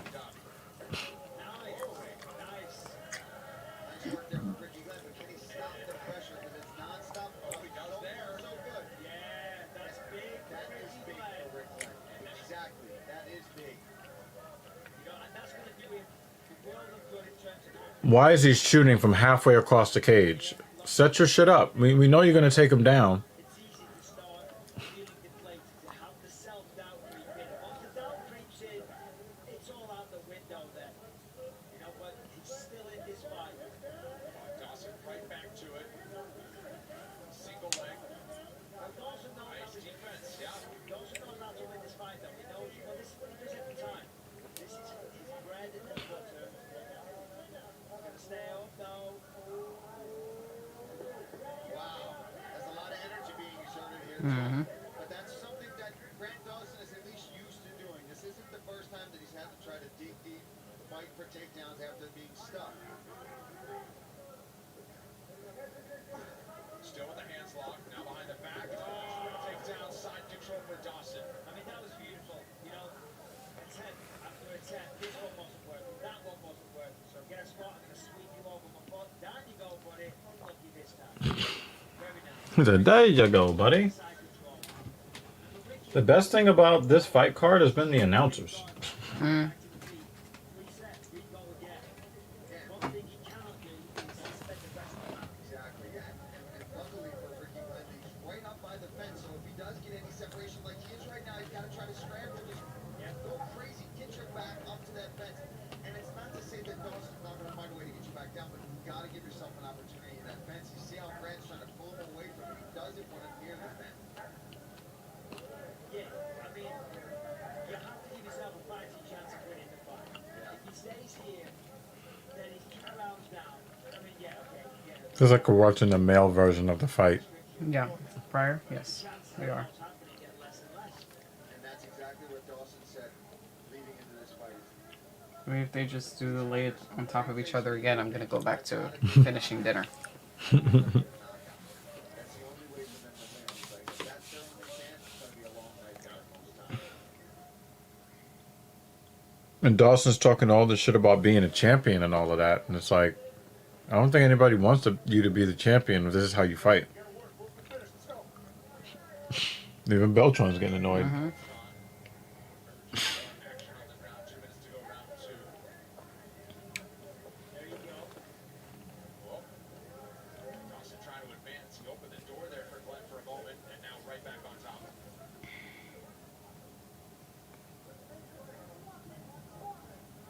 Toes in the cage.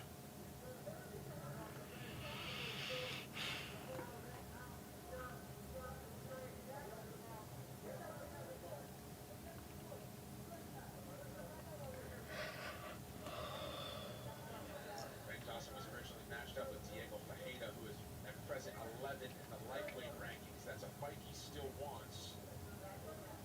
He says, I don't want to get into the rankings just by a winning streak alone. I want to beat a tough guy inside the top 15 to earn my ranking and to earn my spot as I continue to climb. More than 7 minutes of control time for Dawson. And you know what, Brendan? That's why the more I speak to Grant Dawson, and Glenn, of course, the more I speak to Grant, the more respect I have Yeah. for him. This is pretty tight. Just the shoulder pressure. Sorry, Michael. Yeah, no, you Looked like he was trying to do that OSP choke. face was going a shade of pink for a second. No, but when you speak to Grant Dawson, you hear the confidence, and you hear about the work that he puts in and how much this means to him. But then he backs it up every time when he goes out there in the octagon. You know, and, you know, The dude's in side control and doing almost nothing. the opponent as well. He trained very hard, so that's why, you know, this is even more impressive what he's doing here. Ricky Glenn, but at all the stops, he knew he had a tough fight on his hand. He trained accordingly, brought in great coaching, great training partners. And so far, he hasn't got an answer to take that from Grant Dawson. And Dawson will say, it's not trash talk. I'm only saying what I fully believe 100%, and he has backed it up with every outing in the UFC. This is 6th UFC Yeah, but he's basically just laid on him for 2 rounds. You laid on the guy for 2 rounds.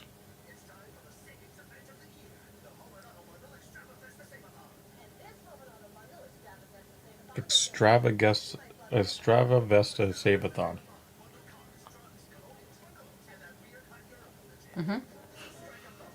Extravesta. That's so fucking stupid.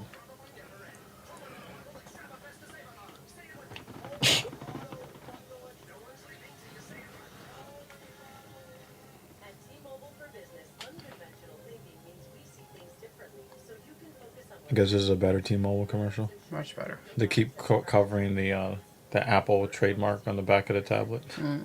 we're teaching biology without a lab. We are the leader in 5G and a partner who delivers exceptional customer support and 5G included in every plan. So you get it all without trade-offs. Unconventional thinking. It's better for business. Round 3 is brought to you by B3, the official protein snack of UFC. Third night of our co-main event. 2 rounds in the books for Grant Dawson in the gray after a ton of ground control time. 3 takedowns. He only needed 1 in the second round and he kept it there. He did have to work to get it out. Yeah, he sure did. In the corner of oh, look at this. Look at this. Oh, nice knee. Let's see if it just goes right back in. And you know, if Glenn was smart, he would have been throwing that knee up the middle. On the way up, he An uppercut, a knee up the middle, definitely changed for another shot. and he's not doing it. That's big. You gotta be careful though. And he's gonna reverse it. He's gonna flip him. He's gonna flip him over. Listen, you gotta file it now. You gotta get a finish this round. You gotta quit. It's not like corner advice. I'm sure Ricky knows that. I really don't want to get punched in the tricep. Last week, Bruno Silva coming back on Andrew Sanchez after Sanchez really just wrestled for 10 straight minutes. I mean, I don't care. This is awful. So it's tough to go into the third round. Yeah. Dawson is basically telling the world he's got no hands. As any pop here, This is why partly that he's winning this decision because Dawson has expelled so much energy in rounds 1 and 2, getting that control and holding it there. And different than him. He's just relentless with these takedown attempts, though. I mean, he's still got his hands locked. And if you're fighting that hard to get a takedown, Let it go. am I very good at takedowns? No, I just think that he's got nothing else, so he's just gonna keep forcing it, I know, forcing but it. from what they were saying, the commentators were saying, like, this is his thing. He will Yeah. fight and fight and fight and fight and fight for a takedown. Yeah, but he won't I mean, fight and something's fight and wrong. fight to fight. He won't do that. I mean, there are some people that are just so fucking good at takedowns. You know what it and is? don't really have to fight for it. You know what it is? When you get these wrestlers, there's no money to make after your Olympic your collegiate days are done, after your Olympic days are done. There's a WWE, AEW, or whatever regional promotion, and that's it. But I think a lot of these guys wouldn't even get in. A lot of these guys would not get involved with mixed martial arts Yeah. if they actually could make money. If they could actually make money doing this, just doing regular wrestling, All this wrestling has really been wearing a bit on Grant Dawson. Has to be expected. You shoot that many takedown attempts. yeah, no, I totally agree. But also top position is valuable to have.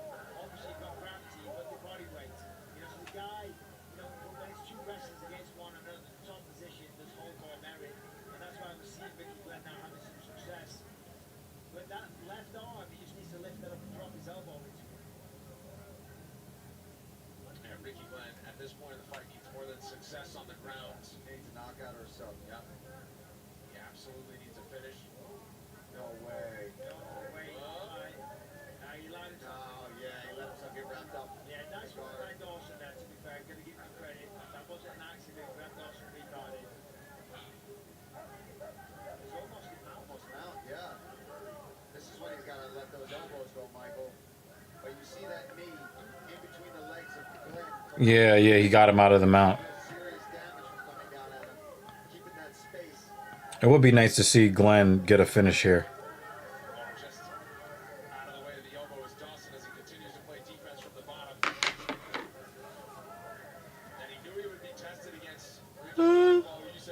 Yeah, pork chops to make. Nice elbows. Thank you, Mr. Glenn. Right? He withstood the storm of those first 2 rounds to still come back in round 3. Yeah, drop that ground and pound. Mr. Glenn, drop that ground and pound. Decision in this 3rd round is not enough. He's got to get him. Throw those legs to the side. Right. For a 10-8 round, you know, for a 10-8 here, I don't, you know. I mean, he's got 30 seconds. If he can do some damage, there's a potential. I don't think so. I don't think on this is going to be. So, probably going to end 29-28. I mean, if he does some massive damage in the next 20 seconds, he might get a draw out of this. Dawson is flirting with disaster here on the Has ground. got to be careful with these shots. Uh-oh. He's going for the Dars. Left in the final 10 seconds. Can he knock it in? The thumb is up for Grant Dawson with his right thumb. He's holding it up. He knows he just has to keep breathing for the Oh, my God. Glenn and Grant Dawson going the distance. Dawson rolls to his back and Glenn is saying he's got to get up. Well, we're going to stay here. You can't be saved by the bell. You got to pop up. James Krause is in. Give the thumbs up. Okay. We'll take a break now. The official decision is coming back. The airport can be a real challenge for new homeowners who have become their parents. I would love a majority draw. Because Grant Dawson, you should not get a win for that. There's been a lot of bad fights. Let's just be clear about this. We have some bad fights tonight. Some bad outcomes. Some bad fights. Like, yo, nigga, do you want to win? Do you want to win? I'm gonna make some pork chops. I'll be back.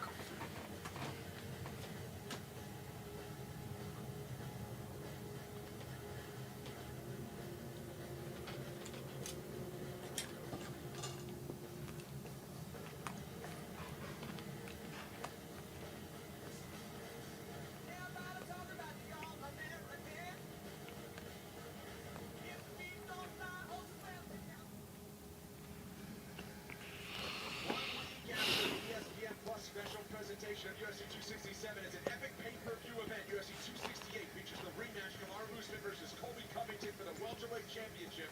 Plus two-time strawweight champ Thug Rose Namajunas defends the throne against Chinese superstar Zhang Weili. UFC 268 Saturday, November 6th from Madison Square Garden in New York City. Available for purchase only on ESPN Plus. Okay, time for the official decision, and for that, here's Joe Martinez. Well, ladies and gentlemen, after 3 rounds, we go to the judges' scorecards here on the total. Judge Crosby scores it 29-28 for Dawson. Judge Lee and McCarthy both have it 28-28 for a majority draw.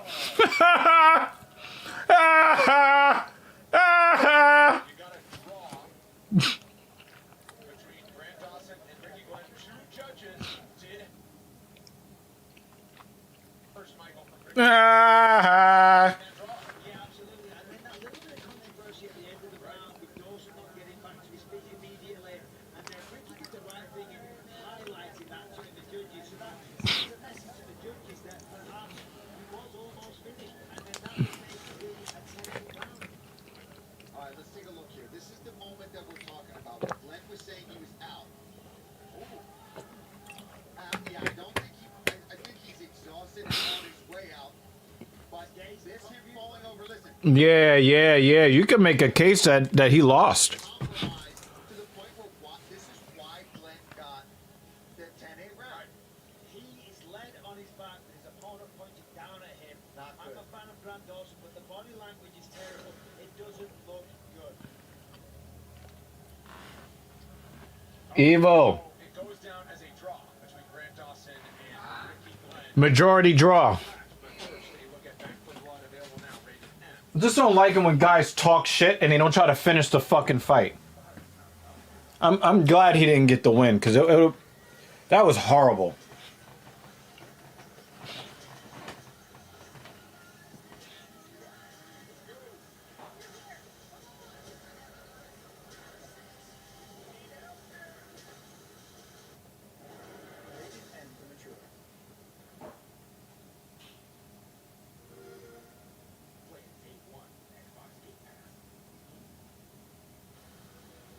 Okay, folks, hold on for the ride. We've made it to our main event. Paulo Costa has been the bad guy this week, and it hasn't really seemed to bother him one bit. He's back in the octagon for the first time in more than a year when he fought for the belt. Does he rekindle that devastating knockout form, or does he get pushed to the limit? Because that is what Marvin Vittori is known for. He, too, is fresh off a title fight, one which saw him go toe-to-toe for 5 rounds. He is a relentless competitor who believes he breaks his Brazilian foe this afternoon. It's Marvin Vittori and Paulo Costa coming up in our main event. UFC Fight Night is presented by P3, the official protein snack of UFC. And Guaranteed Rate. Guaranteed Rate can save you money on your monthly mortgage payment. Visit rate.com to get started. Well, what has that been from Las Vegas? Well, we have 9 UFC events in a row from the fight capital as we welcome you inside the UFC Apex. One final time you're watching UFC Fight Night, Costa versus Vittori, and we have arrived at today's main event, but not before a look. Across the world in Europe and Italy, Mezzo Corona is the hometown of Marvin Vittori, and they are gathering on the square of that small village in Italy that he calls home, and they are ready. It is 20 minutes past midnight as they get ready for our main event. Well, what we're about to see has everything you want to settle a score. A genuine dislike, a drama-filled fight week, and at the end of it, 2 world-class fighters. Paulo Costa wants a quick night at the office, ending in a trademark knockout. Marvin Vittori wants to beat you until he breaks you. We find out now who has the last laugh.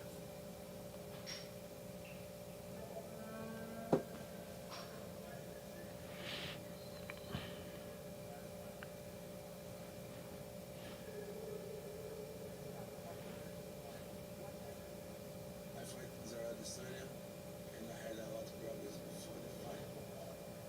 My last fight, he was really smart. He found a hole, kept going for it. It slipped through my hands. One thing about me is that anytime I make a mistake, I make it count and I make sure not to do it the second time. I had a lot of problems, cramps, no sleep. I had a very bad night, but now we'll be different. Marvin, the Italian Greek, Vittori out of Trento, Italy. He wants to go out there and put new memories into the fans' minds of why he should be a top contender. We believe he has done all the work to come in here tonight and pick up where he left off. I want to show that I'm the best in the world, and I will face again Israel 3-6 months, but I would beat me. Enter Paulo Costa. When you look at his fights, you look at the way he destroys former champion Johnny Hendricks, you look at the way he smashed Uriah Hall. He's a special fighter. He's so exceptionally talented. Paulo Costa has this feeling about him, like you're looking at a guy who's a future champion. I am a lot powerful, and I can finish this fight anytime, a single shot. Oh, it's a deputy in here. Paulo Bohashiga has done it. I really like this fight. I've wanted this fight for a long time. Share that out. Let's go, Bohashiga. We're gonna make a hell of a good fight. Let's go, baby. Israel was the only guy to stop Costa. Now I'll be the second, and I'll do it different. I'll even more dominant matchup. Gonna try to fight the hands. There's the jab. I believe I'm very tough fight for everybody. No, you don't dress me. Paulo Costa does it again. There's no going to be no respect in that case. I'm just going to take him out. My job is to go out and win.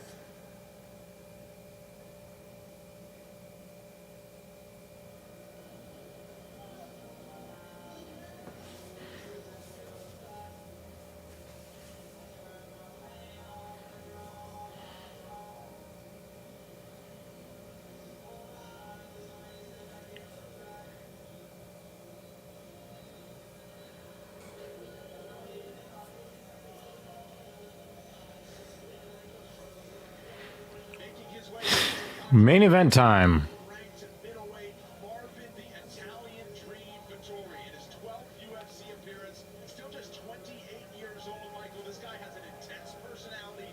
He has been abrasive in the past, but he has won a lot of fans this week and a lot of respect from the entire MMA community based on what he's putting on the line against a very tough opponent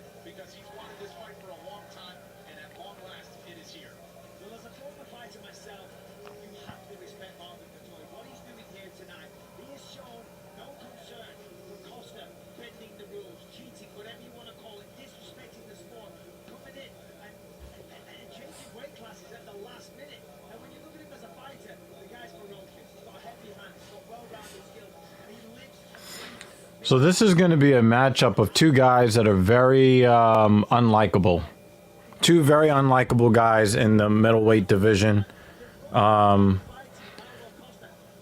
know, they like to run their mouths more than they are dominant in the cage. I mean, they're good fighters. They're not bad fighters. Just the way that they run their mouth is just kind of like... Badly do I have to punish Paulo Costa for this? And when we spoke to him, he also talked about wanting to remind people and show people that, listen, I'm not just a guy that can wrestle and mix things up. He's a powerful, dangerous striker as well. And he wants to go out there and break the face of Paulo Costa. And he does. He's pissed off. And he's justified in that. And there's not a lot of people that will accept this fight against Costa being so heavy. Remember, he's been calling out Paulo Costa for quite some time. He's not intimidated. He's not afraid of the power, and he's not concerned with the extra weight. As I say, that gets my respect.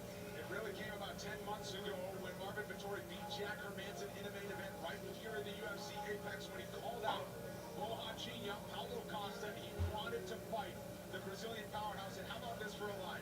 Because some were questioning the motivation of Paulo Costa and what form we'll see from the Brazilian. And Marvin said, I have to expect him to be the best he's ever been. He's certainly the biggest he's ever been. So I have to beat him the worst he's ever been beaten. And in Mezzo Corona, Italy, they are ready for the Italian dream, Marvin Vittori, as he enters another main event. And he does so against Paulo Costa.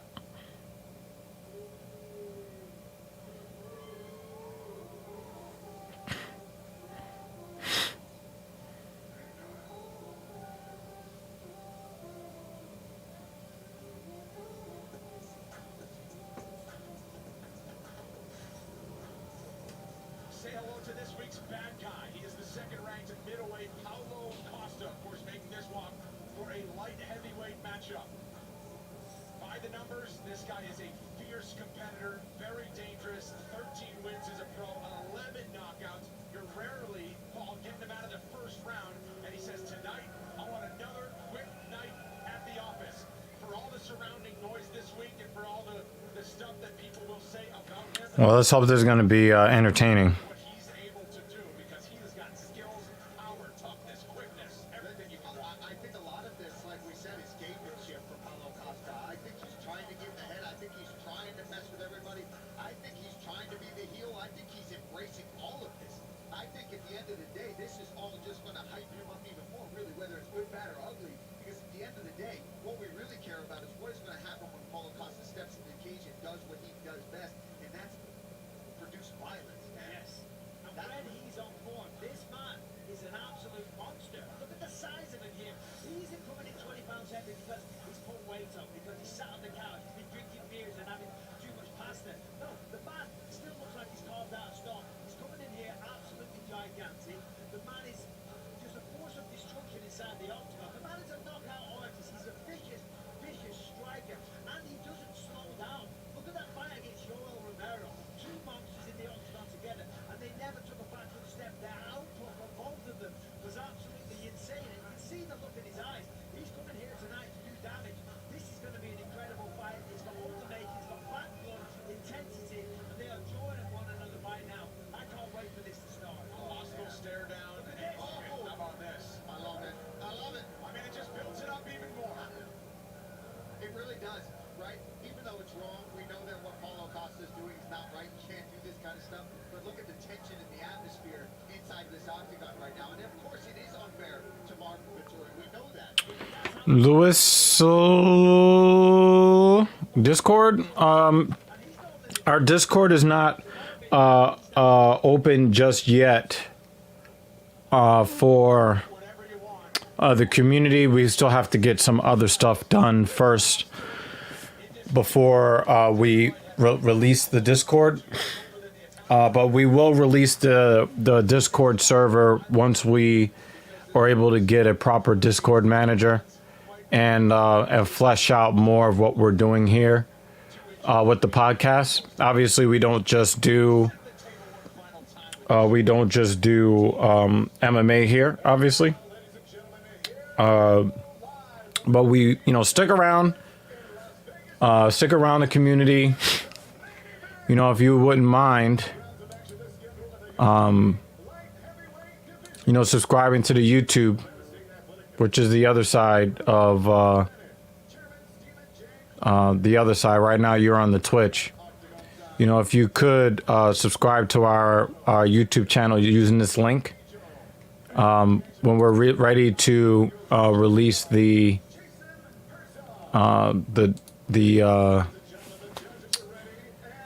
we're ready to release the details of the Discord server, we will put that out there, and we'll do all of that. Right now, we've got main event Costa versus Vittori.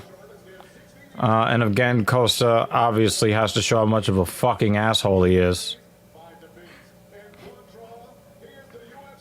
These are two of the...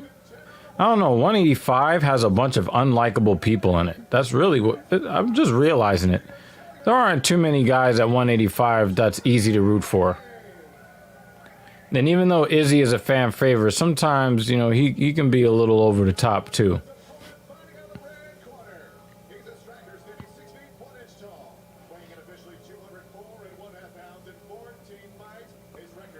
And Paulo Costa is doing all of this fucking histrionics right now.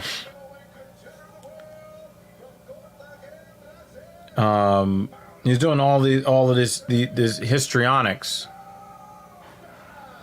And he's you know, with all of this ridiculousness that he's engaging in, he looks scared.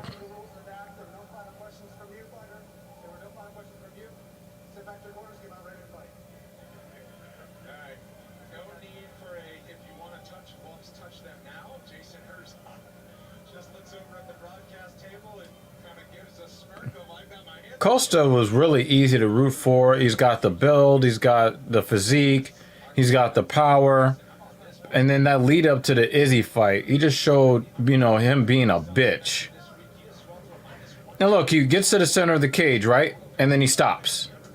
You're doing all this bullshit for what?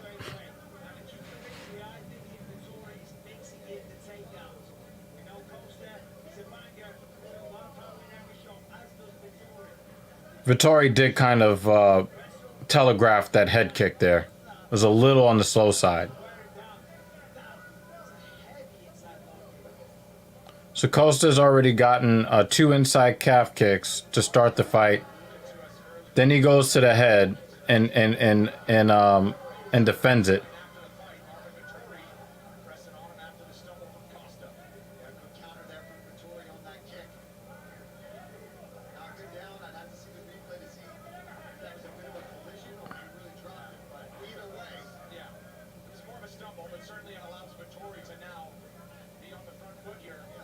And now Vittori's backing up.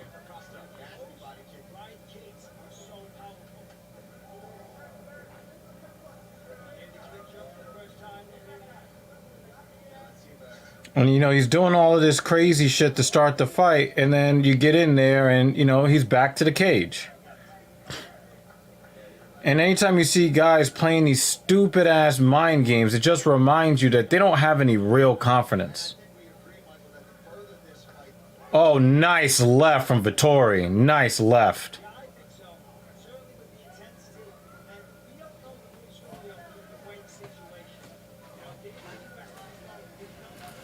I mean, Costa is so annoying that he makes you root for whoever he's standing across the cage from.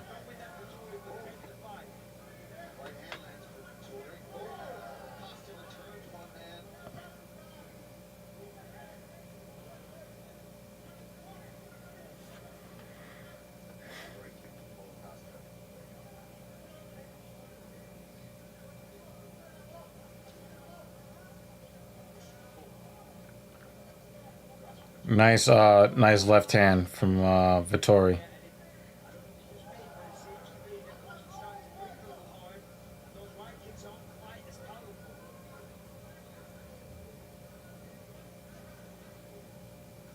Costa's looking a little soft. Bloated even? Yeah. Well, Is but the he thing putting is, on weight? no. So normally you would see him fighting at 185, so he's like really drained, so he looks super ripped and all of that. They're at 205 right now, Ah, okay. and so he's probably well above that at like 230. Yeah. I mean, he doesn't look bad. I remember how he looks. No, all but ripped but and but he stuff. but he looks bad in the cage though. Uh-huh. Like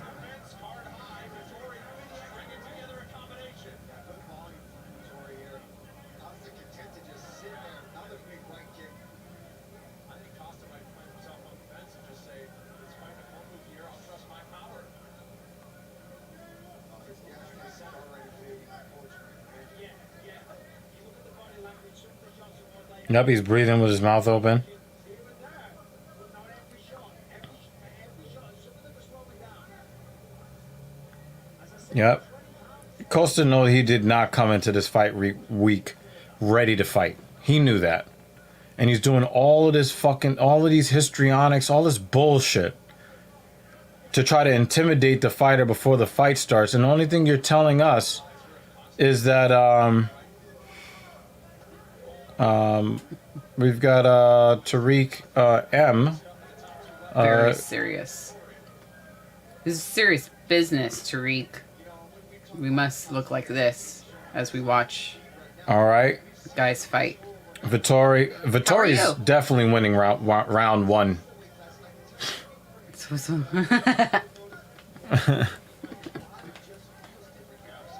Yep, there goes the left for Vittori. He's got him kind of back to the center of the cage. Are you watching, Tariq? He's not. Oh. Watch He with should. us. It'll be even more fun. And Vittori is not even shooting on him. If Vittori really wanted to make his life difficult, he could just shoot on him, take him down, and then he could get Oh, okay. he could definitely get a submission on Costa. I'll be right back. Let me check the food. Don't leave, Tariq.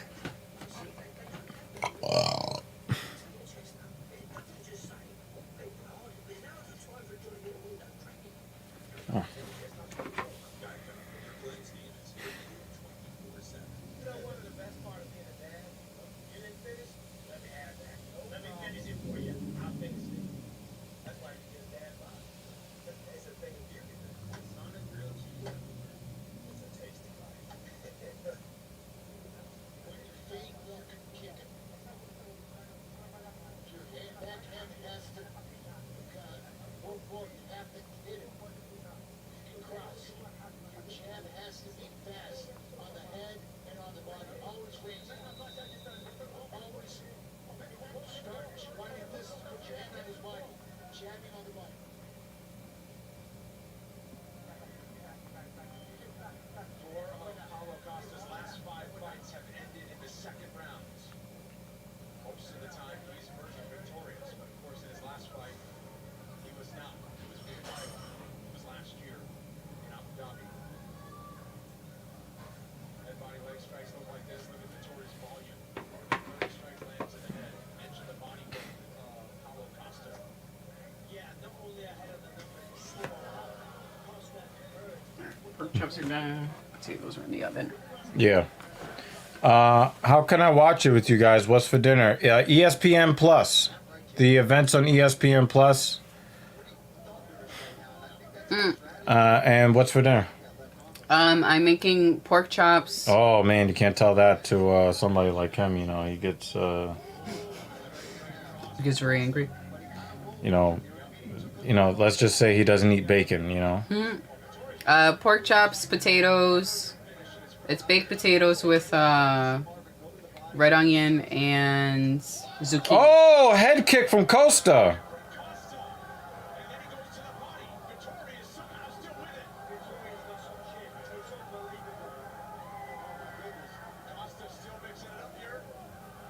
Vittori's in trouble. Vittori's is in real trouble. He's trying to get himself back in.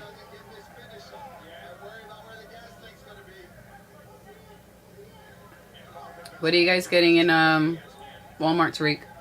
Nice head movement for Vittori. And he ate that straight to the side of the head. A right and then a left and then another right for Vittori. So it looks like Vittori did kind of recover a little bit from that shot. But he took a very nasty high kick to the head. And if you're Costa, you gotta start thinking, oh my gosh, what do I gotta hit this guy with? He just landed a clean flush head kick. Nice Inside calf kick again.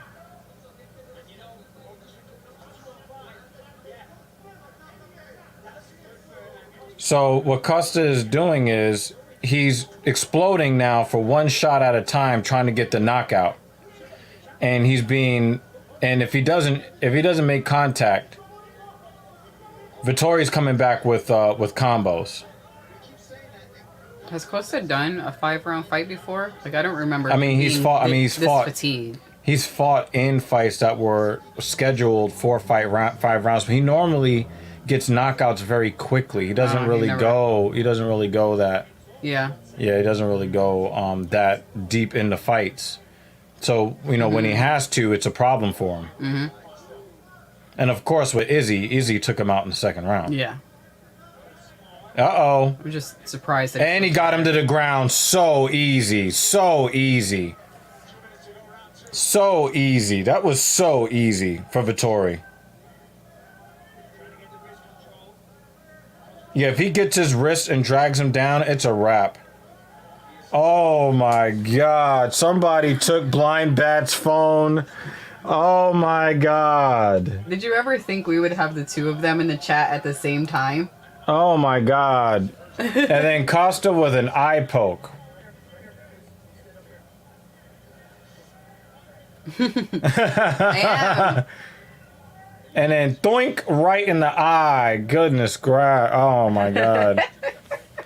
Now he's trying to fix what he said. Uh-huh. Holy Whatever crap. you say, Blind Bat. Oh my God.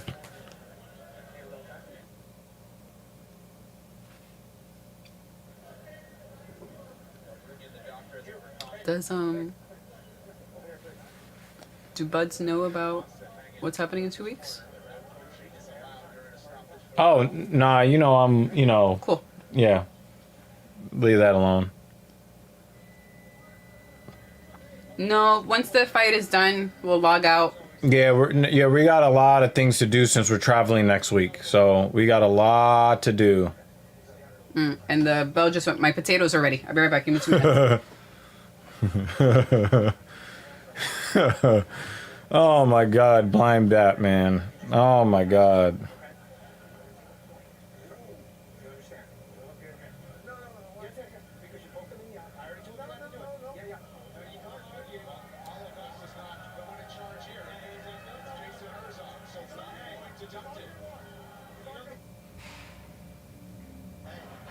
all the circumstances coming in. This fight was supposed to be 185. You decided not to have it there. I'm not arguing these points at you right now. Marvin's going to be pissed off. Did he say Terex? Did he say Terex? What is happening in my chat right now? What's happening in my chat right now? So they took a point from Costa, and I think for Costa, he's so unlikable. The referees don't like you either. Oh my God. Oh my God. I'm just reading the comments. Yeah, I mean, come on. And the thing is, Costa now knows he needs a knockout to win. And he's not going to get any sympathy from the referees. Nice calf kick.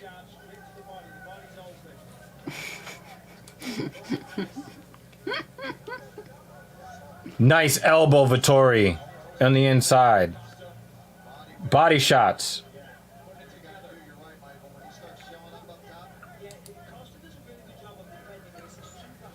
You poor thing, Blind Bat. Don't lose your mind.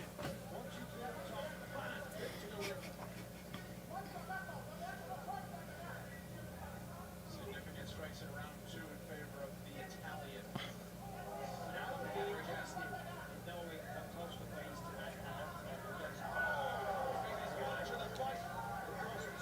Big shot Wait, for Vittori. round 2 is finishing in 5 seconds. 3 seconds in the round. One more body shot for Costa. Round 2 just finished. Yeah, round 2. Yeah, this is round 2. Maybe 3 more to go. Probably not. Maybe 1 more to go. Somebody gets knocked the fuck out. But Vittori looks like he's a little bit fatigued himself. Mm-hmm. You just gotta take away those kicks. That high kick is where he caught you, okay? Keep that left hand tight. Then go high kick. Yeah. Oh, Benil Dariush. He's in his corner. He's in Vittori's corner.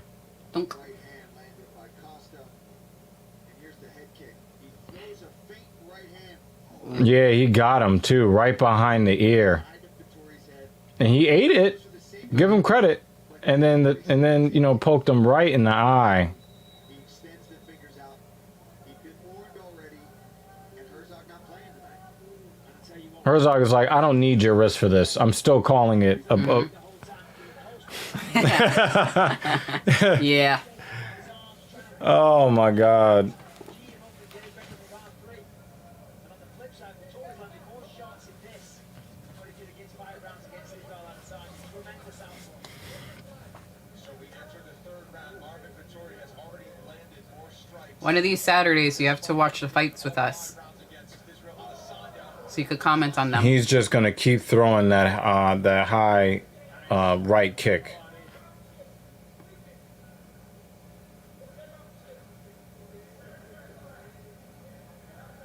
Certainly a better round 2 for Costa than round 1. And he doesn't Vittori still won round 2, in my opinion. see clear he's entered the third round for Costa. The only other one he went the distance. I mean, it seems like they're both doing better. Like they got their second wind. Nah, I think that's, you know, Costa is just So far, we're only at the start of round 3. This really sends a message, won't it? I'm not doing it, Tariq. Last fights, I am not. I am imagining it. And you suck for that. One takedown from Marvin Vittori But I ain't doing it. using a wrestling attack. Let's go very quickly. yeah. Vittori wants to win with a KO. He doesn't want to win with any grappling. These grays are not my fault, Blind Bat. Might be Blind Bat's fault. Grays are not my fault. Maybe like 3 or 4 of them. I'll take responsibility for 3 or 4 of them.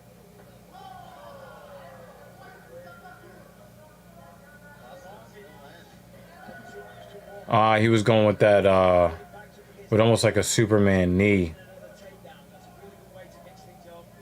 Some blood in the nose of Costa. Boy, swinging. And Costa's cardio is not that great. So you start blooding up his nose. That's different. Nice elbow in the clinch on the break for Vittori. Right now in round 3. They're just sliding off of each other,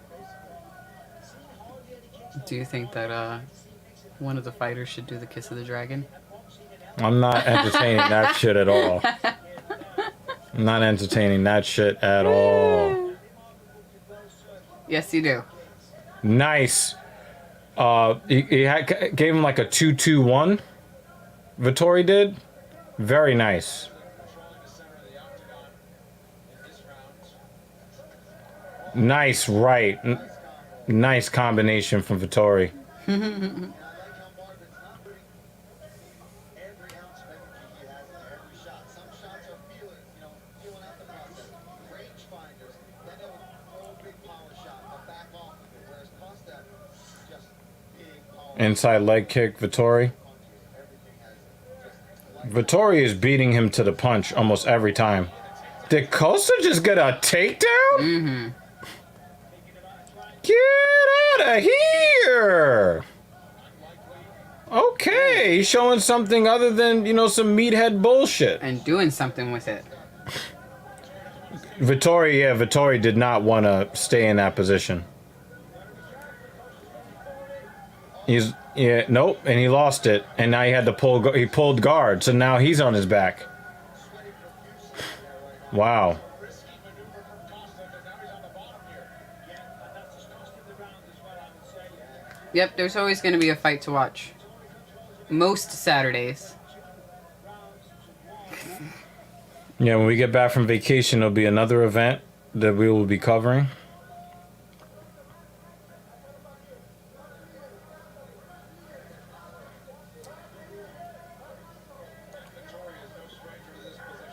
It's not such a bad bloody nose. There have been worse. No, but it's enough. You're talking about a guy that uses a lot of oxygen because he's very muscular. Uses a lot of oxygen that way. His cardio's not that great, and then the bloody Beefy. nose, inhibits breathing. It's going to force him to breathe through his mouth. It's going to make He's him been even doing more that tired. since round 1. Yeah, that's what I mean. The bloody nose is probably more significant for somebody like him than for, a fighter that's not carrying so much muscle.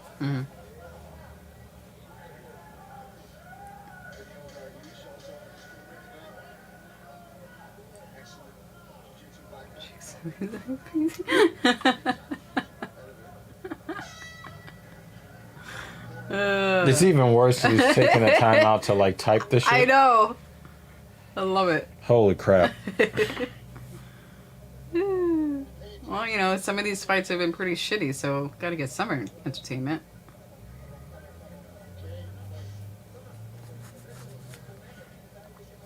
Captain Faithful. This round was ours. Let me see. The next fight is very early on next Saturday. I want you staying on top of it. Okay, let's move your head. That fight's in Abu Dhabi. I think that's why. It's gonna be nighttime over there.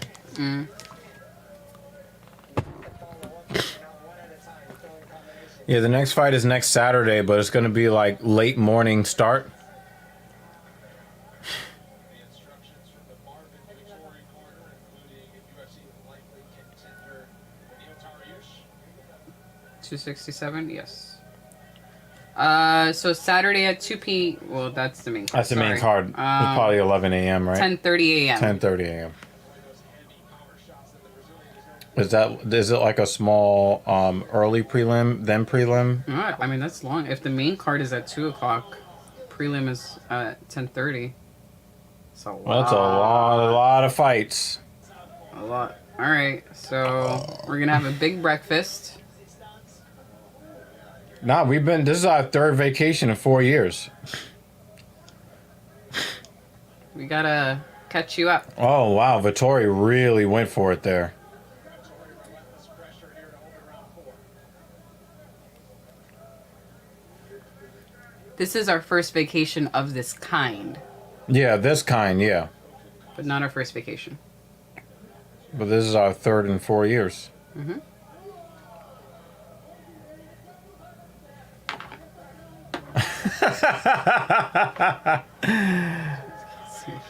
Nice combination from Vittori. But doesn't everyone look at each other strange at Walmart? I mean, it's just the norm. You're just being a normal Walmart customer, right? Vittori's cut All right, no over the problem. right eyebrow.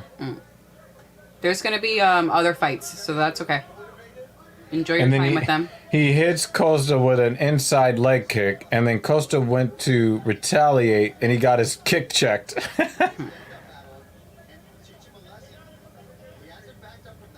Oh no, this is the reading Rambo. This is the reading Rambo. She's faded. Okay, not the reading Rainbow. It's reading Rambo.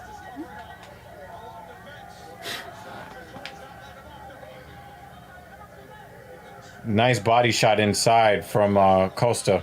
Well, if he didn't do that, it looked like he was out. He was going to be going out. Yep.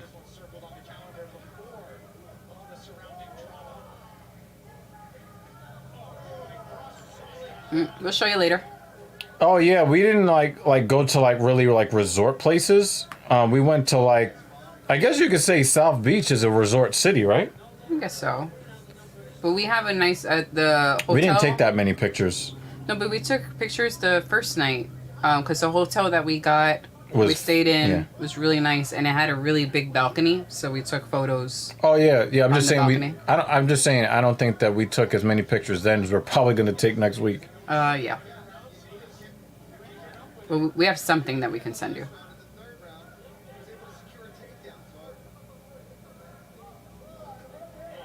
Nice left from Vittori.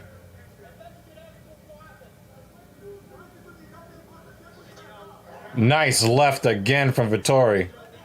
And he's shaking his head, meaning yes, he's hurt.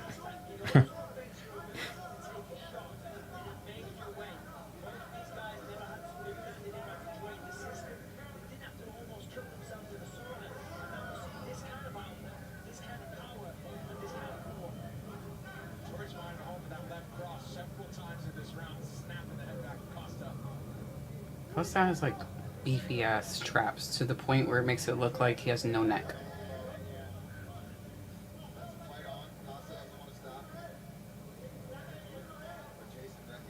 Another left from Vittori. Another left. Oh, he hurt him. He's hurt.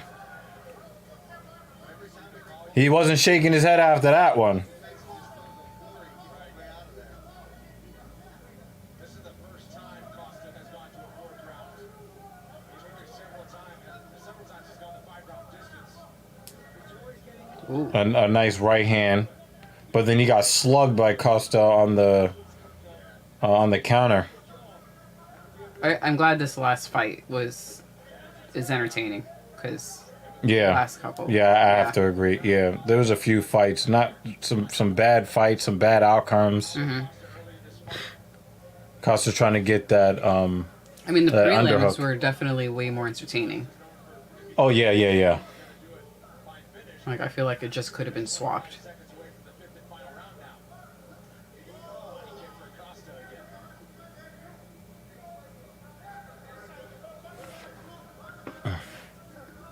again. Sounds good. We'll let you know.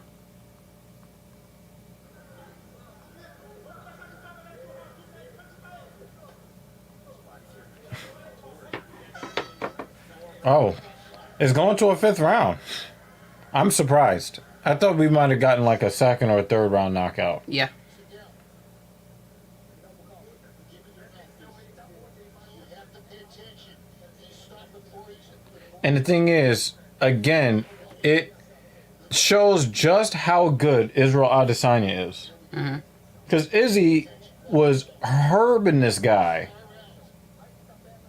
And he's skinnier and lighter than all of these guys. Mhm. Keep on shooting on your leg. Body kick.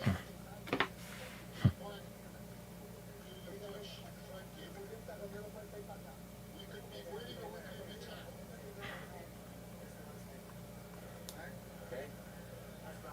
Take your breath. Take your opportunities when they show them. Take your opportunities. Final round of Yeah, this is definitely more entertaining than I was anticipating. Costa. Final round, buddy, you ready? You ready? I think the mystique and the aura of Costa is gone, and Izzy took Yeah. it. I think so. Because you see this guy with the muscles and the great looks and all that stuff. And you know, he's undefeated, knocking everybody out. Now everybody thinks they can stand in there with him and take his power. That was defended.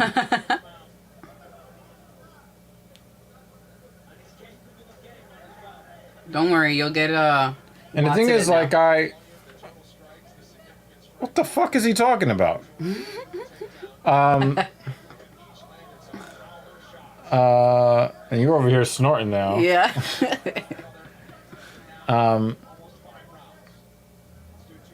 Yeah. You lose your chain of thought. Yeah, I know. going on I was now. like paying attention to the chat. I'm mildly impressed with Costa. I really thought that he was gonna fold by the second round. Solid job. And again, beautiful body shot. Starting to feel it here. Always got a headman out of granite with the body. I like Bisbing. Granite. Costa's punishing And I knew he was going to start acting like he was going to shoot at some point. I knew Vittori was going to shoot at some point. But maybe those body shots are making a difference on him. Clinch him up for a little bit, reset yourself. This would be big if Vittori can secure a takedown. Costa's been hard to take down throughout the course of this fight. Even if Vittori doesn't get it, Alrighty, get home safe. Yeah, thank you, Mr. Myrie, for hanging out with us tonight in the Filthy Casual MMA watch party. Hopefully, you can watch some fights with us going forward, and welcome to the TSP family. And have fun with your family next week.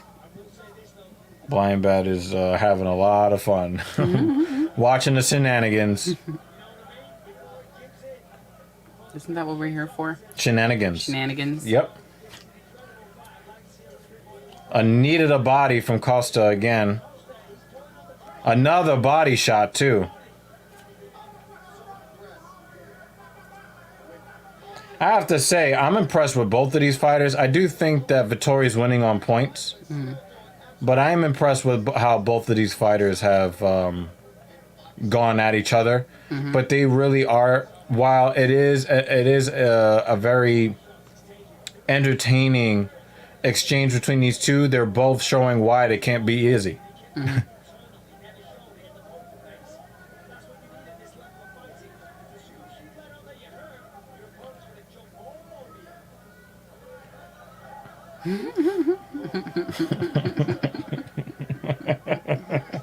Fuck yeah.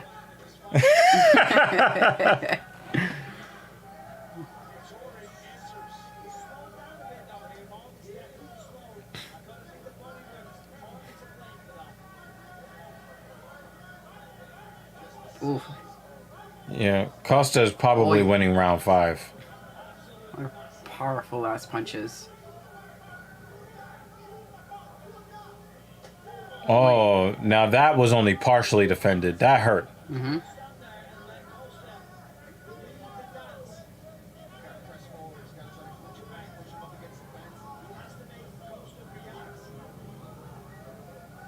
These are like two bulls in a china shop.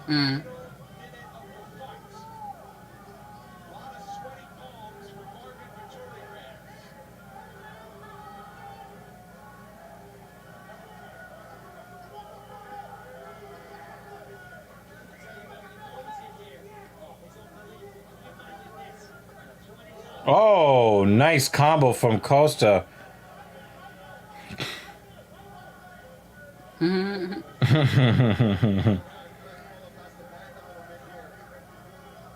Inside calf kick. Costa on Vittori. 25 seconds left in the fight. Oh, Does he get the takedown? No, he I gets thought that was gonna stuffed. happen. He was gonna try to get that to steal a round, and he didn't get it. This might be an adventurous scoring, folks. final seconds, I'll be interested to see the response from each of these two guys after 5 hard rounds inside the octagon.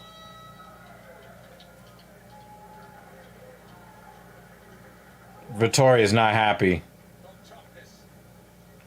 I think his calf was also compromised by the early calf kicks from Costa. Vittori's fan base went probably through the roof this week after how he handled himself, the fact that he took the fight, accepting it on the weight class, and then what he just showed for 5 rounds against Paulo. You got to give Vittori some credit. Definitely got to give Vittori some credit. He took a lot of fight-ending shots too. We- That should have been the end. Went to the body. There it is, to the body as well. And he just never stopped walking it down, never stopped with the outlaw. We had one back waiting for the eyeball after he was born.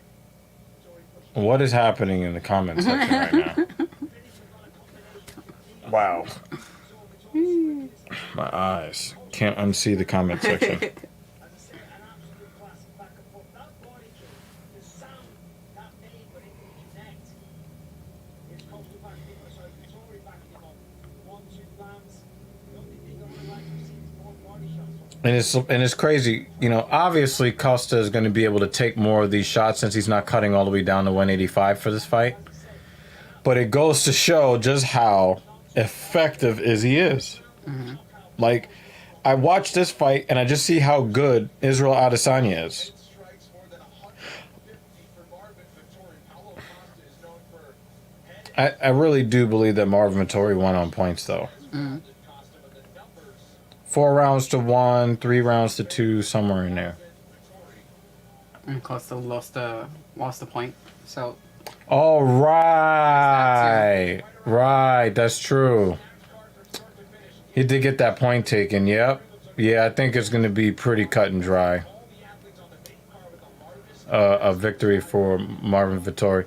And, you know, you got to give him a lot of credit because it's not like, you know, Costa is, you know, some pushover, you know. decision from UFC Apex, and this official decision is brought to you by Matt for Blood.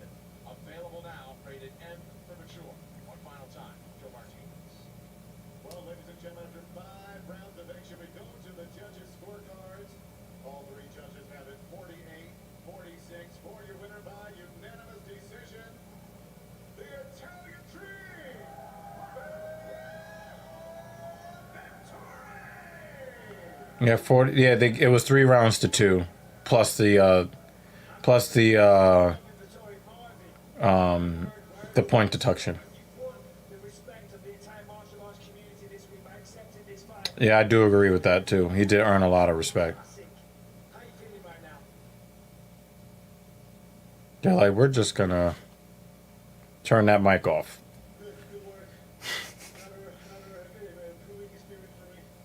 And it's always good, like, you know, I know I have the biggest heart, I know I have the biggest will, and when it goes to the fourth, fifth round, there's no way nobody can keep up, you know. Except for Israel Adesanya. Now he's not going to be ready. I feel a lot of it was a trick, you know, he didn't want to come away, but he actually came pretty ready. Well, you got off to a fantastic start. You were landing a lot of good combinations. As the fight progressed, he was whipped into your body a lot. He kicked you in the head. He kicked you to the body. How did you feel? Did you feel the effects of those shots? The kicks were the most impressive thing from him, yeah. He was hitting full power. Even when I grabbed him, even felt like the weight. He was big for sure, but, you know, I'm ready, and when I'm ready, there's nothing that I can do. Now the fight's over. How do you feel about what happened this week? Of course, you came in. You changed weight classes at the last minute. The fight's over. You were successful.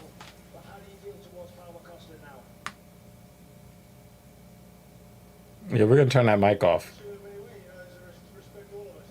But, you know, I get to buy me another I get to buy myself another watch with this money. And you know, and I still got the win, and I'm proud of it, you know.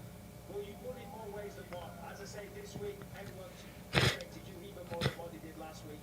I'm going to ask you, what do you want next? As we know, last time we saw you lost to Israel Adesanya. I'm assuming fighting for the belt and becoming the champion still burns within your heart.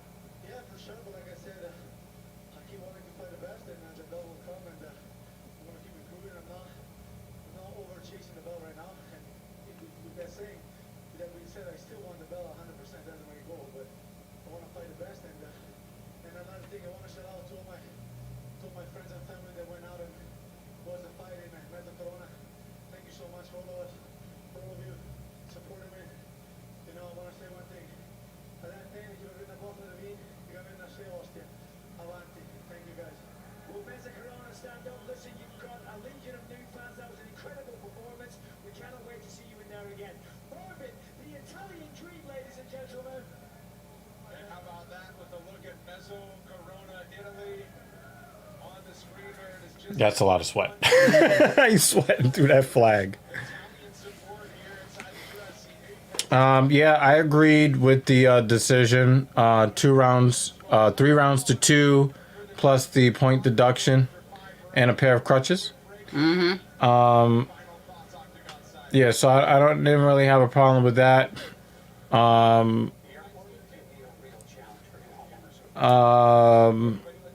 It kind of sort of makes up for some of the things we saw on tonight's card. It wasn't really a great card in terms of, you know, entertainment value, but yeah, it was decent overall. Thanks to everybody that came through, Blind Bat and Tariq and Jimmy Dean was here earlier, and some dude that wanted to serenade you because you're so pretty. You know. Excuse me. Yeah, I've definitely belched because that adds to it. And our bud, who is always working during this time. Oh yeah, Dead Man Slasher. Thank you for coming through. He did leave a comment or two. So thank you for that, Dead Man. Survive the your shift. Yeah, he said it's kind of slow today. So, much love to every single one of y'all that supporting the Talking Shit podcast. Hopefully, we will actually get some actual podcast for you. Podcasting. Yeah, we're gonna pod. But anyway, for Mrs. Evil, Dr. Evil, Bye. signing out. Good night.